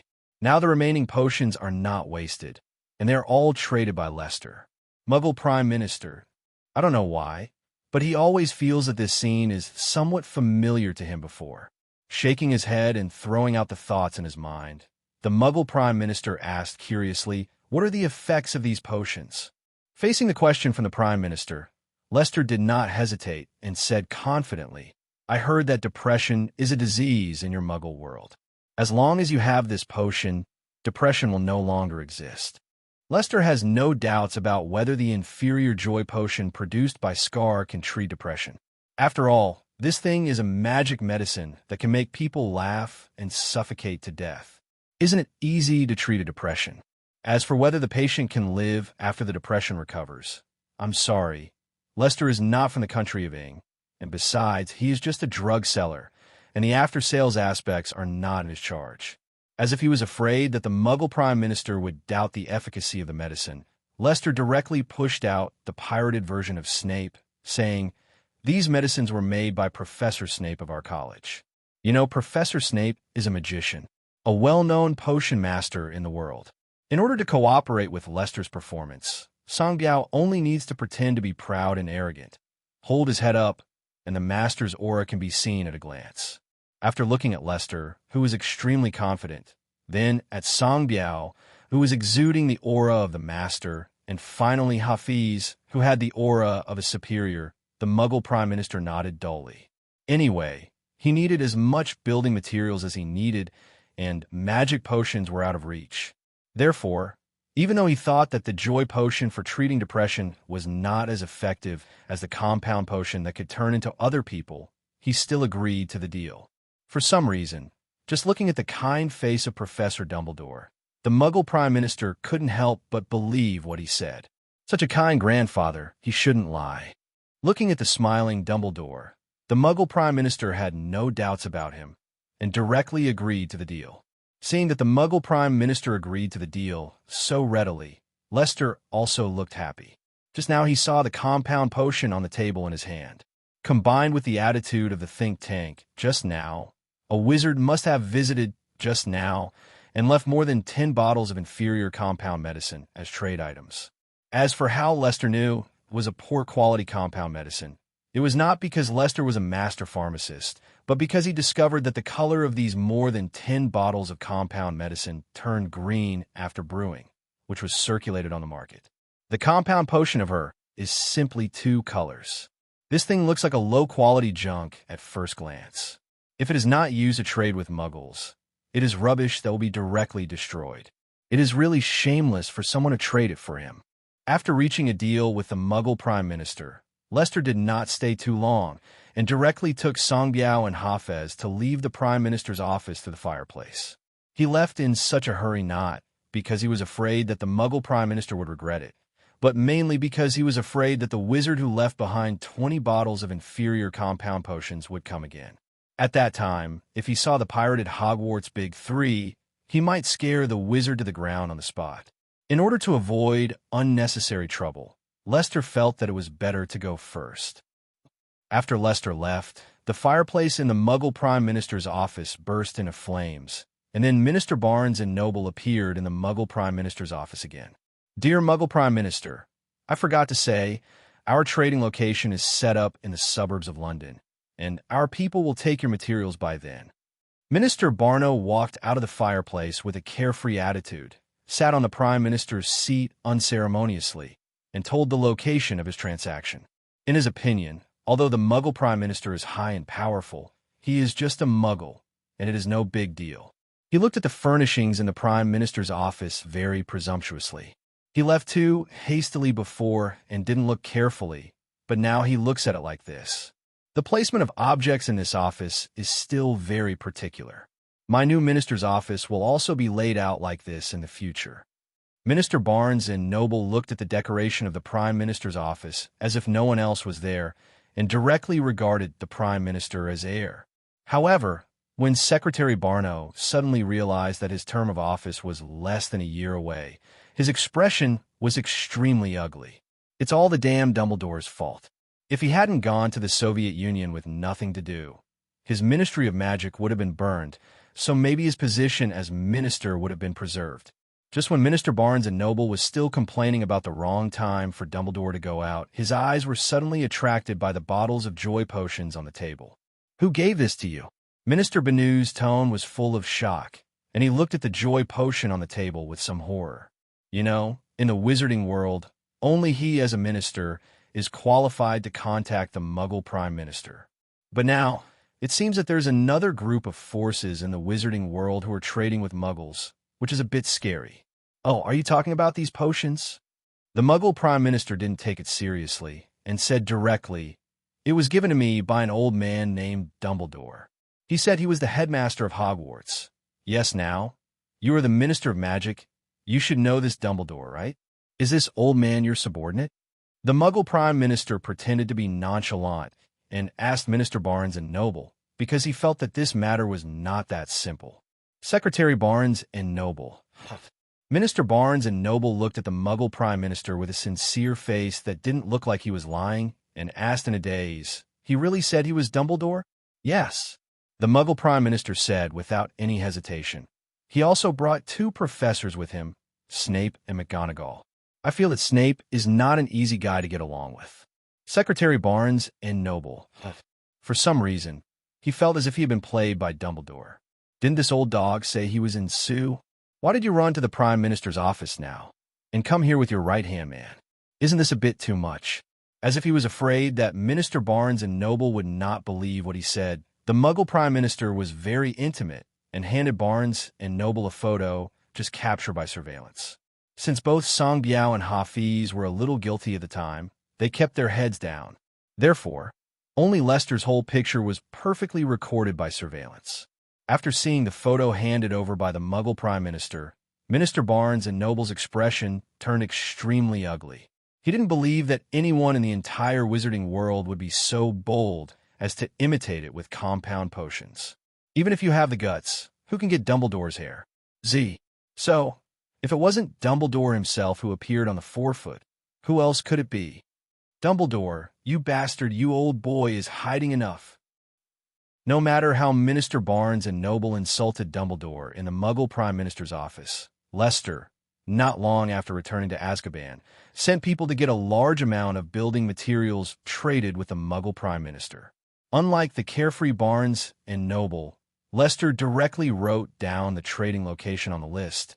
So within a few hours, he used the bag with the traceless expansion spell to put hundreds of tons of building materials were brought back. After a day of rest and revelry, all the prisoners of Azkaban, led by Lester, started the infrastructure project in full swing in the northern part of Azkaban. A person who can be imprisoned in Azkaban must not have a bad level of magic power. Otherwise, he would not be able to commit crimes. In addition, this group of prisoners knew that they were building houses for themselves, so their enthusiasm for work was quite high. In Lester's vision, the entire northern part of Azkaban will be divided into two parts with the Fountain of Life as the center. One part is responsible for the construction of the prisoners' living place, which consists of individual small villas in which the traceless expansion spell is cast for the prisoners to live in. The other part is the most important part of this infrastructure construction, which is the fifth largest college in Hogwarts, Azkaban College. The proud Lester is going to imitate the template of ancient Chinese architecture and build a huge magic academy in Azkaban. All the buildings inside are mainly Chinese Qin and Han buildings, which mainly show the Qin and Han styles. The teaching content should also be taught in accordance with their aptitude, and various courses should be offered to improve the overall quality of this group of prisoners. First of all, the most important thing is naturally the old man's words. In Lester's view, how to judge whether a team has vitality and future depends on whether his guiding ideology is advanced without looking at other things. And the thinking of the old man of terror is very suitable for this group of Azkaban prisoners. If they're allowed to learn this, it may have a miraculous effect. Except for Luanyu, which is a compulsory course in this academy, Lester decided to teach students according to their aptitude. That is, no matter who has outstanding talents, anyone can be a teacher. For example, if you're good at stealing, then you can teach students how to steal. If you're good at using the killing curse, then you can give a class on using the killing curse. Here, as long as you have the ability, you can shine. Of course, the premise of all this is that what they teach is something that will help Lester's future development team. After all, Lester is a man who wants to dominate the world, and the mere British magic world is just the first step in his rise. In order to achieve this unprecedented goal, he must train his team well from an early age. Work hard. This will be your own house from now on. Today's northern part of Azkaban has become a huge construction site, and all the prisoners following Lester are working hard to build Azkaban. In the past, if they were asked to move bricks and build infrastructure honestly, these prisoners would never be willing, but now, these prisoners are working so hard. It's not because of the threat of Lester's strength, but because they built their own house. It's okay to steal and play tricks to build houses for others and cut corners of materials, but if they want to build houses for their future residents, they have to steal, rape, and play tricks. Aren't they fools? Coupled with the magical effect of the Fountain of Life, whenever the prisoner's magic power is exhausted, they will drink a cup of the Fountain of Life, and then they will frantically wave their magic wands like a cow and seriously work on infrastructure. And Lester is not idle. He is calculating how much area the greening buff of the Fountain of Life can affect. Ever since the Fountain of Life appeared in the northern part of Azkaban, the environment here is completely different from the outside environment. Inside, birds are singing and flowers are fragrant, and even the soil exudes a charming fragrance, while the outside is still lifeless as always, with countless Dementors roamed about. Speaking of Dementors, Lester will naturally not treat them badly. In order to make them happy enough to smoke, he directly sent Sangbiao to catch a few Muggle addicts and throw them into the Dementor pile here. Let those Dementors have a good time. Isn't it happiness? Aren't these drug addicts 10,000 times happier than normal people? Now, the group of Dementors are fed by Lester every day, and they've been doing nothing all the time, so they feel a little guilty about Lester. The greening effect of this Fountain of Life is too strong. In the future, he won't green the entire Azkaban, right? Lester only felt a bit of a headache when he calculated the spread area of the Fountain of Life's greening effect. Except for his group of prisoners, No one else knows what he is doing in Azkaban, mainly because he doesn't want to expose his power in Azkaban in a short time. But if this greening effect really greens the entire island of Azkaban one day, let alone the group of Dementors disagree, even the group of felons like Sirius and Bella will not agree. Imagine that one day, Sirius just woke up, looking at the floor full of green with a dazed expression, and then feeling the natural and peaceful atmosphere in the air. The picture is unimaginable. Speaking of which, Lester had always felt that he had forgotten something before, but now, because of the greening effect, Lester suddenly remembered. That is, there seems to be a group of serious criminals in Azkaban. Since most of these people were pure-blood followers of Voldemort, Lester did not take them with him when he caused trouble. He only sent Victor and Giggs to watch over them, and he didn't know what was going on with them now. At this time, in the depths of the dark and damp Azkaban, two voices that do not belong here are coming out one after another. "Brother Dog, please, just let me study it." Victor leaned on the iron fence, staring at Sirius' body eagerly, his eyes full of hunger and thirst. Sirius, to be honest, he had endured the Dementors before and past, but this new aura really made him feel a little bit of fear. However, Sirius felt that this was not bad, because Bella in the cell next door was probably the most confused. "Are you a fool? That's not how the blasting spell is used." Zig stared at Bella with a rebellious face, waved his wand, and cast an enhanced version of the blasting spell on Bella. It was a miserable blow to Bella, an absolutely loyal Death Eater, and even Sirius couldn't bear it. "I've read your literature. What kind of things are you hitting? It's rubbish." Zig stared at Bella with a displeased face and taught, "Look, the blasting spell should be used like this." Saying that, Giggs' wand flicked again, and Bella was blasted away again for no reason. Bella, looking at the expressionless Ziggs outside the prison, who was still teaching himself how to use the blasting spell, her heart was broken. She thought she was cruel enough to use the Cruciatus Curse to torture the Lombards and the lunatics, but now she found that this Giggs was the real cruel guy. I don't know how he did it, but he was able to change the explosives into his body without a sound. This TM is too scary. Just when Sirius and Bella were about to be tormented and about to collapse, Lester suddenly received an unexpected but reasonable letter. Lester, who was still thinking about the greening issue, looked at the little owl in front of him with a dazed face, feeling that the magic in this world was really amazing. That's right, just now, Lester was suddenly approached by this little owl with a letter. He has no relatives in the magic world, and there are almost no people who can send him a letter, but now he still received this letter, and, judging by the style of the envelope, it is very simple and elegant. "Well, can I ask, how did you find this place?" Lester did not accept the letter, but asked the little owl very solemnly, because in his opinion, the content of the letter may not be important, but this owl is definitely a talent. "Cuckoo." Lester didn't ask, it was fine, but when he asked, the little owl was furious, and the letter was not delivered, and he just pecked at Lester. Pecking and pecking. The little owl stopped suddenly, not because he was tired, nor because it had finished venting. It's because, in front of it, dozens of magic wands with green lights are eagerly trying to face it. Ding! Obtain Olivia Toto's fear value, plus 0.5. Lester, after waving his hand to signal the group of prisoners not to be nervous, Lester took the letter from the terrified little owl's claws. Sure enough, as he expected, this letter was an admission letter to Hogwarts. Logically speaking, Lester is still a few months away from the 11-year-old school age, but the admission letter is usually issued in advance. Just like the Huaxia College entrance examination, after receiving the admission notice, students have to go through a very long vacation before they can officially enter Hogwarts to study. Therefore, Lester is not surprised that he has received the admission letter from Hogwarts in advance. Not in a hurry to open the envelope, Lester put the admission notice in his pocket first, and then looked at the shivering little owl in front of him with interest. That's right, his love for talents broke out again, and Lester wanted to get this very talented little owl into his pocket. "Toto, are you interested in changing jobs?" "Cuckoo." The little owl looked at the menacing men in front of him in fear, as if he dared to say a word more, he would kill the prisoners who were serving him immediately, and nodded his head willingly, expressing his gratitude to the prisoners mentioned by Lester. Interested in work.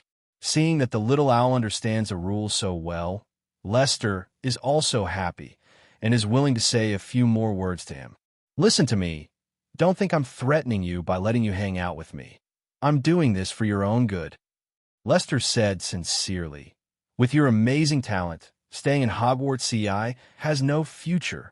Cuckoo. Under Lester's sweet words, this little owl, who had just started working not long ago, was a little confused. After all, he has been working for several days. After delivering a letter, except for a little food as a reward, there is no other performance commission. Gawars sent the admission letter. Finding that the little owl was a little moved by himself, Lester went on to hit the snake with the stick and immediately fueled the little owl's dissatisfaction, saying, "Also, Dumbledore is now the leader of Hogwarts.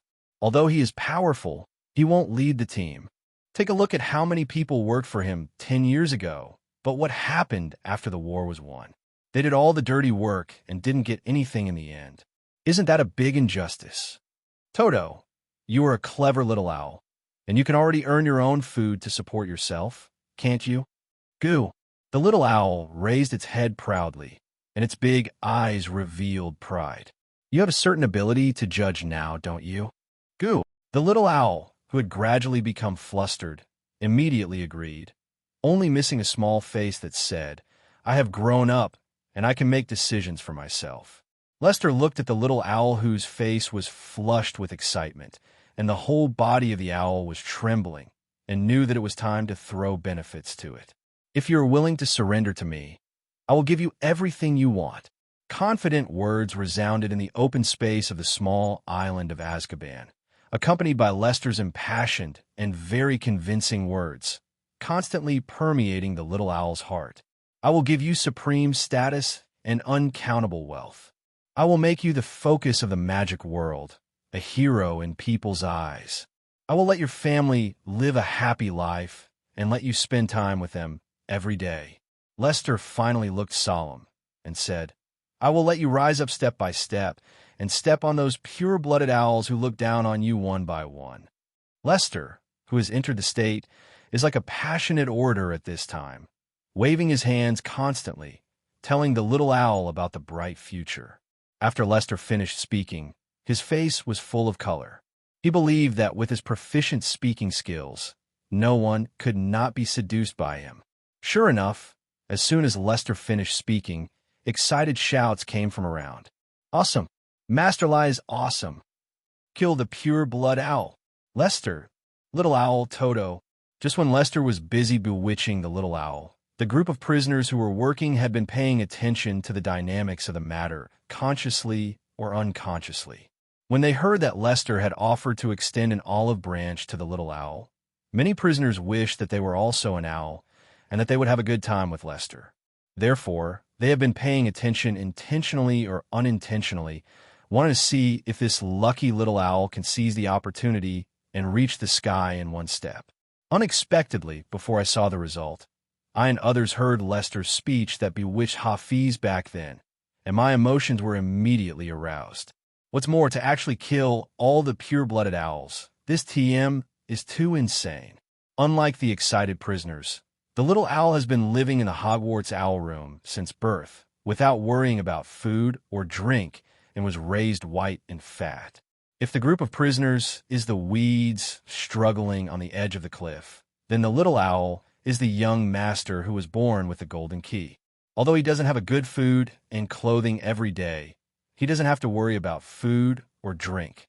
He is happy all day long, and there is no hatred that Lester takes advantage of.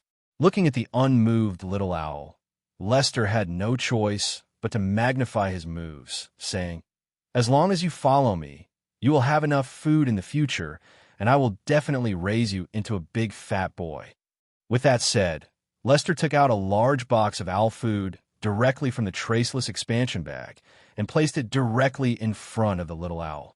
The little owl, who was still a little hesitant before, saw this big box of owl food without hesitation for a second, just swooped down and babbled at the food. "Cuckoo, I mess with you." While talking about the food, the little owl did not forget to show its loyalty.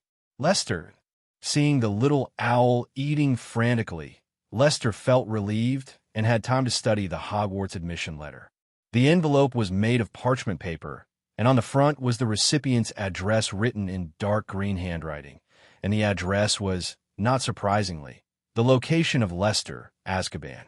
Looking at the little owl who was still busy cooking with some pity, Lester felt that he was really embarrassing him.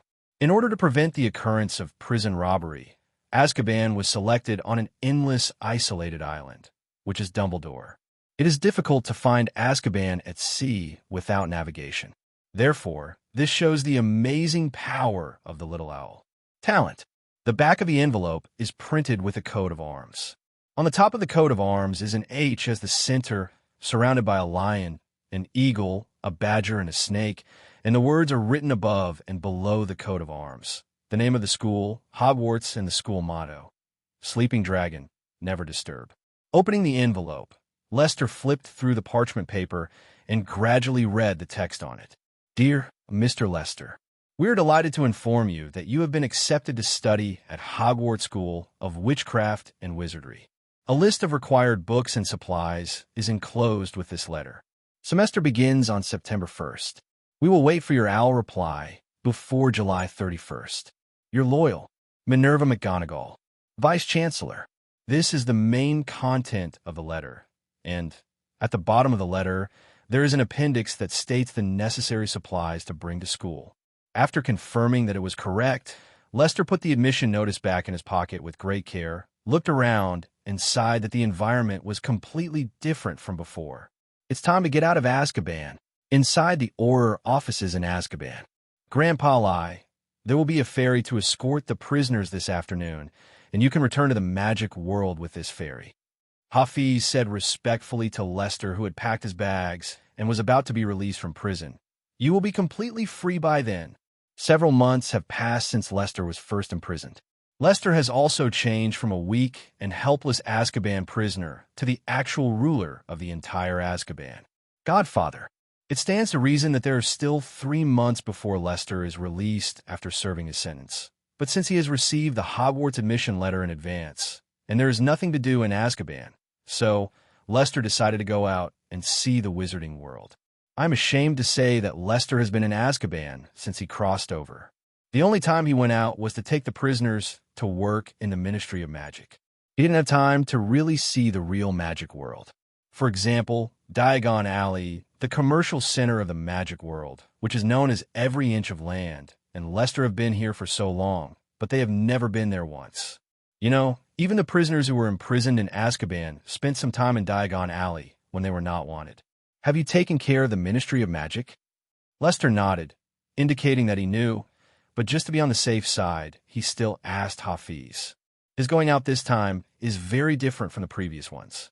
Before he went out as someone else. Even if he was investigated by then, it would be someone else's business. But this time it was very different.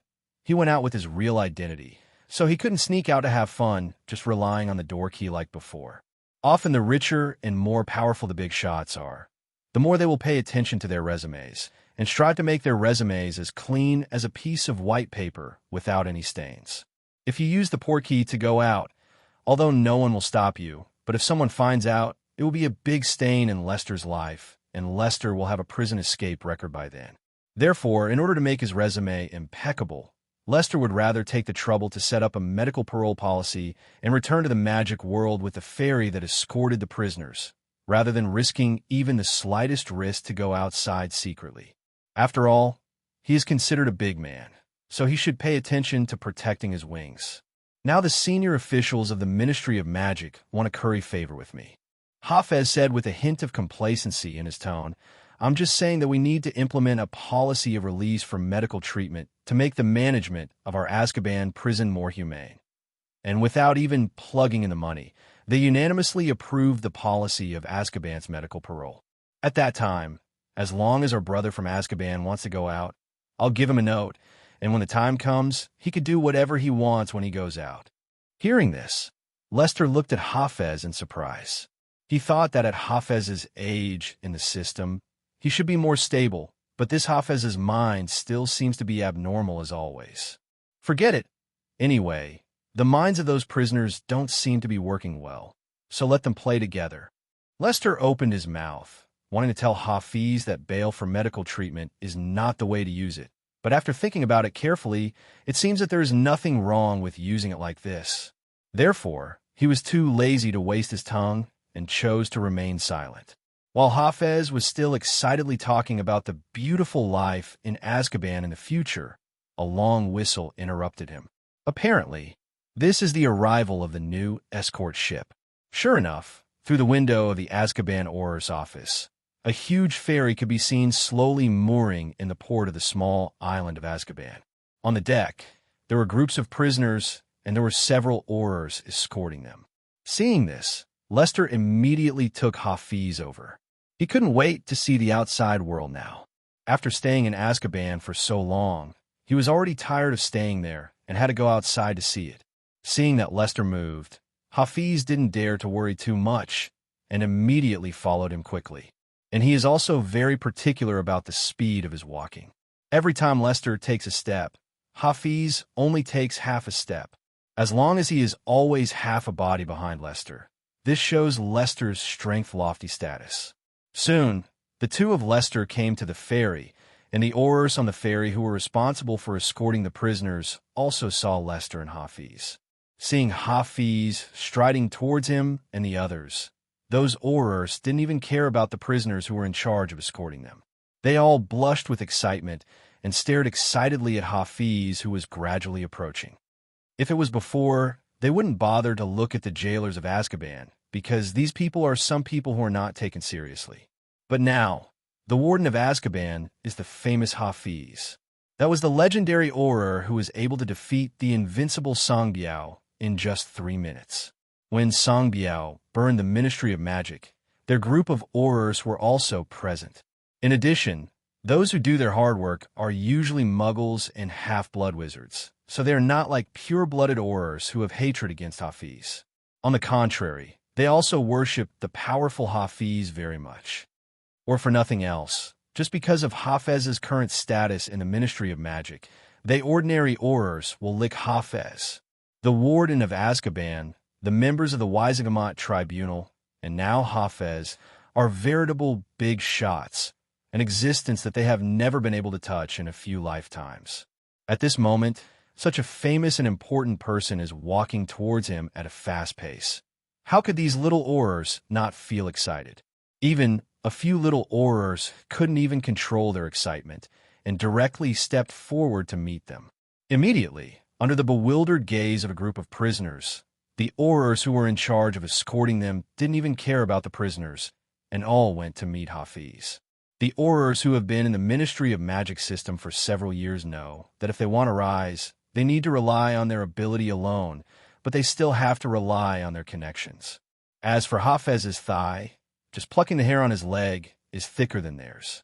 Now that he has the opportunity to lick Hafez, why not seize the opportunity and give it a good lick? But soon, those Aurors who walked quickly to greet them looked at Lester and Hafiz, who came forward with a look of surprise.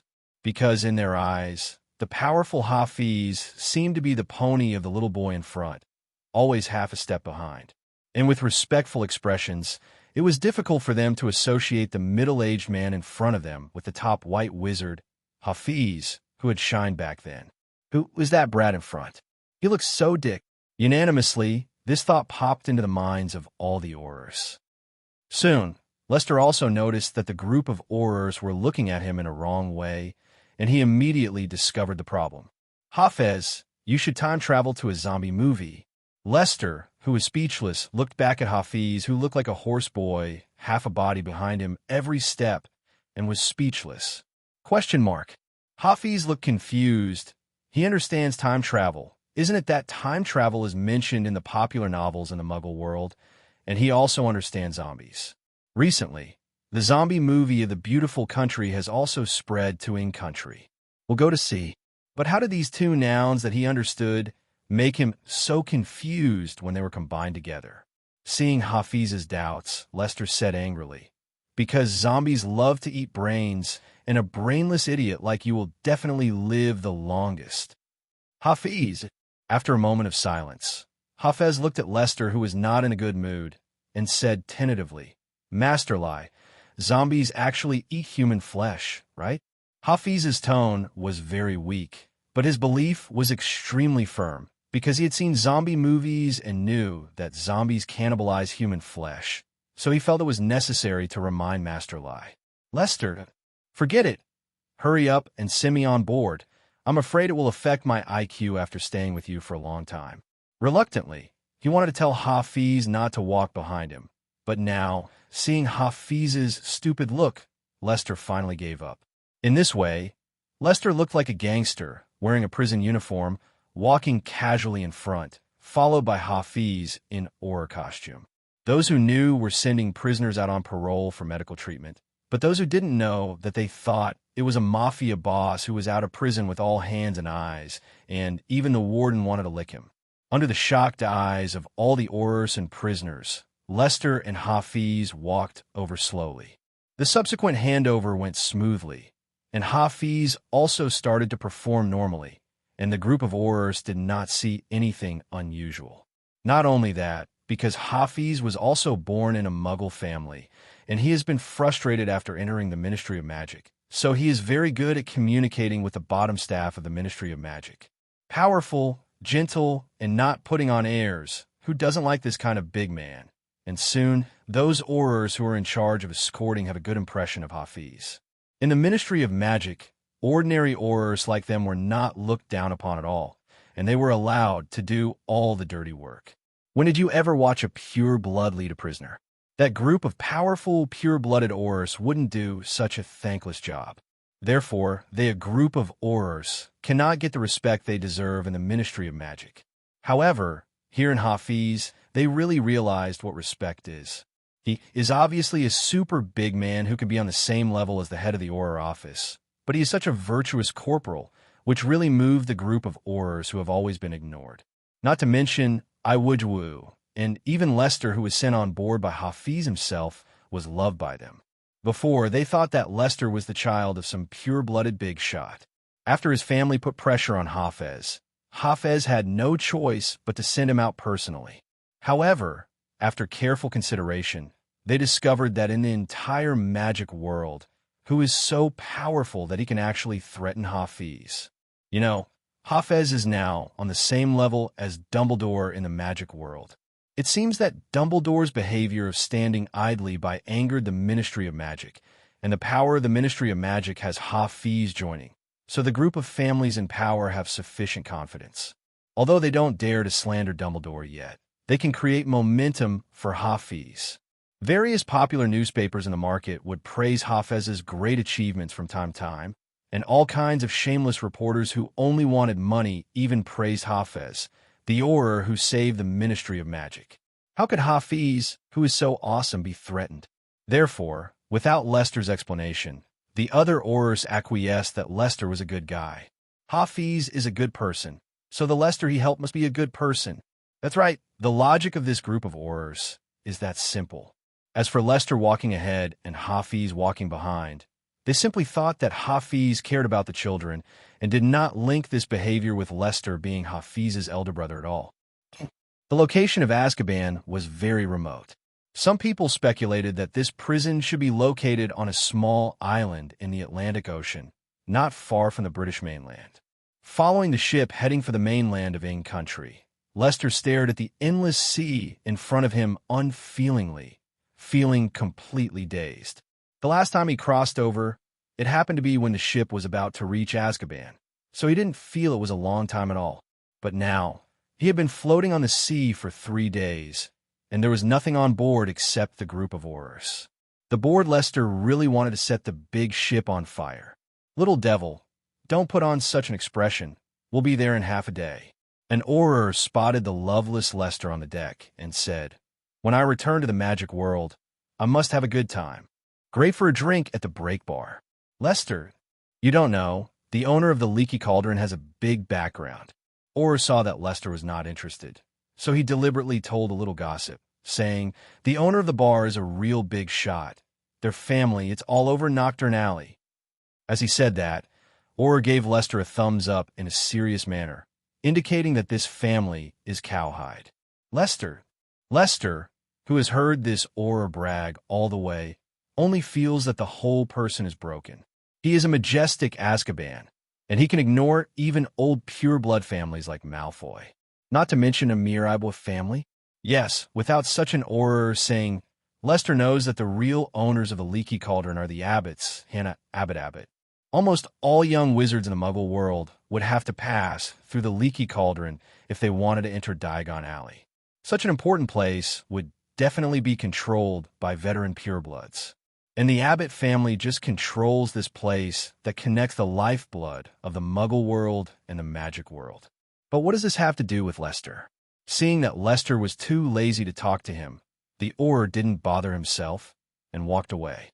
10 minutes later, Lester heard the Auror's voice again, not far from the deck. "Did you hear that? Owner of the break bar. Lester."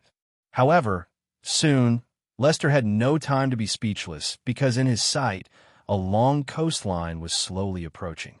Lester knew that beep beep, accompanied by a long whistle, Lester, who was wearing a handsome black windbreaker, slowly stepped off the ship.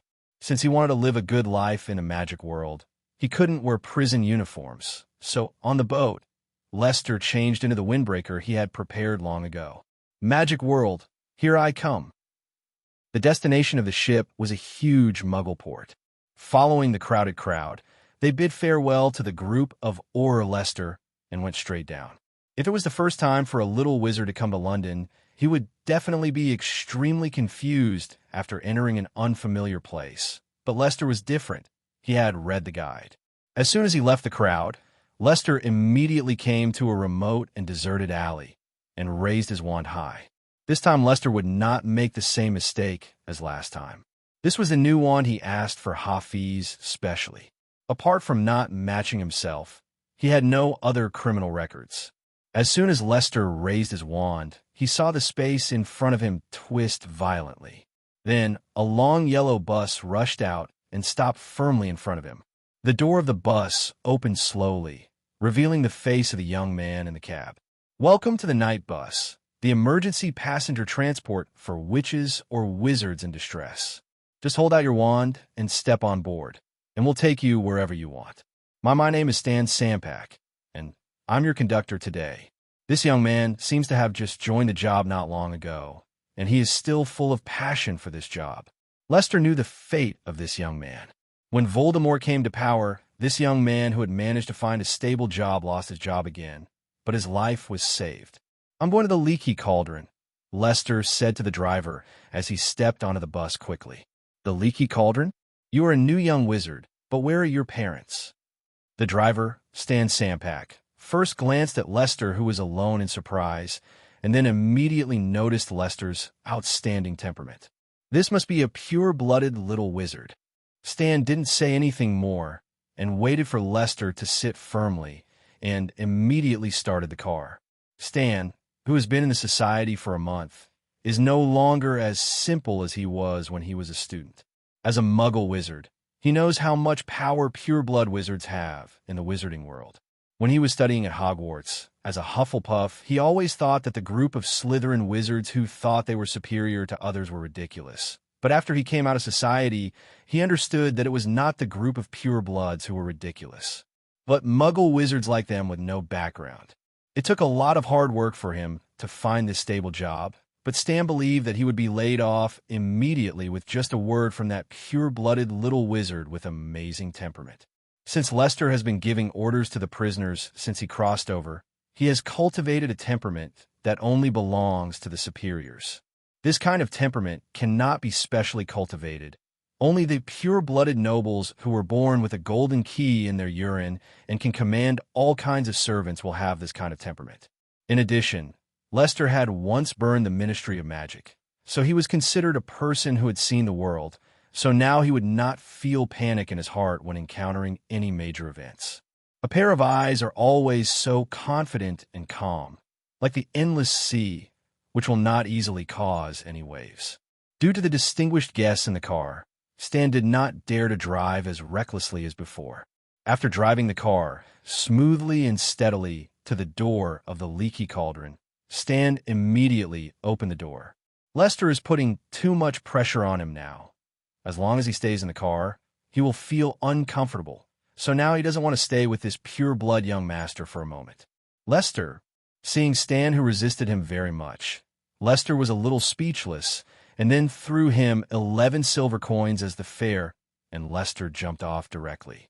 Did I hang out with those prisoners for a long time, so I don't look like a good person? Lester looked at the mirror in the shop next to him with some doubts, and looked in the mirror, wearing a black windbreaker with piercing eyes, a high-nosed bridge, and a delicate face. He didn't look like a bad guy at all. Shaking his head, he reluctantly pushed open the dilapidated door of the leaky cauldron, and Lester strode in. When Lester, with dark hair covering his eyebrows, fair skin, and a high-necked windbreaker, appeared in the leaky cauldron, the noisy bar suddenly fell silent. Wow, I haven't seen such a handsome young man for a long time. This pure-blood young master. I don't know what's the matter with you coming to this bar. When Lester walked to the bar, Tom, the owner of the Broken Axe Bar, said to Lester with some exaggeration, "Lester, are people in the wizarding world so good at flattering? I want to reserve a room at the leaky cauldron." Lester lined up 10 golden galleons on the bar counter and said, "I want to stay here for a while." Tom was taken aback when he heard the words and looked at Lester in disbelief. He originally thought that this was a pure-blooded young master coming to the leaky cauldron to have fun, but he didn't expect him to be mistaken. This person actually wanted to book a room at the leaky cauldron. "Well, there's an empty guest room on the far left of the second floor." Instantly, Tom's interest in Lester dropped by half, and he said, "The bar serves breakfast every morning, and we can deliver it to you." It's not that he's Tom's snob, but this kid doesn't seem to have a big background. Don't look at him as just a wage earner working for the Ibo family, but he's also a senior wage earner not everyone can get in touch with. Lester ignored Tom's change of attitude and went straight upstairs after getting the location of the room. As everyone knows, after he went upstairs, many wizards in the bar were staring at Lester's back with gloominess, with greedy expressions in their eyes. Before, they thought Lester was a pure-blooded nobleman, so they naturally didn't dare to think otherwise. But a powerful, pure-blooded noble would never live in this dilapidated place. So this kid is not the nobleman he imagined at all, but just a lucky kid. Among them, the 3 black-robed wizards sitting in the far corner of the leaky cauldron bar exchanged glances, then nodded tacitly.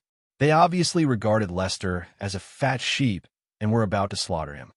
Lester's appearance in the breaking bar was like a child holding money to go through the downtown area, and he was immediately targeted by many dark wizards with intentions. It's a pity they don't know they really got it wrong this time. In the room of the leaky cauldron, Lester lay comfortably on the big bed, staring at the ceiling, thinking about his plans for the next 3 months. There's still 3 months before the Star of Hogwarts. That is to say, there's still more than 2 months before Harry Potter enters school. During this period of time, I can't be idle at all. First of all, I'd better get a house in the magic world to live in. After all, with my status, living in this leaky cauldron bar every day is indeed a bit out of date. The main reason is that the movement of people here is too chaotic. They're all wizards of various religions and ranks. I still have a lot of plans to implement in Diagon Alley. I live here every day, and I may be monitored when I go in and out. Secondly, Lester also wanted to imitate the family history of those pure-blood nobles and start a business in Diagon Alley. I kindly built luxurious residences for the group of Azkaban prisoners on the small island, and in order to improve their combat effectiveness, I also took pains to build a college for them. Although it is said that it has not been completed yet, as soon as it is completed, the group of prisoners will be able to enjoy these services. The original prison life has become a vacation trip, and you can still go out on parole for medical treatment from time to time. How can there be such a beautiful thing in the world? Lester is not doing charity. He has done so much. Isn't it to make the prisoners work for him? Therefore, he decided to take a field trip to Diagon Alley and Nocturne Alley, and then choose an entrepreneurial project with his vision ahead of the times. When the time comes to start a company, and then recruit prisoners to join the group, not only provide them with housing every month, but also give them a generous salary. I believe that the group of prisoners who have eaten every meal in the magic world on weekdays will definitely be willing to join. After making up his mind, Lester didn't even bother to change his clothes and went directly downstairs, planning to go to Diagon Alley to see what the most prosperous street in the wizarding world had. Just when Lester had just walked downstairs, he heard a noise coming from the bar downstairs. It is human nature to join in the fun. Even Lester took a few curious glances. No, there are more than 2 months before Harry Potter enrolls. Lester's first reaction was that Harry Potter enrolls. Those who can drink in a leaky cauldron every day are usually poor wizards in the wizarding world. Whether they are pure-blood wizards or muggle wizards, they are the kind of wizards who are not happy in life. Don't think that as long as they are pure-bloods, they must be rich. In fact, most pure-bloods are still miserable.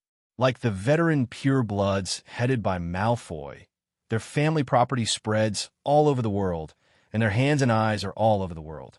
Even Dumbledore has to be restrained by them at the social level. Naturally, pure-blood nobles like them will not be short of money. However, there are only a few powerful and rich pure-blood families. Except for those very powerful and powerful families among the 28 holy families, the rest of the pure-blood families are miserable. For example, the Weasley family and the Longbottom family are considered to be a good mix of pure blood. Don't think that the Weasley family is too poor to afford books, but their social status is right. According to the rules of pure blood, their family is on the same level as the Malfoy family. In other words, Malfoy could mock Weasley financially, but he would never dare to trouble Weasley with petty tricks. Only when Weasley really made a mistake could he find a chance to mess with Weasley. Otherwise, if a weaker pure-blood family dared to challenge him, Master Malfoy, they would have given them a crime and thrown them into Azkaban. How could they have been with Malfoy like the Weasley family? The Fu family didn't deal with it. In fact, among the pure-blood families, there are only a few that are really well mixed. The rest of the pure-blood families are miserable. These pure-bloods, perhaps hundreds of years ago, the family was particularly prosperous, but with the passage of time, the descendants are not as good as the previous generation. So, in their generation, there is no title of a pure-blood wizard, and the rest of the material aspects are not even as good as some muggle wizards who are willing to work hard.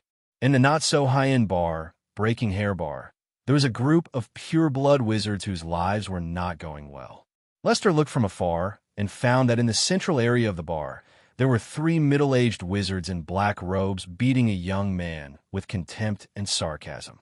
"You bloody mudblood are also worthy to come here to find a job?" From their words, it can be seen that these 3 people should all be pure-blood wizards, and they're also extremists among pure-bloods, especially hate muggle-born wizards. The young man who was surrounded and beaten crazily held his head in fear to prevent the 3 wizards from causing more harm to him. "I'm going to kill you, mudblood. Because of the existence of moths like you, we can't find a job. I'm going to kill you." The pure-blood wizard's words were full of hostility, obviously blaming the muggle wizard for his unsatisfactory life. Because muggle wizards are helpless in the wizarding world, those pure-blood merchants can wantonly exploit muggle wizard employees. Muggle wizards had to suffer in silence from being exploited by pure-blood merchants. Naturally, when pure-blood merchants hire employees, they are more inclined to hire muggle wizards. Of course, this is not because of their good intentions, but because muggle wizards can be better exploited by them. However, in the eyes of those pure-bloods whose lives were not satisfactory, this kind of behavior suddenly became a manifestation of muggle wizards robbing their jobs. Although it was done by the same pure-blood merchants, they're such rubbish pure-blood merchants. How dare they go to trouble the pure-blood merchants? Just like the leaky cauldron, you can see that this bar is run down, but it is the property of the Abbott family. Relying on the influence of the Abbott family in the magic world, they were able to directly use this dilapidated bar as the main way to enter Diagon Alley. This is the power of those pure-blood families.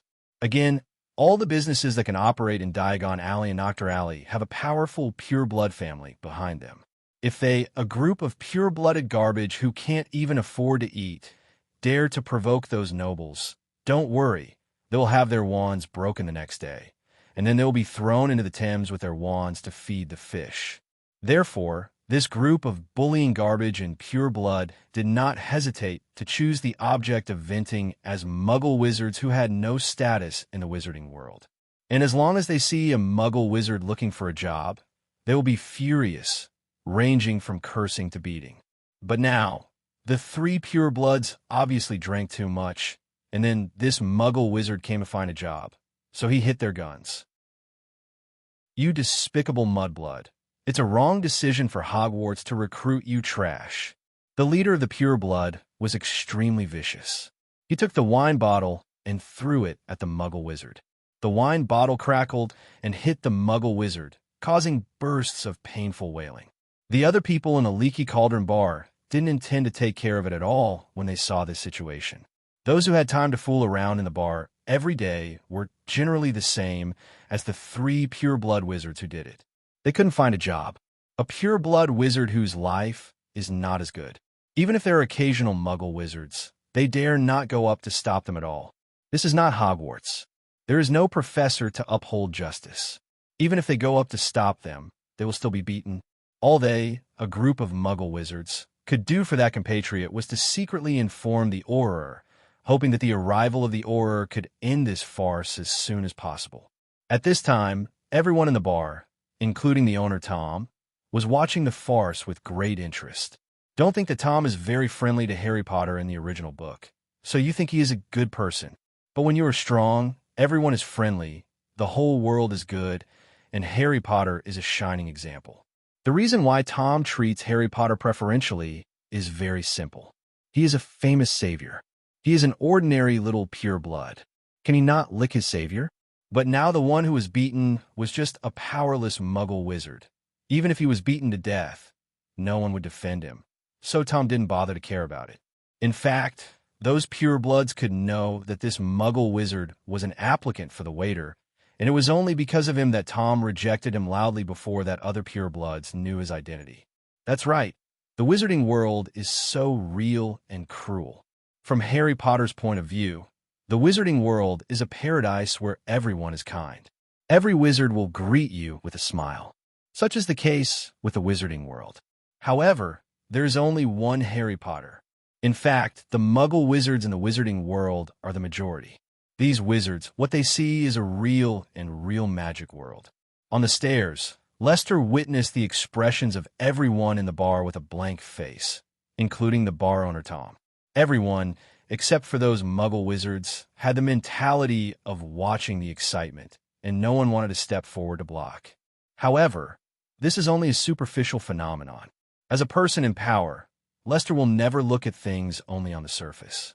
From a different group of wizards, Lester could see that they were used to pure blood-beating and insulting muggle wizards. What does this mean? This shows that the class contradictions in the magic world may have become extremely acute. I'm afraid this is why Hermione, a muggle wizard, became the Minister of Magic later. Apart from the support of her natal family, the Weasley family, Hermione became a minister mainly for political correctness.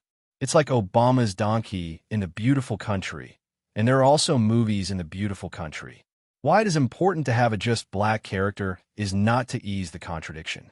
It's time to make a move. After seeing that all the wizards in the bar had no intention of making a move, Lester was ready to make a move.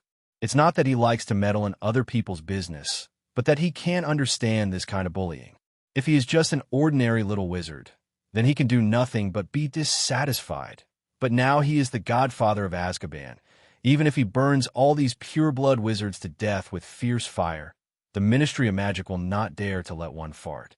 Even the Ibwa family behind the Leaky Cauldron knew that they set the fire, so instead of daring to pursue it, they wanted to apologize to themselves.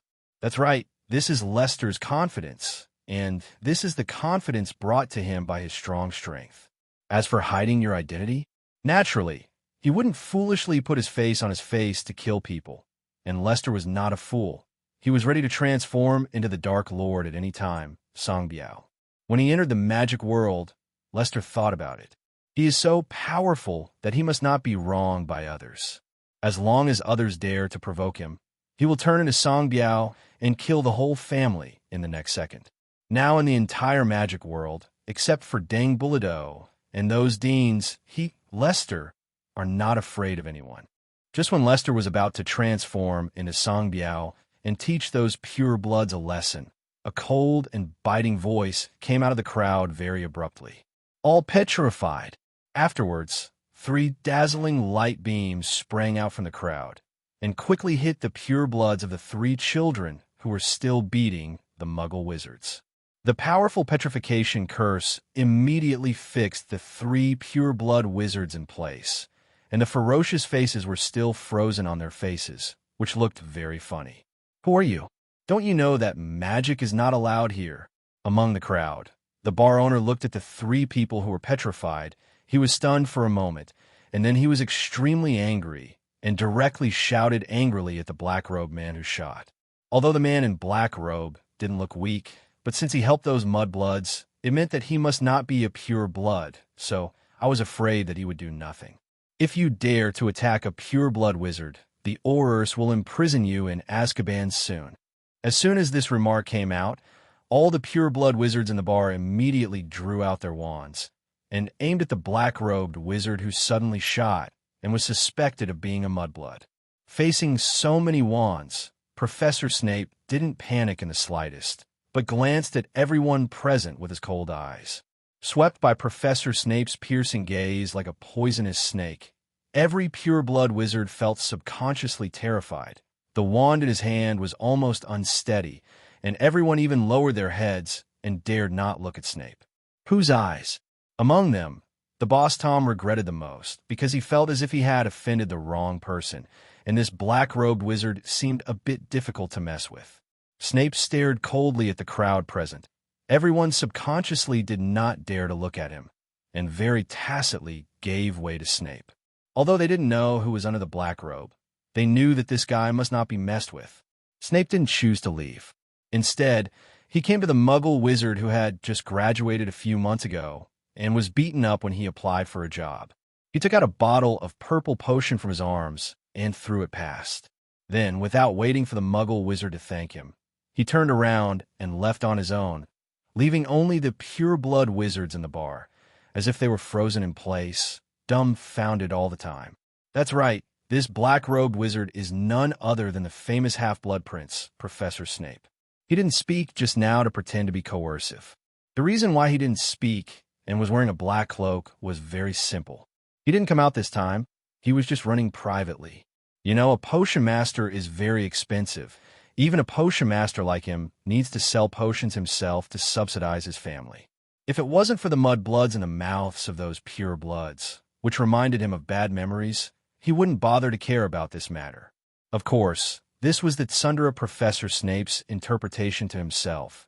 As to whether it was true or not, only he knew. After Snape left for more than 10 minutes, only 2 Aurors could be teleported over. "Get out of the way, who reported the case. Come here quickly." Before the 2 Aurors arrived, there was an arrogant and domineering voice, a posture of officials and masters doing business and not disturbing idlers. Standing on the steps, Lester looked at the 2 Aurors from a distance. It didn't matter if he didn't look at them, but he was really amused when he saw them. Aren't these 2 guys the ones who were in charge of the entrance hall when he made a fuss about the Ministry of Magic? 2 Aurors inside security? He still remembered that the tall and thin, pure-blooded Auror crouched down with his head in his arms after seeing his wand, which stunned him for a while. These 2 guys were demoted because of me? Lester was very sure that the 2 of them were transferred from the indoor to the field, and he must have contributed a lot in it. In the bar, the pure-blooded alcoholics who had been stunned in place all looked at each other, not knowing who reported the case. Until the owner of the bar, Tom, slowly raised his hand, indicating that he reported the case himself. "Tell me, what's going on?" The thin and tall Auror looked at Tom impatiently, drawing circles on the ground with his right foot boldly. Just now he noticed the 3 petrified alcoholics in the crowd. But what does it have to do with him? Although they are all pure blood, but pure blood is also graded with the power of his family. And this group of pure blood alcoholics are people from 2 worlds. Sir, I just reported the case just now. Although Tom was a member of the Abbott family, he still didn't dare to trust the Aurors of the Ministry of Magic, and hurriedly told the whole story of what happened just now. Of course, as the owner of the Leaky Cauldron, Tom naturally knows how to deal with the world. Regarding the pure-blooded alcoholic in his bar beating a muggle wizard who was applying for a job, he just said it in one sentence, and then he kept saying bad things about Snape. He even framed that the poor muggle wizard was Snape's accomplice and wanted to throw the muggle wizard into Azkaban. Of course, this meant that Boss Tom didn't know that it was the Dean of Slytherin who shot just now. Otherwise, he wouldn't dare to say that now. Oh, the thin and tall Auror nodded pretentiously after listening. Of course, he knew that the muggle wizard lying on the ground had nothing to do with the powerful black robe wizard. But did it affect his handling of the case? Does not affect. Accomplice of the dark wizard, you have been arrested. After learning about the situation, the thin and tall Auror didn't even bother to hide it, and directly forcibly handcuffed the magic handcuffs on the muggle wizard's hand, and at the same time I'm seated. If I just came out to mediate a dispute, then I have no credit, but if I catch a black wizard, it is a great credit. Therefore, the thin and tall Auror arrested the muggle wizard without even thinking about it. As for the black-robed wizard who left before, the thin and tall Auror said that he is pure-blooded, but he is not a fool. That person can kill 3 adult wizards in seconds, and he looks like a real black wizard. Go catch him yourself. Wouldn't that be lighting a lamp in the toilet, courting death?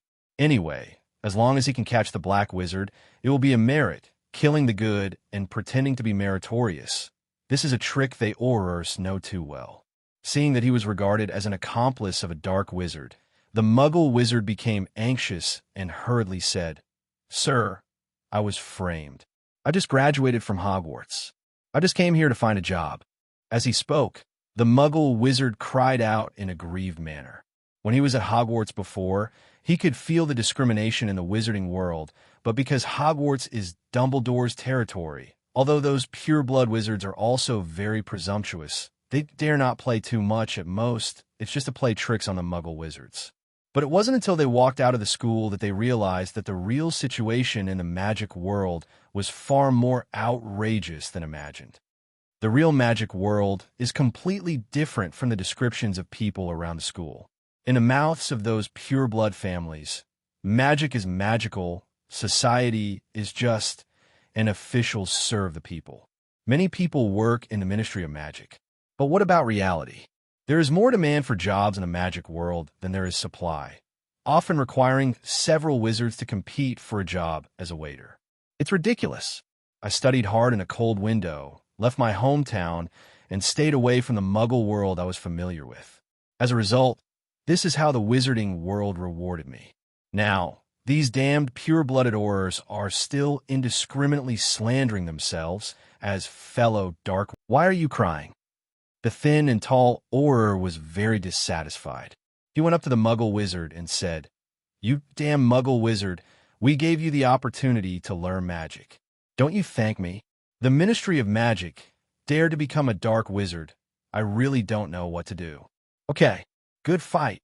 Seeing this, the other pure-blood alcoholics immediately applauded, as if this thin and tall Auror was fighting a powerful dark wizard.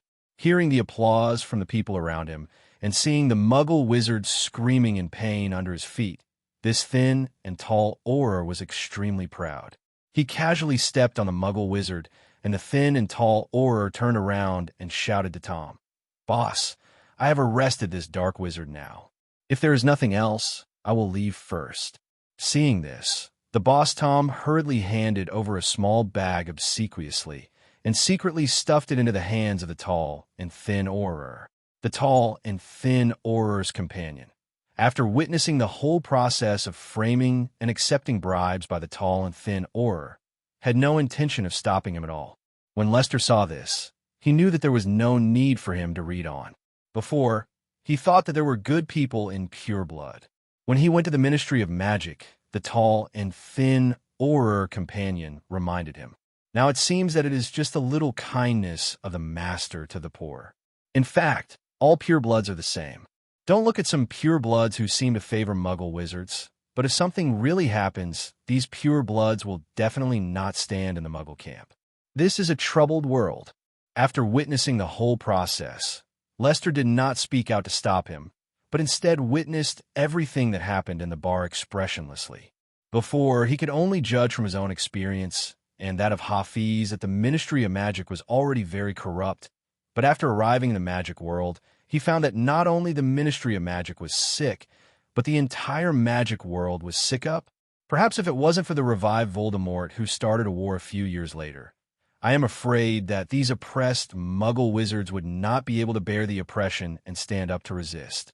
After witnessing the entire Auror case handling process, Lester's first reaction was not anger. On the contrary, Lester is very excited now.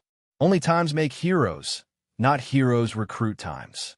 If the Ministry of Magic is clean and honest, and everyone in the magic world is equal, every wizard can have a job, food, shelter, and basic life can be guaranteed.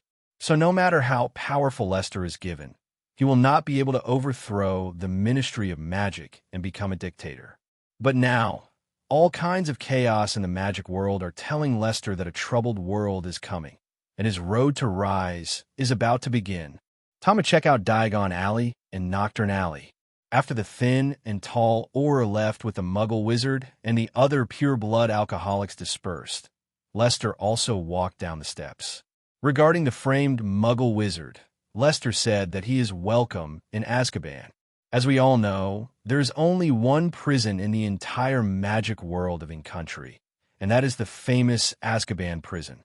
Whether you steal or kill or set fire, you'll be imprisoned in Azkaban after the Wisengamot trial. The only difference is whether you're detained in the serious criminal area or the minor criminal area. After all, if you can't sell fake medicines, you can put them in the serious criminal area full of dementors. Is there no way for Azkaban to come out alive? So does the magic world still need laws? Anyway, being imprisoned in Azkaban means death. Why don't you do something big before you die? Isn't this forcing people to commit crimes? Judging from what the Muggle wizard committed just now, it can be regarded as malicious harm at most, and he can be released after being imprisoned in Azkaban for a few months. Anyway, now Azkaban is under his own control. 4 poor wizards like the Muggle wizard who were discriminated against by pure-blood wizards and beaten by the magic world. They will all be Lester's propaganda targets in the future. When you want to revolt, you can directly find a few powerful writers, add fuel to the story, and publish their oppressed deeds in the newspaper, which will definitely win the support of many Muggle wizards. Thinking of this, Lester quickly walked to the back of the leaky cauldron, which is where he entered Diagon Alley. Following Boss Tom's prompt, Lester carefully tapped the wall a few times with his wand. The originally airtight walls receded slowly to both sides, and a second later, an archway big enough for Lester to pass through was placed in front of him. The arch leads to a cobbled street that winds its way out of sight. Although he had been prepared in his heart, Lester was still too surprised to speak when he saw this scene. The sun was shining brightly on the piles of cauldrons outside the nearest store. Above it hung a sign reading, "Cauldrons of all sizes, copper, brass, pewter." Striding into the arch, Lester stepped on the ground of Diagon Alley for the first time. To be honest, this is the first time he has come to this bustling commercial street. Like a country bumpkin who has never seen the world, his head kept turning around, trying to get a panoramic view of everything at once. Lester, who has been living in Azkaban since time travel, is so curious about the magical world of magic. The store, the things outside the store, and the people who were shopping. A very plump woman stood outside the pharmacy, shaking her head vigorously and shouting, "Lizard liver, 17 silver caches per ounce." A low, soft hooting came from a dimly lit shop with a sign that said, "Owl Rental Center." The magnificent and miraculous scene dazzled Lester, and it took 2 or 3 minutes for him to really recover. If there is one word for Lester to comment on Diagon Alley, it would be bustling. Yes, even though it is a working day, the streets of Diagon Alley are still full of people, and every shop is overcrowded. Wizards wearing all kinds of costumes walked on the street swaggeringly, constantly commenting on the products in the shops on the street. The Muggle wizards wore ugly waiter costumes, busy serving tea and food to the guests. Even so, it was still unavoidable that there was a burst of scolding from the store. In order to personally experience the customs of the magic world, Lester took the trouble to check the shops one by one. Because of his gorgeous clothes, his extraordinary appearance, and extraordinary temperament, almost every shopkeeper treated him as a pure-blooded young master after seeing him. In this way, Lester was alone, wandering among the many shops in Diagon Alley for at least more than an hour. Familiar, but not aware, his behavior almost drove the 3 black wizards who had been following him behind him for more than an hour almost crazy. What the hell is this little brat doing? That's right, they were the 3 pure-blood wizards who followed Lester after he went upstairs. Because Lester is dressed in gorgeous clothes, plus he has a lot of money. And most importantly, Lester seems to live alone, which can't help but make the 3 of them feel hostile. So, after they discovered that Lester was going to Diagon Alley, they picked up their wands and followed them secretly. However, they found that this kid was like an old hat who had never seen the world, and he had to go shopping in almost every store, which really made them feel helpless.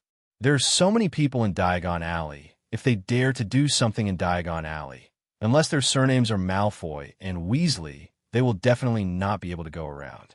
However, soon, their chance came because they discovered that the kid Lester actually walked towards Nocturne Alley next door without dying. Unlike the bustling Diagon Alley, Nocturne Alley is simply 2 extremes. There are all kinds of dark wizards gathered in it, and black magic items can be seen everywhere. The reason why Lester went to Nocturne Alley is also very simple. That is, he wants to see the dark side of the magic world. If you want to understand a society, you should not only look at its good side, but also look at its dark side. And Nocturne Alley happened to be the dark side. Sure enough, as soon as he walked into Nocturne Alley, Lester felt that the painting style of the whole world had changed, with black-toned buildings, dark environment, humid air, and pairs of greedy eyes in the dark. That's it. After walking a few steps, Lester suddenly smiled disdainfully. He thought that the notorious place Nocturne Alley was so powerful, so it turned out to be nothing more than that. Although the environment here is said to be harsh, compared to Azkaban, where Lester lived for more than half a year, the environment here is simply paradise. However, Lester didn't rush to draw conclusions, because as he continued to go deeper, Lester's expression began to become more and more dignified. Hearing the rumors from the outside world before, Lester believed that there should be mostly dark wizards in Nocturne Alley, and most of them were desperados. But as he gradually went deeper, he saw a lot of things that he couldn't see in Diagon Alley. As things, he finally knew why there were so many Muggle wizards in Azkaban. It turned out that in the wizarding world, Muggle wizards really couldn't survive. Before reaching the center of Nocturne Alley, just walking on the outer layer of Nocturne Alley, Lester saw a series of low houses, and through the windows he could see many Muggle wizards lying directly on the ground. On the bed, dying of hunger.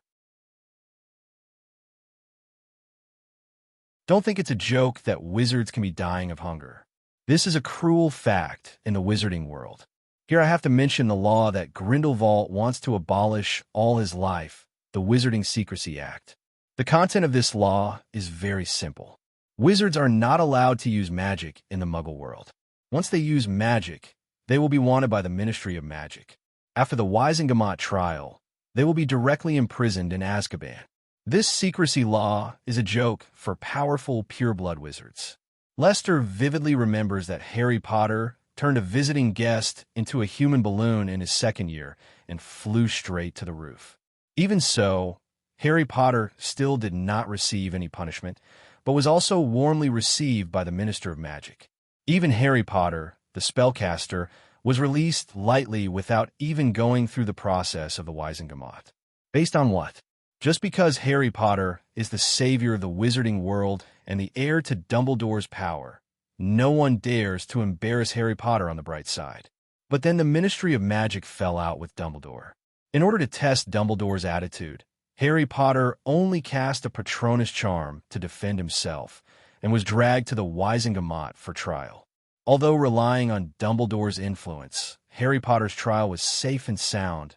But doesn't this reflect one thing? That is, the laws of the wizarding world are made by purebloods for muggle wizards, not to restrain themselves. Therefore, even if they're going to starve to death, they must abide by the secrecy law. Otherwise, you may just use magic to get some food from the muggle world, and a group of Aurors will rush over to kill you immediately, get it under control, and then give throwing to Azkaban credit for a promotion and a raise. In order to survive, these muggle wizards must either abandon their dignity and work for pureblood wizards with only a meager salary, or starve to death the brave and the timid, like the little brother in Lester Azkaban, and become a black wizard who lives by fishing for side jobs. These are my future force. Lester looked at the dark and low-rise, dilapidated houses in front of him, feeling extremely excited. As long as I raise my arms in the future, give them enough survival resources, and let them all pick up their wands, then my army will be more than enough to knock down Hogwarts. Thinking of this, Lester continued to go deep into Nocturne Alley, and before he knew it, he actually came to an empty alley. This alley also has the characteristics of Nocturne Alley. All kinds of garbage are randomly discarded in the alley. Lester can even see a pile of human or animal feces lying quietly in the corner. Inside, just as Lester was clutching his nose and trying to pass quickly, a murderous voice suddenly sounded behind Lester. Awada eats a big melon.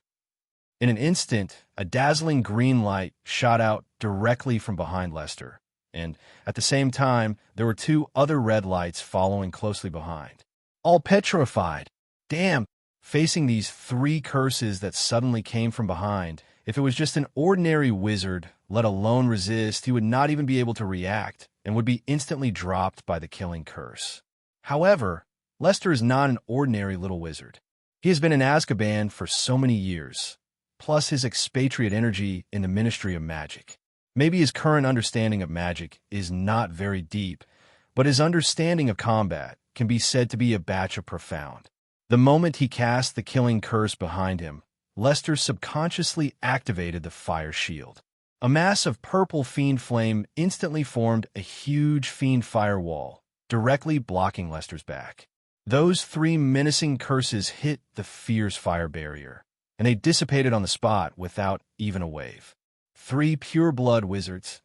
They stared blankly at the purple fierce fire barrier in front of Lester, and they couldn't believe their eyes. Although they are alcoholics and part-time black wizards, they still read newspapers to learn about the current situation on weekdays. The hottest figure in the magic world right now is undoubtedly Sang Biao, who set fire to the entire Ministry of Magic and then forcibly killed the owner of the Auror office, and then the legendary Auror of Azkaban, Hafiz. Because they are part of the underworld, they still admire Sang Biao, a powerful black wizard, secretly. As fanatical fans, they naturally know that Sang Biao's famous stunt is this purple fire. Young master, can you listen to our explanation? Feeling the hot air around them, the three pure-blood wizards trembled and wanted to beg for mercy. It's a pity that Lester didn't bother to talk nonsense with them at all, killing people and stealing money, which he had expected a long time ago. If they want to kill themselves, they will definitely not let them go. But as a normal person, Lester still has a brain. Cutting the weeds does not remove the roots, and the spring breeze blows and regenerates. It is definitely impossible for me to let these three pure-blooded black wizards go. Not only that, I should also cut the grass and remove the roots. Don't be nervous.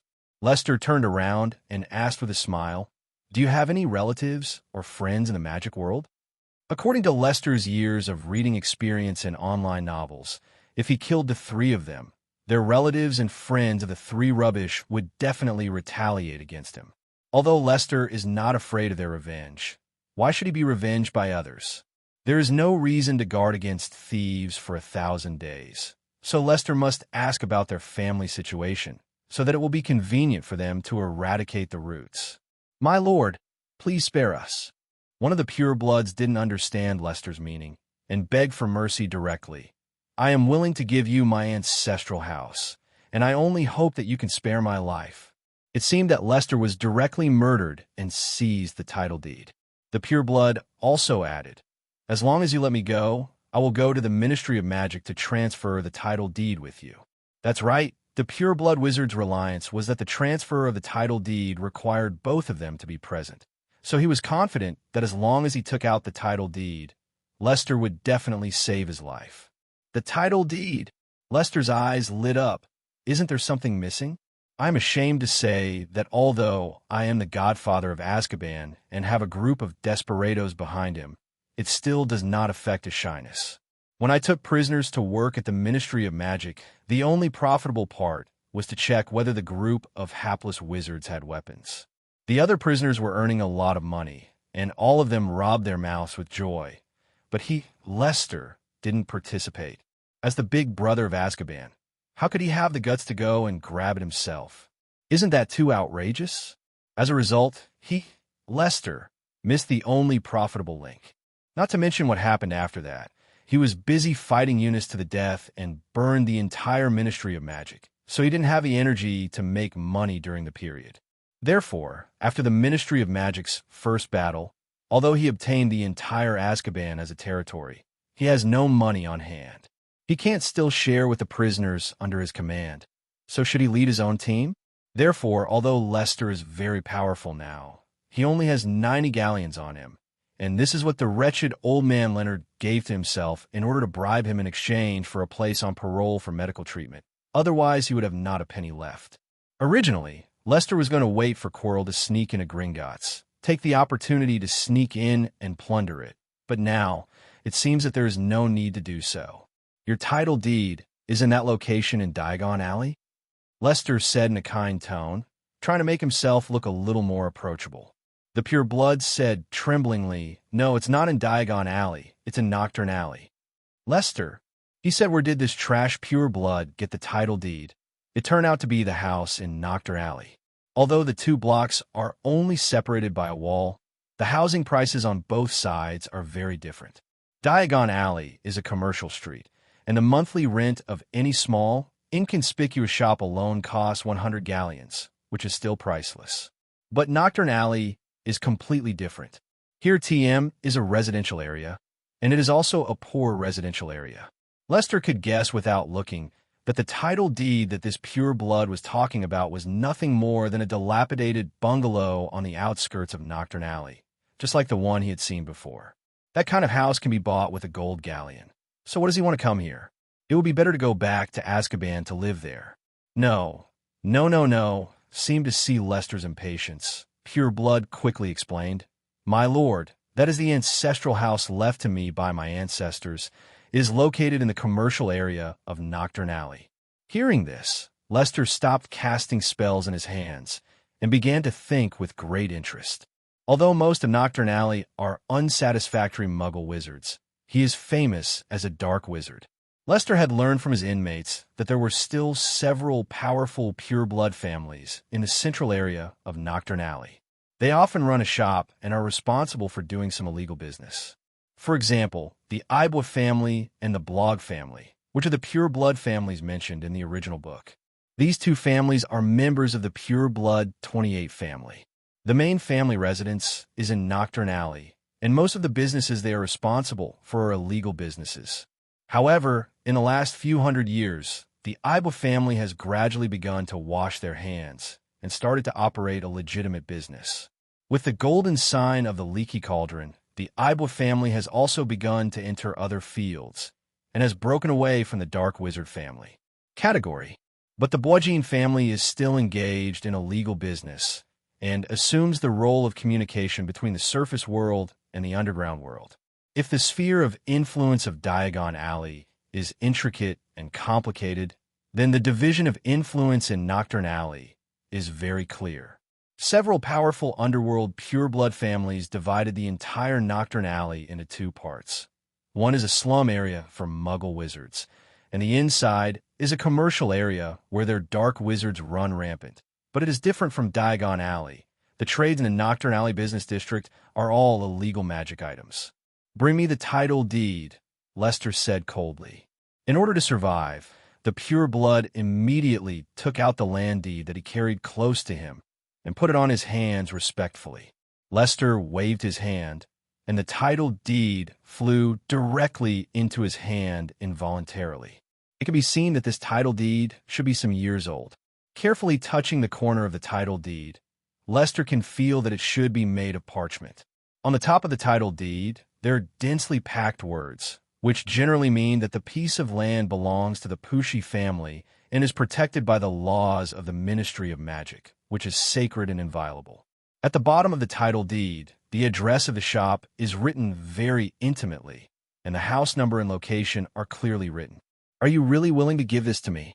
Lester raised the land deed in his hand at the pure blood, and in return pure blood nodded madly. My lord, as long as you spare me, I will go with you to the Ministry of Magic to transfer this title deed, the pure blood wizard said without hesitation. Especially when talking about the transfer of the land deed, a hint of sinisterness flashed in his eyes. There is definitely something wrong with that shop. Lester noticed something wrong in pure blood's eyes, and his heart shuddered. He looked at the land deed just now, and it was clearly written on it, so it shouldn't be a fake. Then the problem is not with the land deed. It should be that there is absolutely a problem with the shop. A shop located in the commercial area of Nocturne Alley could sell at least 500 galleons, which was enough to keep them happy for several years. But instead of doing this, they kept the title deed. If they were said to be filial and unwilling to sell their ancestral home, they would not believe it even if they killed Lester. Therefore, there must be something wrong with that shop. Either it is haunted or threatened by someone. It's easy to understand that if the shop is haunted, the housing price will definitely be lower, and life is in danger if you live in it, so it's very cost-effective to trade a haunted shop for your life. But this is the wizarding world. What kind of ghost could be so ferocious and can make dark wizards so troublesome? This is not a muggle house. Wizards and other extraordinary creatures are not afraid of ghosts. So now there's only one reason. Someone threatened him and wanted to buy his shop forcibly at a low price. And it happened that he was caught by himself again today. So he wanted to save his life and at the same time divert the disaster for myself. At that time, the group of black wizards who threatened him would definitely come to trouble him for the sake of the shop. If he was just a stronger ordinary wizard, he might not be able to beat those group of black wizards. At that time, I might be in danger of life. After thinking about the pros and cons, Lester smiled.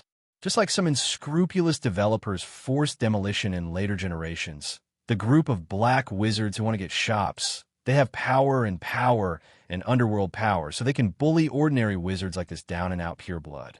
But if it's really more than a dark and evil force, then the Azkaban group in Leicester is now the largest black and evil group in the entire magic world.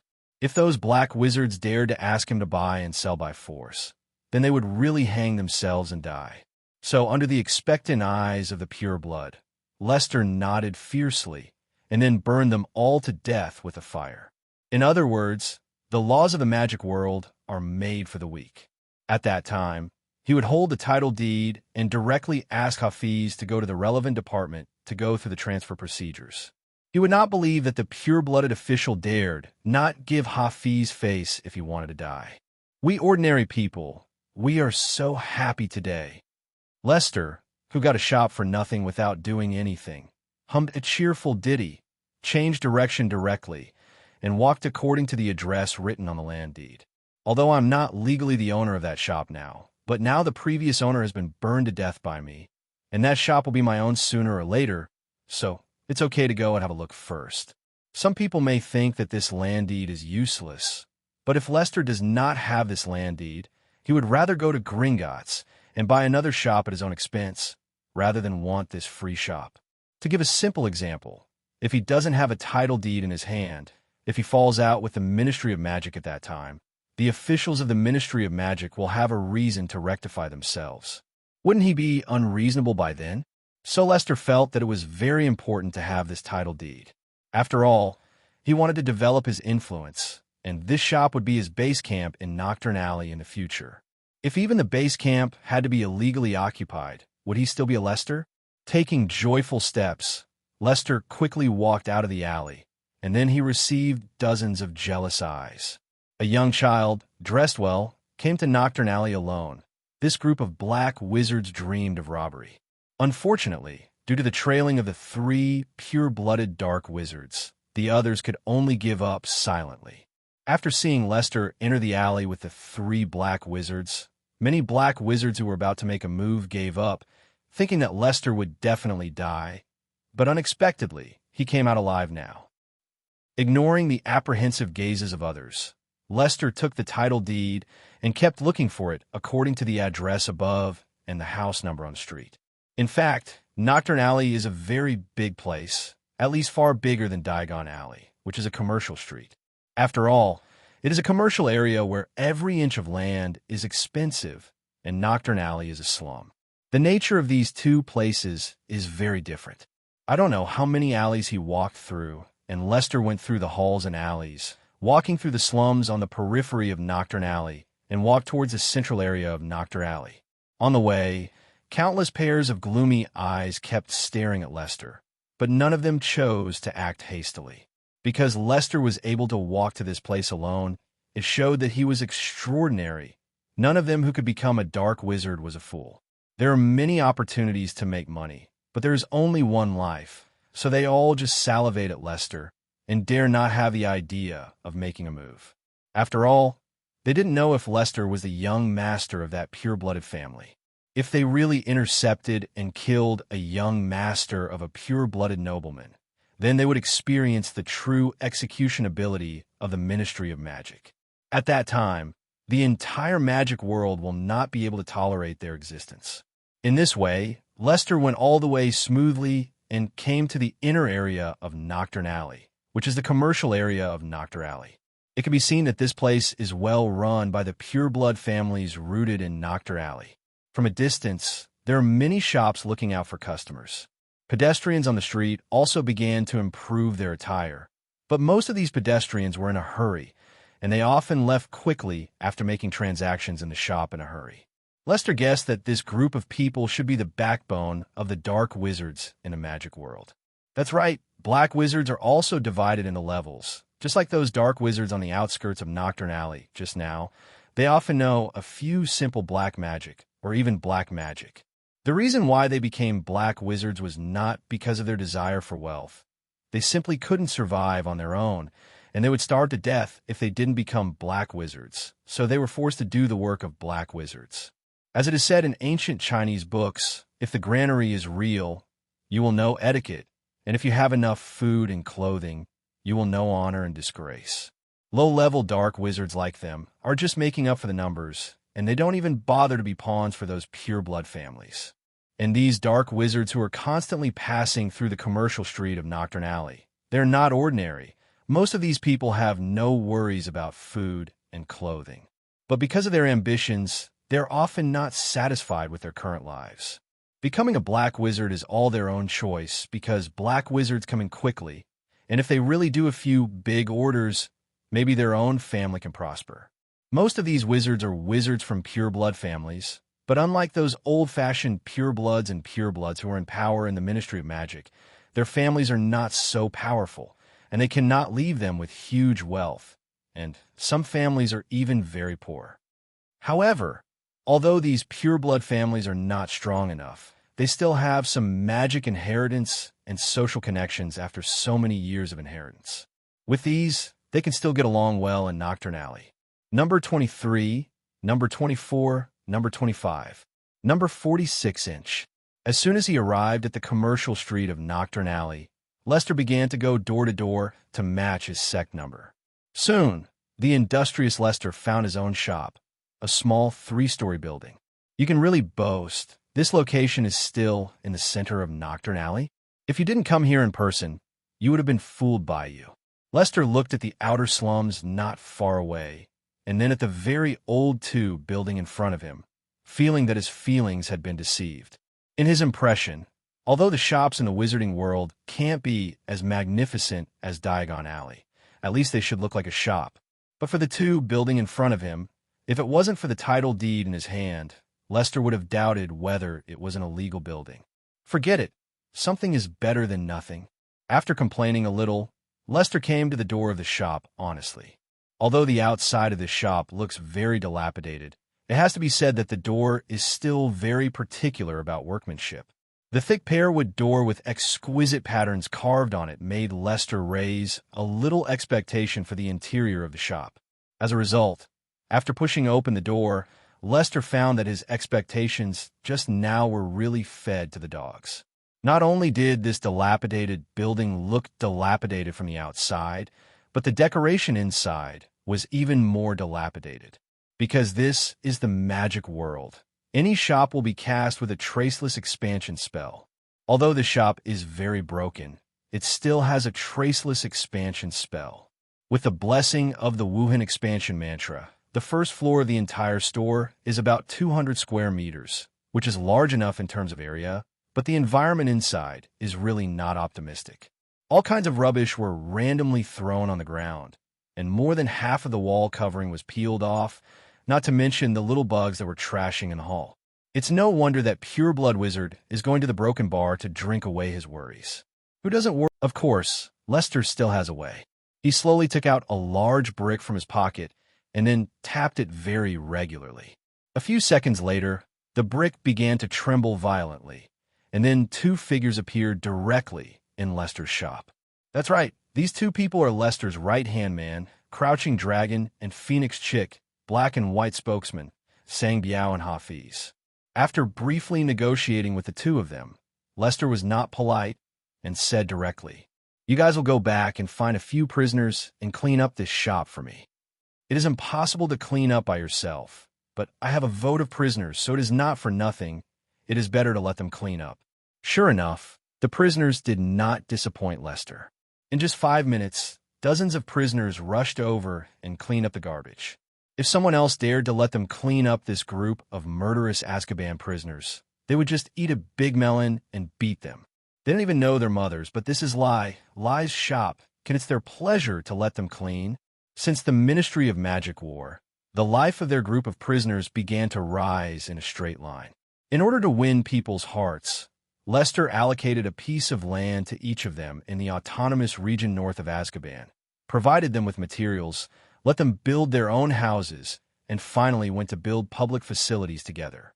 Lester, who came from a later life, understood people's hearts so well. He knew that if he wanted these prisoners to work for him sincerely, he had to give them enough sense of belonging. How to give them a sense of belonging is to make them feel like the masters and let them know from the subconscious that they are not only Lester's little brother, but also the masters of Azkaban. Just like many companies make cakes for their employees, they want to make employees have a sense of belonging to the company and regard the company as their own home. But just painting cakes does not give benefits. Isn't that to fool children? So Lester naturally wouldn't make such a low-level mistake. The policy of allowing prisoners to design their own houses has successfully given the prisoners a sense of belonging. After all, he built it brick by brick. On the surface, he is a house, but in fact, it is filled with the deep feelings of the prisoners. Sure enough, when they had the right to design the house themselves, their work mood was soaring, and their admiration for Lester also reached an unprecedented height. If the shop is not too small, I am afraid that all the prisoners of Azkaban will come to clean up the shop for Lester. As a big boss, Lester naturally didn't need to do it himself. Those prisoners who had been construction workers for several days quickly cleaned up Lester's shops. Moreover, in order to please the boss, many prisoners reinforced the walls. In just half an hour, the dilapidated shop was completely new. Not only the first floor was cleaned, but the second and third floors of the shop were also cleaned spotlessly. Especially for the bedroom on the third floor, the prisoners kindly bought Lester a double bed and a washstand. At the beginning, it was like a trash dump, but under the care of this group of professional prisoners, it is already possible to move in with backpacks. After sending the group of prisoners away, Lester couldn't help wiping off a cold sweat. He thought that the group of prisoners would be honest after his training, but he never expected it. When they knew that they were going to start a business in Diagon Alley, this gang of conscience-stricken guys actually planned to carry out a terrorist attack in the commercial area of Diagon Alley. He said that he would destroy all his competitors humanely so that Lester's business could develop better. Regarding their thoughts, Lester was very speechless.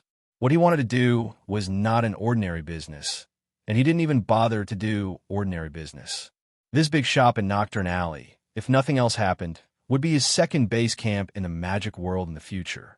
The first base camp is naturally Azkaban, but in Lester's future plan, Azkaban mainly plays the role of a talent training base, responsible for sending talents for his career. Then this big shop in Nocturne Alley is naturally his stronghold in the magic world. When the talents of Azkaban graduate from the academy, he will directly let them work in his shop, which is a perfect connection. In fact, Lester is still very satisfied with this big shop, which has a large area and can accommodate many people. Secondly, although the location of this shop is a bit off, at the junction of the Nocturne Lane Business District and the slums, there are many open spaces around it. If you want to expand, you can directly requisition those open spaces. The most important thing is that there are mixed fish and dragons here, which is just right for Lester to start his career. After observing the magic world for so many days, Lester has already thought of what business he wants to start. Either don't do it, and if you want to do it with a big vote. Anyway, there's still 3 months before I leave school. As long as I manage well in these 3 months, I may not be unable to achieve great things. Lester's idea is very simple, but also very bold. That is, he plans to establish a wizard's guild in the magic world. To be honest, opening a shop or something is just a small business in Lester's eyes. Even if your products monopolize the entire magic world, you are nothing more than a big nobleman. But trade unions are not a simple matter. As we all know, the political powers of many countries on the planet are transformed by trade unions. Rome was not built in a day, and nothing good happens overnight in the world. The phenomenon of cutting wood into soldiers, raising poles into flags, and the world gathering to respond, winning food, and following the scene cannot be realized at once, and primitive accumulation is necessary. The trade union organization in Leicester is a good accumulation process. Now in the wizarding world, Muggle wizards are being exploited by pure-blood wizards. It is so common that even the Ministry of Magic has acquiesced to the existence of this problem. At this time, if a few leaders with advanced ideas come and spread the word among those Muggle wizards, everyone will go on strike together. Workers went on strike, students marched, businessmen went on strike. Lester believed that if his union could achieve this level, then even if he was not as strong as Dumbledore at that time, before the power of the people, even a strong man like Dumbledore would have to succumb. Of course, Lester doesn't dare to do this now. After all, in the wizarding world, strength is what counts. If he is not strong enough, those Muggle wizards will not give their lives to him. So, he has to start with small things now. Behind the shops in Diagon Alley are either veteran pure-blood nobles or officials in power from the Ministry of Magic. Lester still dare not move them. But Nocturne Alley is a completely different place. Except for a few big black magic lands, the rest are run by small pure-blood families. I can start reforming from Nocturne Alley first to win people's hearts. One bright morning, a small group of Muggle wizards who came to work in the Nocturne Alley Business District were surprised to find that a shop called Nocturne Alley Wizards Guild suddenly appeared in the Nocturne Alley Business District. The lights on the first floor of the trade union were brightly lit. Lester sat leisurely on a small bench with a large desk in front of him. There is still more than 3 months before Harry Potter enters school, and I am idle if I am idle. Otherwise, I will do some business and earn some galleons first. Of course, Lester also has another purpose, which is to become stronger. System, show me the panel. Lester stretched lazily and called out the system that hadn't appeared for a long time. Since Lester recently made a big deal in the Ministry of Magic, he has gained a fear of almost everyone in the magic world. So his system seemed to be bombarded by spam text messages, reminding him that the fear value was recorded every second. In order not to be turned into a dementia by the system, Lester could only reluctantly set the reminder of the fear value to off. But now, the matter has been over for almost a week, and even the dullest person is scared, and he can turn on the system again. Dark Lord System. Host, Lester Bader. Magic value, 100 plus, 100,000 fear value, /point. Master the spell, God level invisibility, full level, cannot be improved. Wall penetration, base enchantment, cannot be improved. Polymorph, from Boggots cannot be improved. Fire Shield Level 3, 45/10,000. Task None. Item, Upgrade card, can break the restriction of the spell and force the upgrade of the spell. Fear Value, 250,000, 250W. Lottery Draw, 0 times, 1 million fear value/time. I now have a fear value of 250W. If I want to draw a lottery, I can also draw 2 100W lottery draws and 1 50W lottery draw. However, after the experience of the previous lottery draw, the lottery can only get spells and magic items, and rarely can get things that directly enhance one's magic power. If Lester guessed correctly, the best way to improve his magic power is to use his own system to add points to his magic power.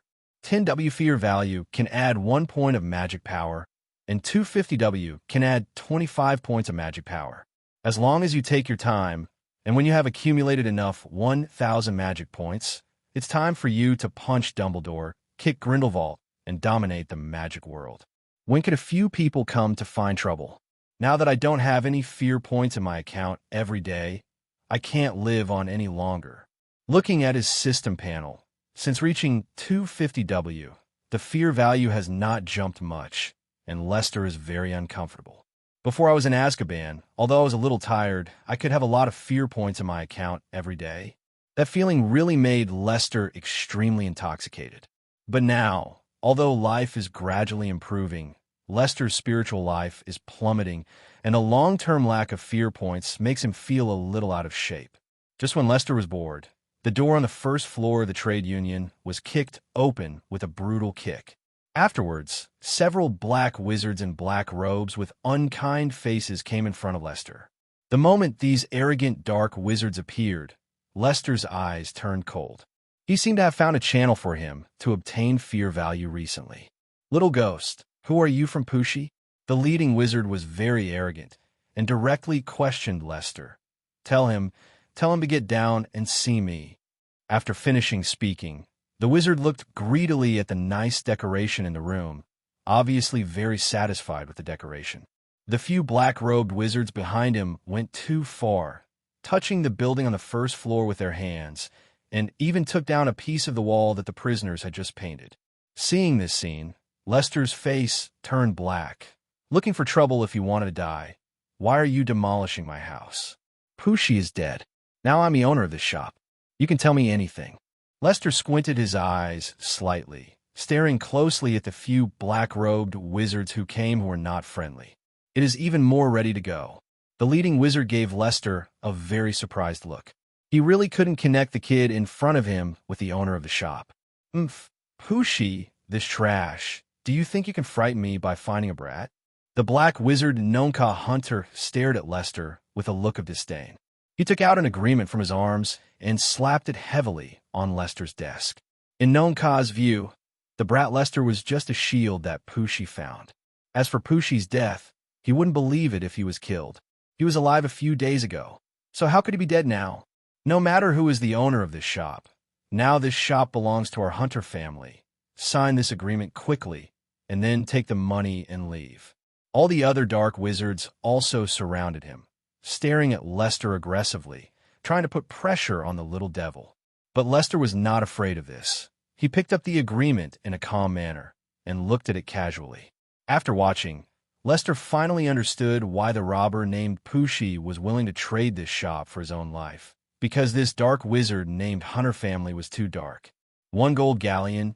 You have to buy a shop as big as yours, not to mention that it was renovated by the prisoners. It is the previous garbage dump, and the land alone is more than 1 gold galleon. If they buy it like this, then how is it different from Mingxiang? Lester was a little angry. He had always robbed others, but now he was robbed by others. Don't look at it, kid. Quickly sign this agreement and get out of here with the money. The leader, Nonka, was so arrogant that he threw a gold gallon on the ground and then urged Lester to sign the contract with a sarcasm on his face. Putting the agreement in the drawer of the desk with a blank expression, Lester looked up at the leader Nonka and said, I think this contract is very reasonable. In this way, where is your family's location? I will find it right away. Pushy asked him to sign the contract, and then we will personally deliver it to your house. Nonka looked arrogant. It's unreasonable. If it's unreasonable, just wait. What did you just say? Lester, in Nonka's view, it is impossible for a normal person to accept this condition, and he must bargain with himself. But he did not expect that before he put pressure on this kid, he would be persuaded. The owner of this store is Pushi. He is not in this store now. I will go to Pushi now and ask him to sign the contract, and then I will personally deliver it to your house. When Nonka saw that Lester was so upbeat, he couldn't react, but he nodded in satisfaction, thinking that the kid Lester was frightened by himself and others. Remember, our hunter family is in the most central area of Diagon Alley and runs a black magic store. Before tomorrow, I advise you to get Pushi to send the contract over otherwise. Nonka's words were full of threats, and after finishing speaking, he turned around and left Lester's shop with a team of black wizards, leaving only a mess. After Nonka left, Lester's killing intent was no longer hidden, but released directly in the hall. If there was an ordinary wizard present here, under Lester's terrifying killing intent, Lester would not need to take action, and the wizard would be frightened and at a loss. When Lester asked about their family's address just now, he naturally didn't want to send them a contract, but he just knew that everyone in their family was there. Even if I burn these black wizards to death with fierce fire now, it will not only destroy the shops that have been renovated with great difficulty, but also alert the rest of the Hunter family. Once they run away, Lester will be hard to catch. Therefore, he decided to take action secretly at night, and when the members of their family gathered together, he would directly release a Fiendfire to wipe out their family. This would not only gain fear points, but also eliminate potential enemies. It kills two birds with one stone. As for whether there will be innocent people in their family, Lester said that he is not the Holy Mother, and besides, there is an innocent person in their black wizard family who made their fortune by buying and selling by force. Even the newborn babies in their family were born with sin. It's like a human trafficker who abducts and sells other people's children to make huge profits, and then uses the money from abducting and selling other children to give his own children a luxurious life. Can this TM still say that the children are innocent? If they are innocent, are other people they oppress innocent? From the behavior of their family just now, it can be seen that the Hunter family must be used to domineering, and for the sake of profit, it is not known how many people were killed. Therefore, Lester went to kill their whole family, not only because he was small-minded, but also for the sake of the people. At this time, Nonka Hunter didn't know that his family had been targeted by a big guy with a small belly, and he was still happily walking home with a few young men behind him. When I went to shop with the Pushi family, then I can start my own business. In order to encourage the progress of the family's children, the rules of the Hunter family are very simple and very rough. That is, whoever takes the property can belong to him, but they have to pay tribute to the family every month. As the third son of the patriarch, Nonka, the third young master of the Hunter family, is naturally eligible to obtain a shop of his own. When Nonka was still dreaming of making money lying down, something happened. Talking and laughing while walking forward. When Nonka was still cheerfully telling his subordinates a big cake, he heard a series of incantations suddenly sounded behind him. The sound of the huge spell piercing the air frightened Hunter, and all the figures around him fell to the ground screaming. And when Hunter turned around with his head in his hands in horror, he saw a tall figure with a head. The man in the mask quickly surrounded him with his wand raised. Quickly, arrest this kid for me, and the others don't need to worry about it. To actually get out after offending Master Lie. This kid is really lucky. Stop talking nonsense, blackmailing their family. Hurry up and move quickly. The terrible whispering sound was the last sound Nonka heard, and he was hit on the body in a faint, and the whole person passed out directly. Tens of seconds later, 3 tall and burly men in masked black robes had lifted the fainted Hunter up and fled the scene directly through shape-shifting. This group of black wizard gangsters acted fast and kidnapped with high efficiency, which really surprised every black wizard on the streets of Diagon Alley. Some witnesses claimed that the 3 wizards in black robes suddenly launched an attack from the roof, and the attack method was very fierce. They subdued Hunter and his party in just a few seconds. All of them were knocked unconscious to the ground, and their behavior was extremely cruel. Later, in a small bungalow in the Nocturne Alley slum, the group of black wizards who kidnapped Hunter took off their hoods, revealing their true faces. Under the face, there were the familiar faces of Lester, Sang Biao, Scar, and Hosan. That's right. During the period when Lester went to Nocturne Alley to open a store, the construction of the entire Azkaban had also entered the normal stage.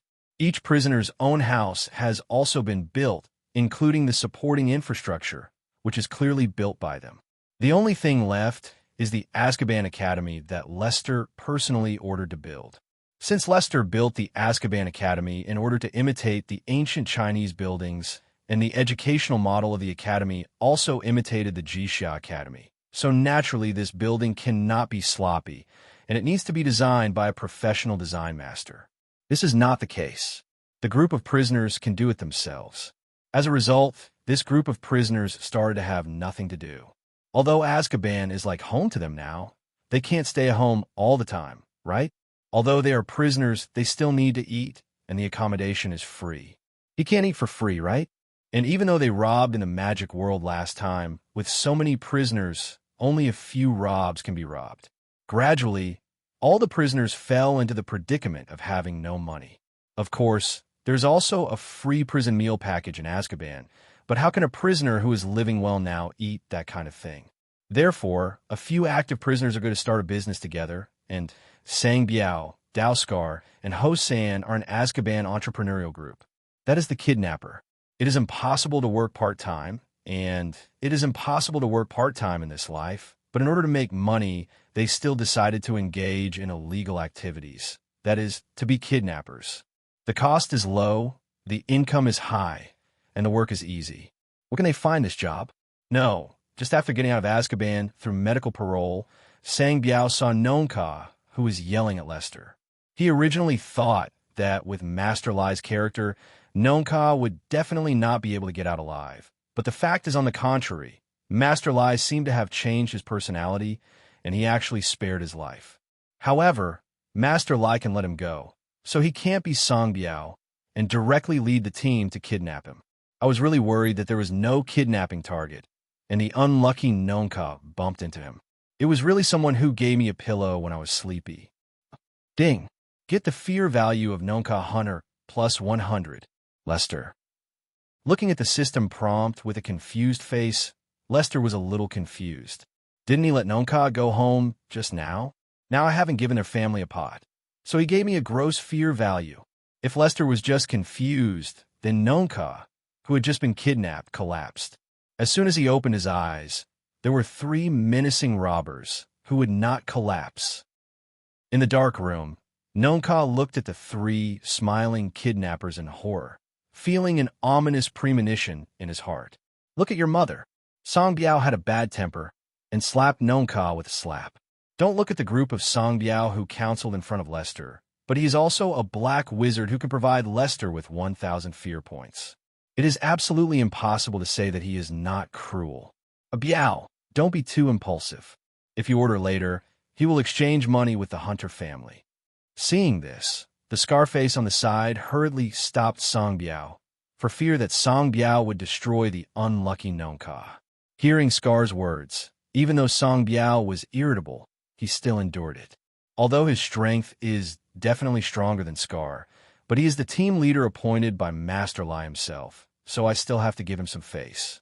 Scar looked carefully at Nonka, who was trembling, scratched his ears for a while, and looked at his fingers for a while. Just when everyone was a little curious about what Scar was going to do, Scar spoke. Come on, chop off his left ear and send it to the Hunter family. Nonka. Ding. Get the fear value of Nonka Hunter plus 100. At this time, in the trade union, Lester watched in shock as the prompts popped up on the system panel. Did I get exposed? Lester was a little uncertain. I obviously let go of the idiot of the Nonka and went back. Why the system can still swipe the fear value for me. At the same time, the patriarch of the Hunter family also looked angrily at the owl who came to deliver the letter. Just now, Chief Hunter, who was about to take a good rest, suddenly received a letter. The content of the letter was also very simple, telling him to quickly get together 10,000 gold galleons, or his son would be torn up. At the same time, not only this letter was sent, but also his son's ears. Where the hell am I going to get 1W gold galleons? Hunter stared at his son's ears with incomparable resentment in his heart. I was resting happily at home, but suddenly I was told that my son had been kidnapped, and then asked myself to pay a ransom of 10,000 yuan. Where did you ask him to get it? But if you don't pay the ransom, your youngest son will be gone. Although he has a daughter and a son besides Nonka, the ruthless Nonka is his favorite child. My own hunter family, under my own management, is also thriving in Diagon Alley, but if I want to take out 10,000 gold galleons all at once, even the hunter family will be a little bit hurt. But my son is still in the hands of the robbers, and if I don't take the money, my son will be gone. Forget it. Let's take it as a waste of money to eliminate disasters. The patriarch hunter didn't realize the seriousness of the matter at this time. Gone. So, the old hunter reluctantly took out all the savings in the family and put them into the non-trace expansion bag. This gang of robbers was very professional, and they only traded through owls. According to the robbers, as long as they put the non-marking expansion bag containing the gold gallon on the owl with some heartache, then their son would be put back. You dead owl, don't sneak away with the money, or I will tear you apart. The angry old hunter glared fiercely at the little owl who came to deliver the letter. Toto, cuckoo, howling a few times in dissatisfaction. The little owl Toto grabbed the non-traceable expansion bag containing 1W gold galleons and flew away into the distance. That's right, tempted by food, the young Toto unfortunately went astray and became a means of transportation for the robbery trio. After receiving the money, the robbery trio put the Nonka back in a very righteous way. After all, they want to do this business for a long time. You must know that it's not just the gangsters who need to follow the rules. In fact, the gangsters are the most disciplined. For example, if they're kidnappers, they must release them as soon as they receive the money. This is the rule. If they don't let people go after collecting the money this time, it will be difficult for them to do business in the future. At that time, they will know that they will tear up their tickets after receiving the money, so who will call them a ransom? Of course, they didn't know this before, but after 2 weeks of teaching Lester, they successfully realized the importance of rules. So, after receiving the money, the three of Songbiao cheerfully put the Nonka back without too much obstruction. At the door of this slum, Nonka looked at Songbiao in disbelief and asked, I can leave now. What the hell, he had been a dark wizard for so long, and it was the first time he met such a talkative dark wizard. Even if other black wizards received the ransom, they would not let them go. Instead, they would chop up the hostages to avoid exposure. Just now, when Nonka knew that his father had sent the ransom, he was ready to die, but he didn't expect that these ruthless people would just let him go. I don't know why, it was obvious that he was kidnapped by Songbiao and others, but Nonka was inexplicably moved. In today's society, there are not many robbers who can talk about the rules. After confirming that the three masked gangsters Songbiao really wanted to let him go, Nonka didn't hesitate, turned around, and ran to his ancestral house, for fear that they would regret it. At this time, Nonka, who thought he had been rescued, did not know that his father had been kidnapped. Inside the ancestral home of the Hunter family, Old Hunter and his 2 children looked at the robber who suddenly rushed in with bewildered faces, feeling that they were all bewildered. Just now, in order to prevent his 2 children from being kidnapped again after paying the ransom, Old Hunter wrote a letter to call them back. He thought that he would be safer in the ancestral house with the protection of a large number of subordinates. As a result, they never expected that a group of ferocious black wizards would rush into their house and kidnap them. Then, this group of thugs began to loot their belongings in front of their faces. Leonore, is your information wrong? Why is this kid's family so poor? The blasting ghost Ziggs searched the entire Hunter family, but he didn't find a few words. According to the wretched old man Leona, this Hunter family is clearly rich. As long as he steals a fortune from him, he will be in a Metabod. Azkaban had the money to build the laboratory, so he took the risk and came out to make a vote. How the hell do I know? The wretched old man Leona was also in a daze. In order to earn extra money, he managed to recruit two powerful Aurors, Ziggs and Victor, to fight with him, but he didn't get anything. He was also dazed. Force. Different from the confused Leonard and Giggs, Victor was drooling at the three of Old Hunter at this time. With that posture, even Old Hunter, an old Jianghu, was so frightened that he was sweating. That's right, it's not just the three of Songbiao who came out to start business. Even the wretched old man Leona couldn't help being lonely and secretly ran out to start a business.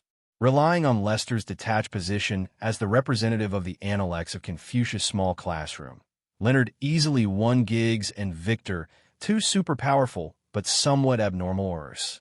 After careful consideration, he did not hesitate to choose the Hunter family as the target of the robbery, a family of dark wizards of medium strength. If they rob those who are too strong, they can't beat them, but if they rob those who are too weak, they can't make much money. Only the Hunter family, the black wizards who can't stand or fall, could be said to be just right to rob them. Therefore, the gangster trio headed by Leona was dispatched in a mighty manner. The battle progressed smoothly. Ziggs blew up the Hunter family's ancestral house to pieces with a few blasting spells. Victor's magical props directly stunned all the guarding dark wizards. When they wanted to get paid, they were stunned because now the entire Hunter family didn't have any money. Just when they were considering whether to tear up the ticket, the unlucky Nonka came back. Looking at the ancestral house and villa full of potholes that were bombarded in the distance, and looking at the father, brother, and sister who were tied up by 5 flowers, Nonka was a little confused. Leonard looked at Nonka, who had just come in and was still a little confused, and hesitated. "Do you want to tie him back together?" Nonka. In this way, with the help of the prisoners of Azkaban, Lester, who was preparing to destroy the family at night, went to nothing. When he arrived at Hunter's ancestral home at night, the old Hunter's family of 4 had already disappeared. What's more, the villas are all miserable as if they have been bombed. The Hunter family really did a lot of evil. They didn't need me to take action, and they were retaliated by their enemies. They deserve it. Seeing that the Hunter family was retaliated in advance, Lester didn't take it seriously. He didn't realize that all of this was caused by him. He just sighed and went back to the Union to sleep. Staying up late at night is not good for your health. A few days later, on a dark and windy night, a cruise ship slowly approached Azkaban. A moment later, a pair of Aurors marched towards Azkaban prison with a large group of prisoners. The Muggle wizard Franklin followed the prisoners in front of him with a look of lovelessness and walked toward the Azkaban prison staggeringly. That's right, he was the Muggle wizard who was killed for his meritorious service and thrown into Azkaban by Auror as a dark wizard. Just as Lester expected, Franklin, who was framed, was unsurprisingly treated as a dark wizard, and since he couldn't afford to bribe the members of the Wisegamot, there was no one in court willing to defend him. He didn't even bother to interrogate him and threw him to Azkaban after a cutscene. And now, after days of sailing, Franklin has finally arrived at his destination, the dreaded Azkaban. Following the prisoners in front of him in a daze, Franklin soon arrived in the Azkaban prison. Sure enough, it was the same as what he had heard in Hogwarts, dark, damp, and lifeless.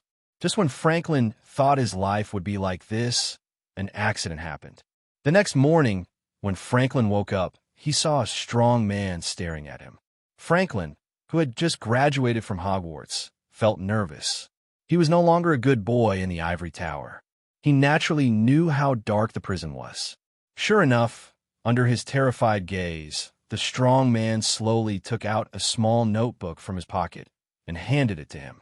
"Here's the new guy. Here you go. Hurry up and memorize it for him. He's going to read it early in a while." Franklin, somewhat bewilderedly, he took the small notebook handed over by the strong man, and Franklin saw the Chinese-looking muscular man on the cover for the first time. Subconsciously swallowed, Franklin asked weakly, "What is this?" "You." The head of the prison said as a matter of course, and then pointed to the strong man on the cover and said, "This is the gangster in the East, you son of a bitch." Then the cell boss introduced Franklin's daily tasks very enthusiastically. I will be your team leader from now on, and you will be messing with me from now on. Remember, if you want to live a good life in Azkaban, you must memorize the language well, you know. Don't underestimate it. There are some great principles recorded in it, and as long as you memorize the language and pass the exam, then you'll be able to enjoy the blessing. As he said that, the strong man's eyes were full of longing. Franklin, looking dazedly at the roommate who had already picked up the small notebook and memorized it, and at the longing-looking cell boss, Franklin was a little suspicious of life. Didn't it mean that there are terrible dementors in Azkaban, and the prisoners inside are also ruthless and ruthless? Why is my roommate so friendly? And what about dementors? Why hasn't he seen a dementor after walking for so long? Did the professor at Hogwarts lie to me? Familiar with him, but do not know. In fact, the professors of Hogwarts did not lie to him at all. Azkaban became like this, all because of Lester. As we all know, if you want to run a power, you must have a steady stream of new forces. Just a few old prisoners are not enough. Therefore, in order to give newcomers a chance to join, Lester designed a promotion policy. The prisoners who had quarreled with the Ministry of Magic before were naturally their own people now, and could directly live in the improved villa area in Azkaban. But those new prisoners are not qualified to live in, not to mention whether the space is enough. Even the former prisoners can't agree. Therefore, Lester created an examination mechanism for this group of new prisoners.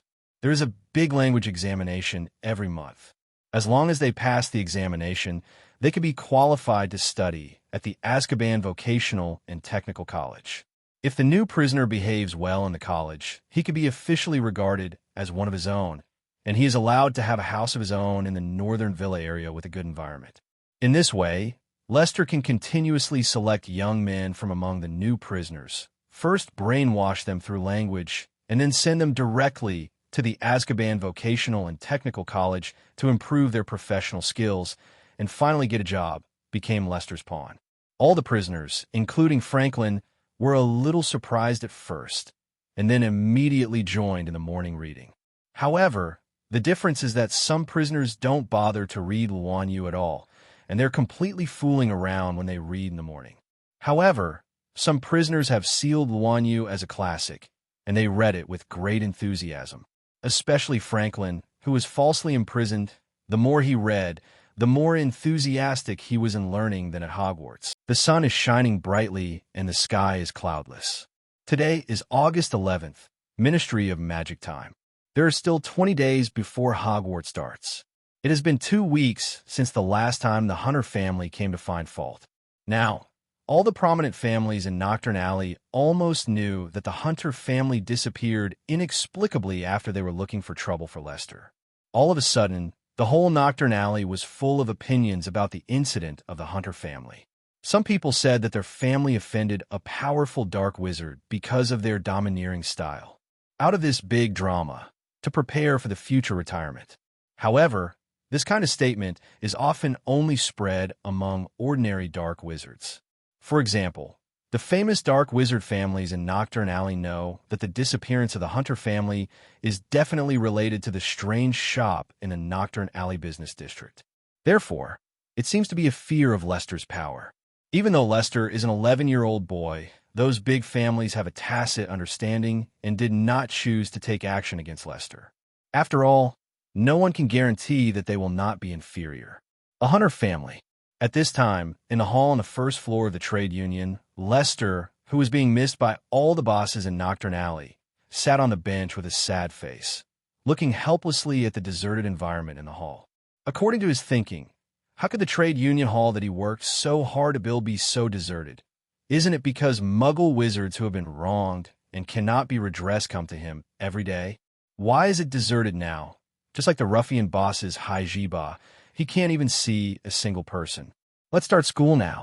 Mr. Lester lay on the chair without love, silently looking forward to the arrival of school. Let's start school now. In the Azkaban prison, Franklin, who obtained the qualification to study at the Azkaban Vocational Technical College because of his excellent performance in the language test, would wake up early every day. He got up early not for anything else, but to learn Luan Yu better. If he thought Azkaban was a terrible hell before, then in Franklin's eyes, Azkaban is obviously a paradise.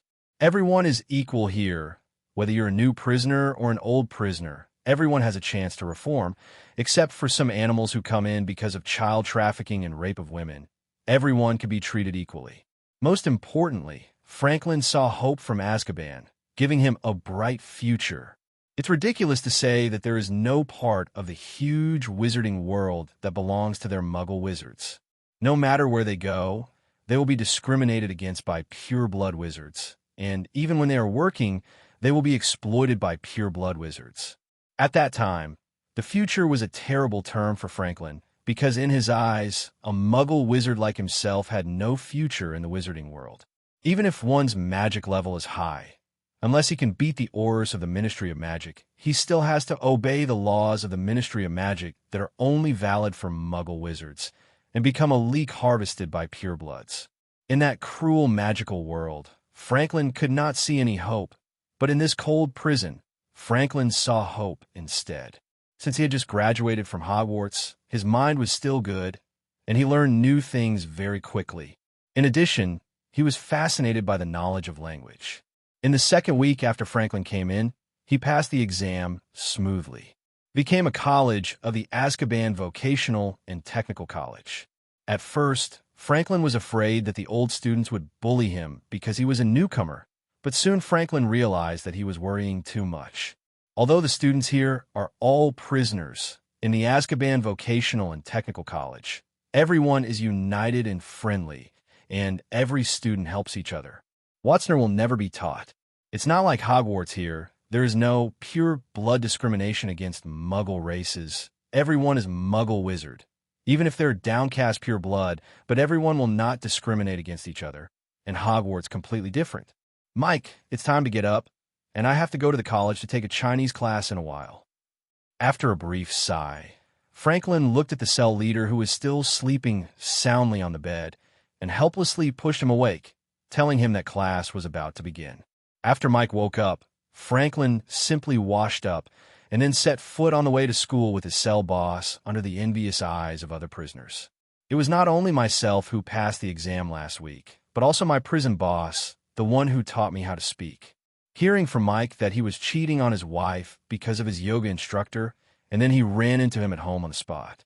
Mike, who was so angry, couldn't hold back the anger in his heart, and directly killed the other party with a death curse. Originally, with Mike's financial resources, even though he was a muggle wizard, as long as he gave the members of the Wisegamot a big red envelope, the matter would be over, but he never expected that the yoga instructor he killed was actually a pure blood. There's nothing trivial when it comes to pure blood, and it doesn't matter how Mike works. If a muggle wizard dares to attack a pure blood wizard, he will definitely be imprisoned in Azkaban. So the unlucky Mike came. On the way to Azkaban Vocational and Technical College, Franklin was still talking about his beautiful expectations for the future. Mike, I feel like we are a team. Maybe, when we are on vacation, we can go out on medical parole and make a vote. Franklin has been nurtured by many prisoners and has evolved from a little white to a little black. It could be said that he is close to the vermilion, and the black is black. Franklin, who would rather be beaten than fight back, now wants to go out and make a vote. Really, Professor Leona, who is in charge of issuing medical parole, likes me very much. He said that as long as I get 80 points in the language test this week, I can go out for a week in the name of medical parole. Maybe we can go together. Mike, if it was before, he would definitely belittle this excited little wizard without hesitation, and then tell him how cruel the world is, but now, Mike hesitated. Unlike Franklin, a fledgling little wizard, Mike is already in his 40s. He not only has a wife, but also a child. He was a dark wizard before, and he has truly seen the dark side of this world. So beautiful. But for the place of Azkaban, he was really undecided. If I hadn't been imprisoned in Azkaban for killing a pure-blood wizard, I'm afraid I would have passed my whole life in such a muddle. But now, having come into contact with the Azkaban Academy of Witchcraft and Magic, surrounded by a group of vigorous young people, for some reason, Mike felt that his mentality had also become younger. Is this the feeling of hope? Mike sighed with some melancholy. Another calm day. Lester Bader, the godfather of Azkaban, the current principal of the Azkaban Academy of Magic, and the chairman of the Nocturne Alley Wizards Union, is lying on the rocking chairboard, staring at the sky with blank eyes, letting go with his own brain. Perhaps it was because of his lack of publicity. Until now, Muggle wizards who have not been exploited came to him to make decisions. According to Lester's thinking, shouldn't it be that a Muggle wizard was so exploited that he couldn't survive, and then he came to make his own decisions? Are they ransacking the house? As a result, it has been a month now, and besides eating and sleeping every day or listening to Song Biao come to report on the situation of the Azkaban Academy of Magic, he really has nothing to do. If there is any good news this month, it must be the development of the Azkaban Academy of Magic. Now, the northern part of Azkaban has been transformed by myself. Under the effect of the Fountain of Life, the entire northern part of Azkaban has completely changed.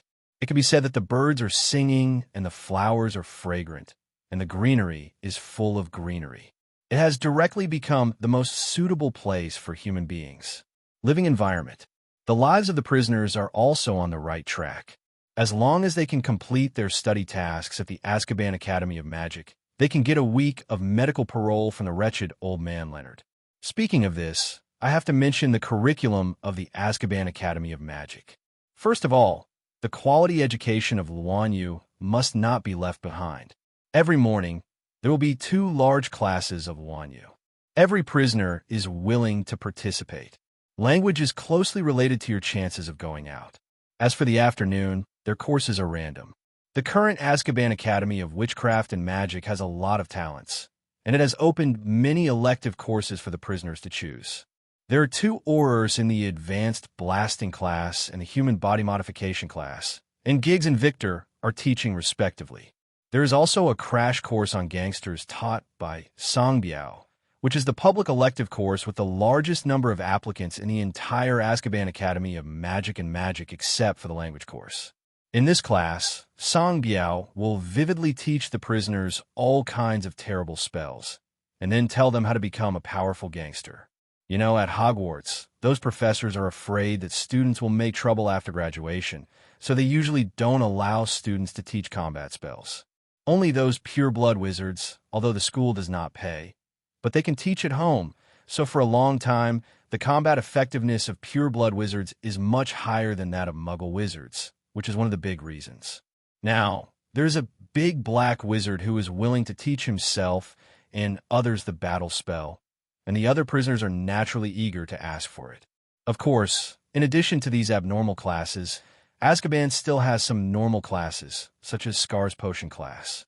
It's a pity that due to the poor level of Scar, the students he taught were not very good, especially the potions they brewed, all of which had terrible side effects. Slowly, Scar's potions class became a poisons class, and the knowledge taught changed from serious potions knowledge to poisons knowledge. Just as Lester lamented how time flies, there was a chase going on through the streets of Nocturne Alley. 5 black wizards in black robes, with grinning faces, continuously fired attack spells at the 2 figures in front of them. In front of them, there were 2 wizards, one big and one small, in shabby clothes. At this time, they were frantically fleeing on the street. On the street, many black wizards saw this kind of chase, but they all watched with cold eyes and had no intention of making a move. If these 2 little werewolves can be captured, they should be able to sell a lot of galleons. The black-robed wizards behind them stared at the 2 werewolf wizards in front, their eyes full of greed. Yes, there are not only wizards in the wizarding world, but also many other magical creatures, and werewolves are a good example. But how should I put it? Although this group of magical creatures also have the qualifications to survive in a magic world, their social status is ridiculously low. If the situation of Muggle wizards in the wizarding world is only miserable, then such non-human magical creatures have no human rights in the wizarding world.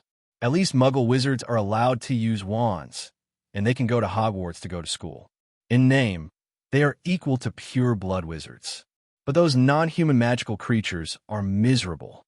Not only can they not have their own magic wands, but they are also hunted down by wizards because of their special nature, and they are used as materials for making wands or potions. For example, right now, a werewolf capture operation is going on in Nocturne Alley. This kind of thing is so common in the magic world. A few tens of meters away from the trade union, those wizards in black robes who were chasing werewolves looked at Lester fearfully and immediately pointed their wands in the air, expressing that they had no malicious intentions, and then slowly backed away. It's not that they're too cowardly, but that Lester is too scary. The Hunter family, if they develop properly, may not be able to become a member of the old Pureblood Club. However, because of some quarrels with the kid Lester, they were wiped out half an hour later. The family of 4 has not been found until now, and it is probably more ominous. Although I and the others can be regarded as ruthless dark wizards, compared to the forces behind Lester, their group of dark wizards is simply extremely kind. At the very least, when they had conflicts with others, they would at most use the death curse to kill the person they quarreled with, instead of killing the whole family at every turn. This is a bit too arrogant. Soon, the 2 werewolves who were panting for their lives just now also noticed the abnormality behind them. When they realized that the 5 aggressive dark wizards were actually very afraid of the boy in front of them, Lupin immediately threw a vigilant shot at Lester. Look, it's not that Lupin will take revenge, but as a werewolf, he knows that wizards in the magic world hate werewolves.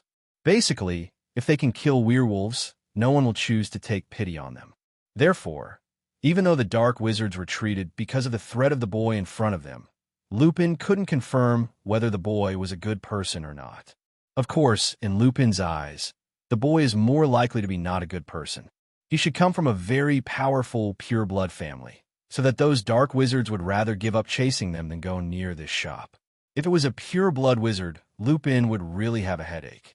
It wasn't that he was prejudiced against pure-blood wizards, but in the magic world, the pure-blood wizards were undoubtedly the ones who discriminated against their werewolves the most. It can even be said that, except for the few pure-blood families of Dumbledore's faction, almost no pure-blood would think highly of werewolves. Would you like to go over and thank him? Looking at Lester, who had nothing to do with him and obviously didn't want to communicate with him, Lupin hesitated. If it is said that he is alone now, then Lester saved himself. Whether he intended to save himself or not, he should come forward and thank him. But there's a little werewolf beside me.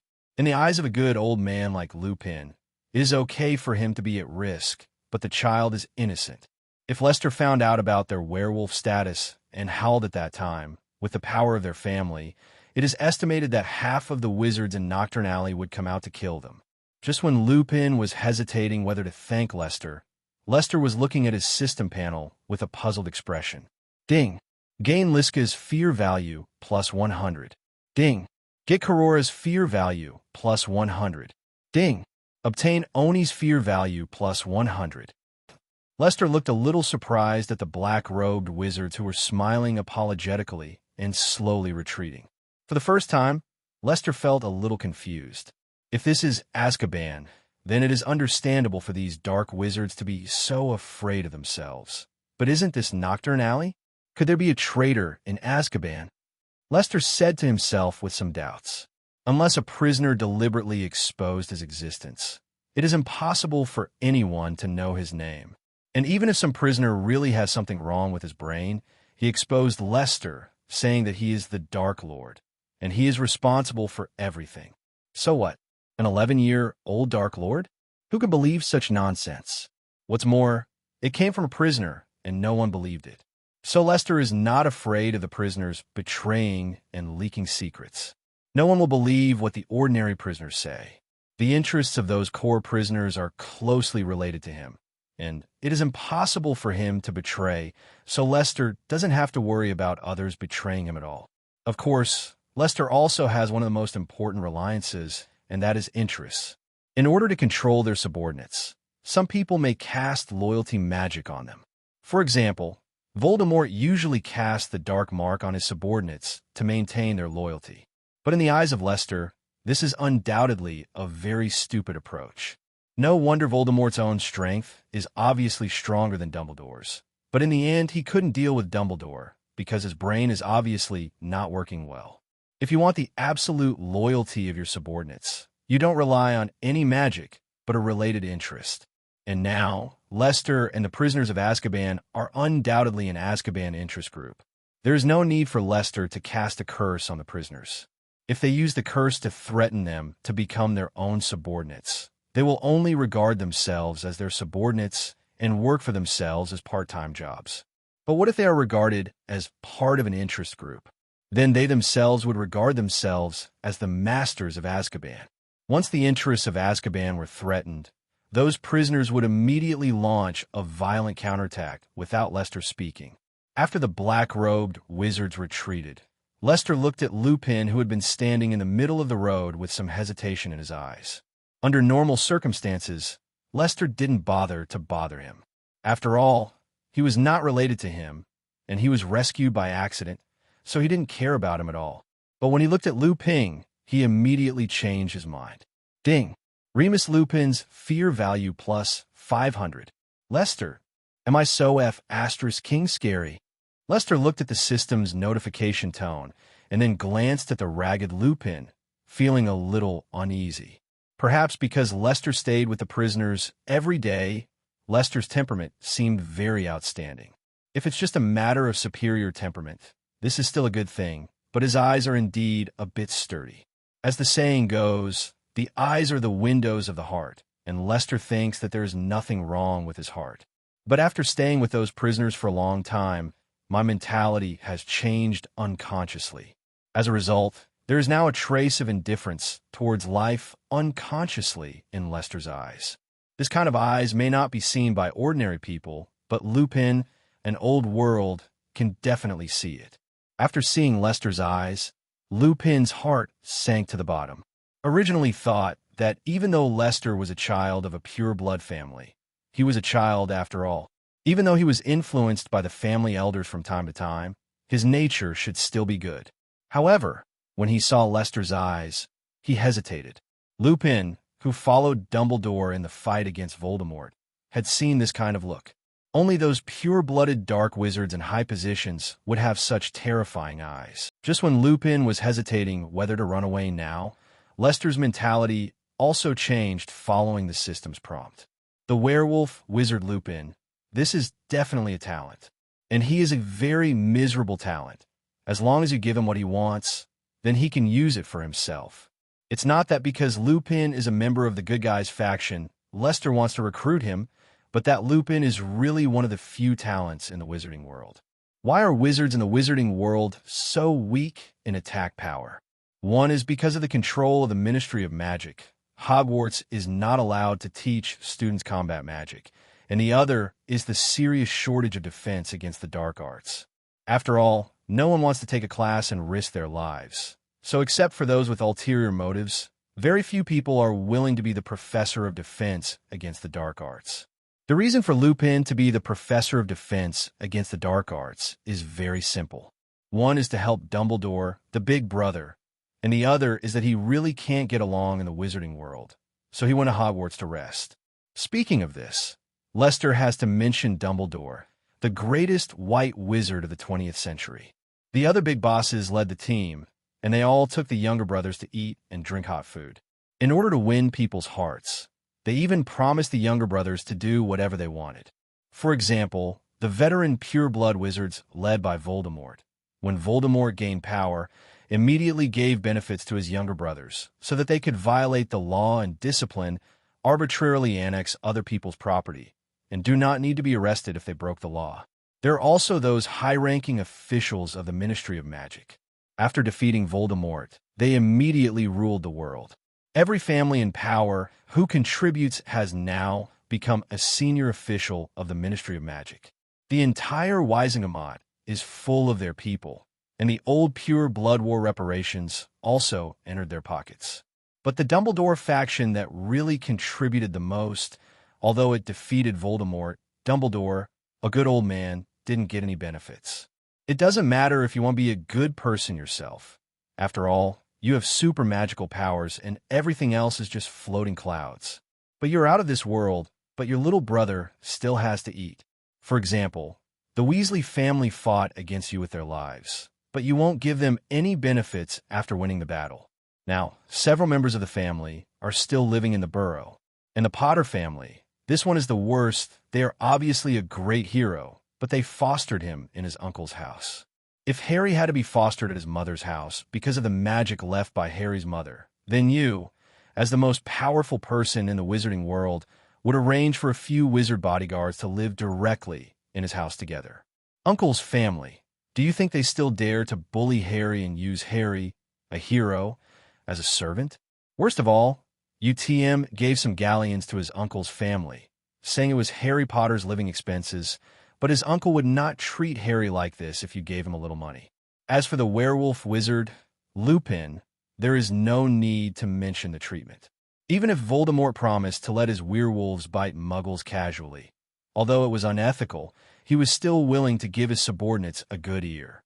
But what about Dumbledore? Even if you don't let Lupin bite people everywhere, can't you give him some galleons? Lupin worked hard for you, but in the end, he would go to wander in the wizarding world as soon as the war was over and live a life of darkness. Isn't that a bit too much? At the end of the war, Malfoy and other pureblood Death Eaters even bribed the ruling families of the Ministry of Magic in order to survive. If Dumbledore came forward and said that he would support Lupin, would other pureblood families dare not support him? Therefore, in Lester's eyes, Dumbledore is definitely a good man, but not a good leader. Of course, these are too much to talk about, but it can also reveal a problem. That is, people from Dumbledore's faction are the most likely to be instigated now. The group of them followed Dumbledore, no doubt attracted by Dumbledore's ideas. But no matter how beautiful Dumbledore's ideas are, can he be as advanced as his socialist ideas? Most importantly, as soon as the war was over, Dumbledore threw aside his former subordinates, which made them not doing well now. Especially Lu Ping, who didn't even have a stable residence. If he could fool Lu Ping into living with him and let him hang out with him, then he would definitely make a profit. Come in. Looking up at Lupin with a hesitant expression, Lester greeted him gently, then pushed open the door of the Union and walked in first. Lupin hesitated when he saw this, but after thinking for a while, he decided to follow. Now that he was in the business district of Diagon Alley, if he walked forward, he would undoubtedly meet other dark wizards, and he would definitely be killed by then. But it is impossible to go out now because those black wizards obviously did not catch up for Lester's sake, and they must be waiting for him to come out at the periphery now. So going out by himself will definitely be punished. Ambush. The best thing to do now is to follow the pure blood boy in front of him. Maybe he can find a chance of life if he follows him. Reluctantly, Lupin tightly held the little hand of the werewolf boy beside him and followed him with a determined face. Stepping into the gate of the trade union cautiously, Lupin looked at the decorations around him in surprise. His little head couldn't react. According to his idea, the shop should be eerie, with all kinds of scary black magic props placed on the counter and a smiling old man with very sinister eyes staring at him all the time. As a result, the real situation is very different from what Lupin imagined. I saw that the hall on the first floor of the trade union was extremely spacious and bright. 8 white headlights were inlaid into the ceiling in an orderly manner, lighting up the entire first floor of the trade union. The floor was paved with ceramic tiles, and the immaculate white tiles were tightly wrinkled together. The white light shone on the tiles and even reflected a white halo. And it's not over yet. On the wall of the lobby on the first floor, there are trade union slogans crafted by Lester. There are several large black characters printed on the red base fabric. Long live the laborers. Labor is the most glorious. Down with corrupt officials. Down with unscrupulous entrepreneurs. Glory belongs to workers. Happiness belongs to workers. Not only that, but in the most conspicuous part of the hall, there is a huge red banner that reads, "Oppressed wizards of the world, unite." Lupin, he stared blankly at the passionate slogans and banners in the hall. Even though he had seen some of the world, he couldn't react now. Before he saw the 2 big characters Union written on the front of this shop, he thought Lester's family was called Union. He was still thinking about where this family came from, but now, when he saw the slogan inside, he was successfully confused. "Please sit down." While Lupin was still thinking about what those slogans meant, Lester had already opened a stool for Lupin. Not only that, but the little werewolf who was with Lupin, Lester didn't give in. I don't know what you were looking for us for. Lupin felt extremely surprised when he saw Lester.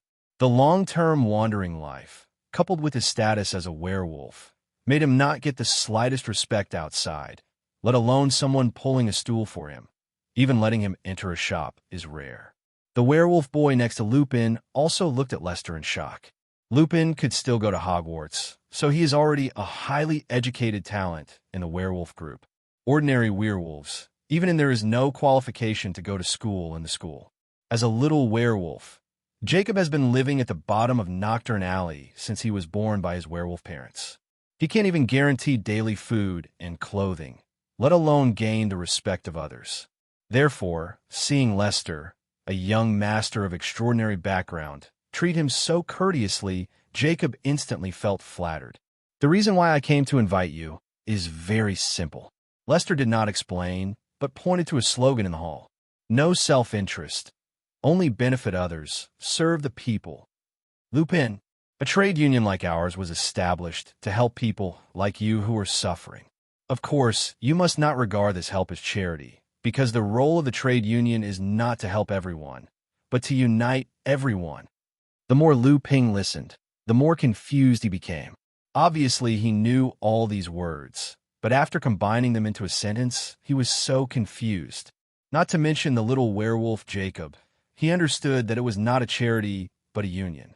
Perhaps this sentence is like taking off his pants and farting in the eyes of Lupin, who has experienced the heat and cold of the world, but it is really useful for little Jacob. Living at the bottom of Nocturne Alley, there are many good people who are willing to give them food on weekdays. Unfortunately, those good people are all with a charity attitude. Although this is nothing, but little Jacob is still a child after all, and his self-esteem is still very strong, so he must be disgusted by the eyes of others giving alms. But in Lester's eyes, he didn't see charity, but saw respect. He didn't mock them because of their poverty, and he didn't pity them because of their poverty.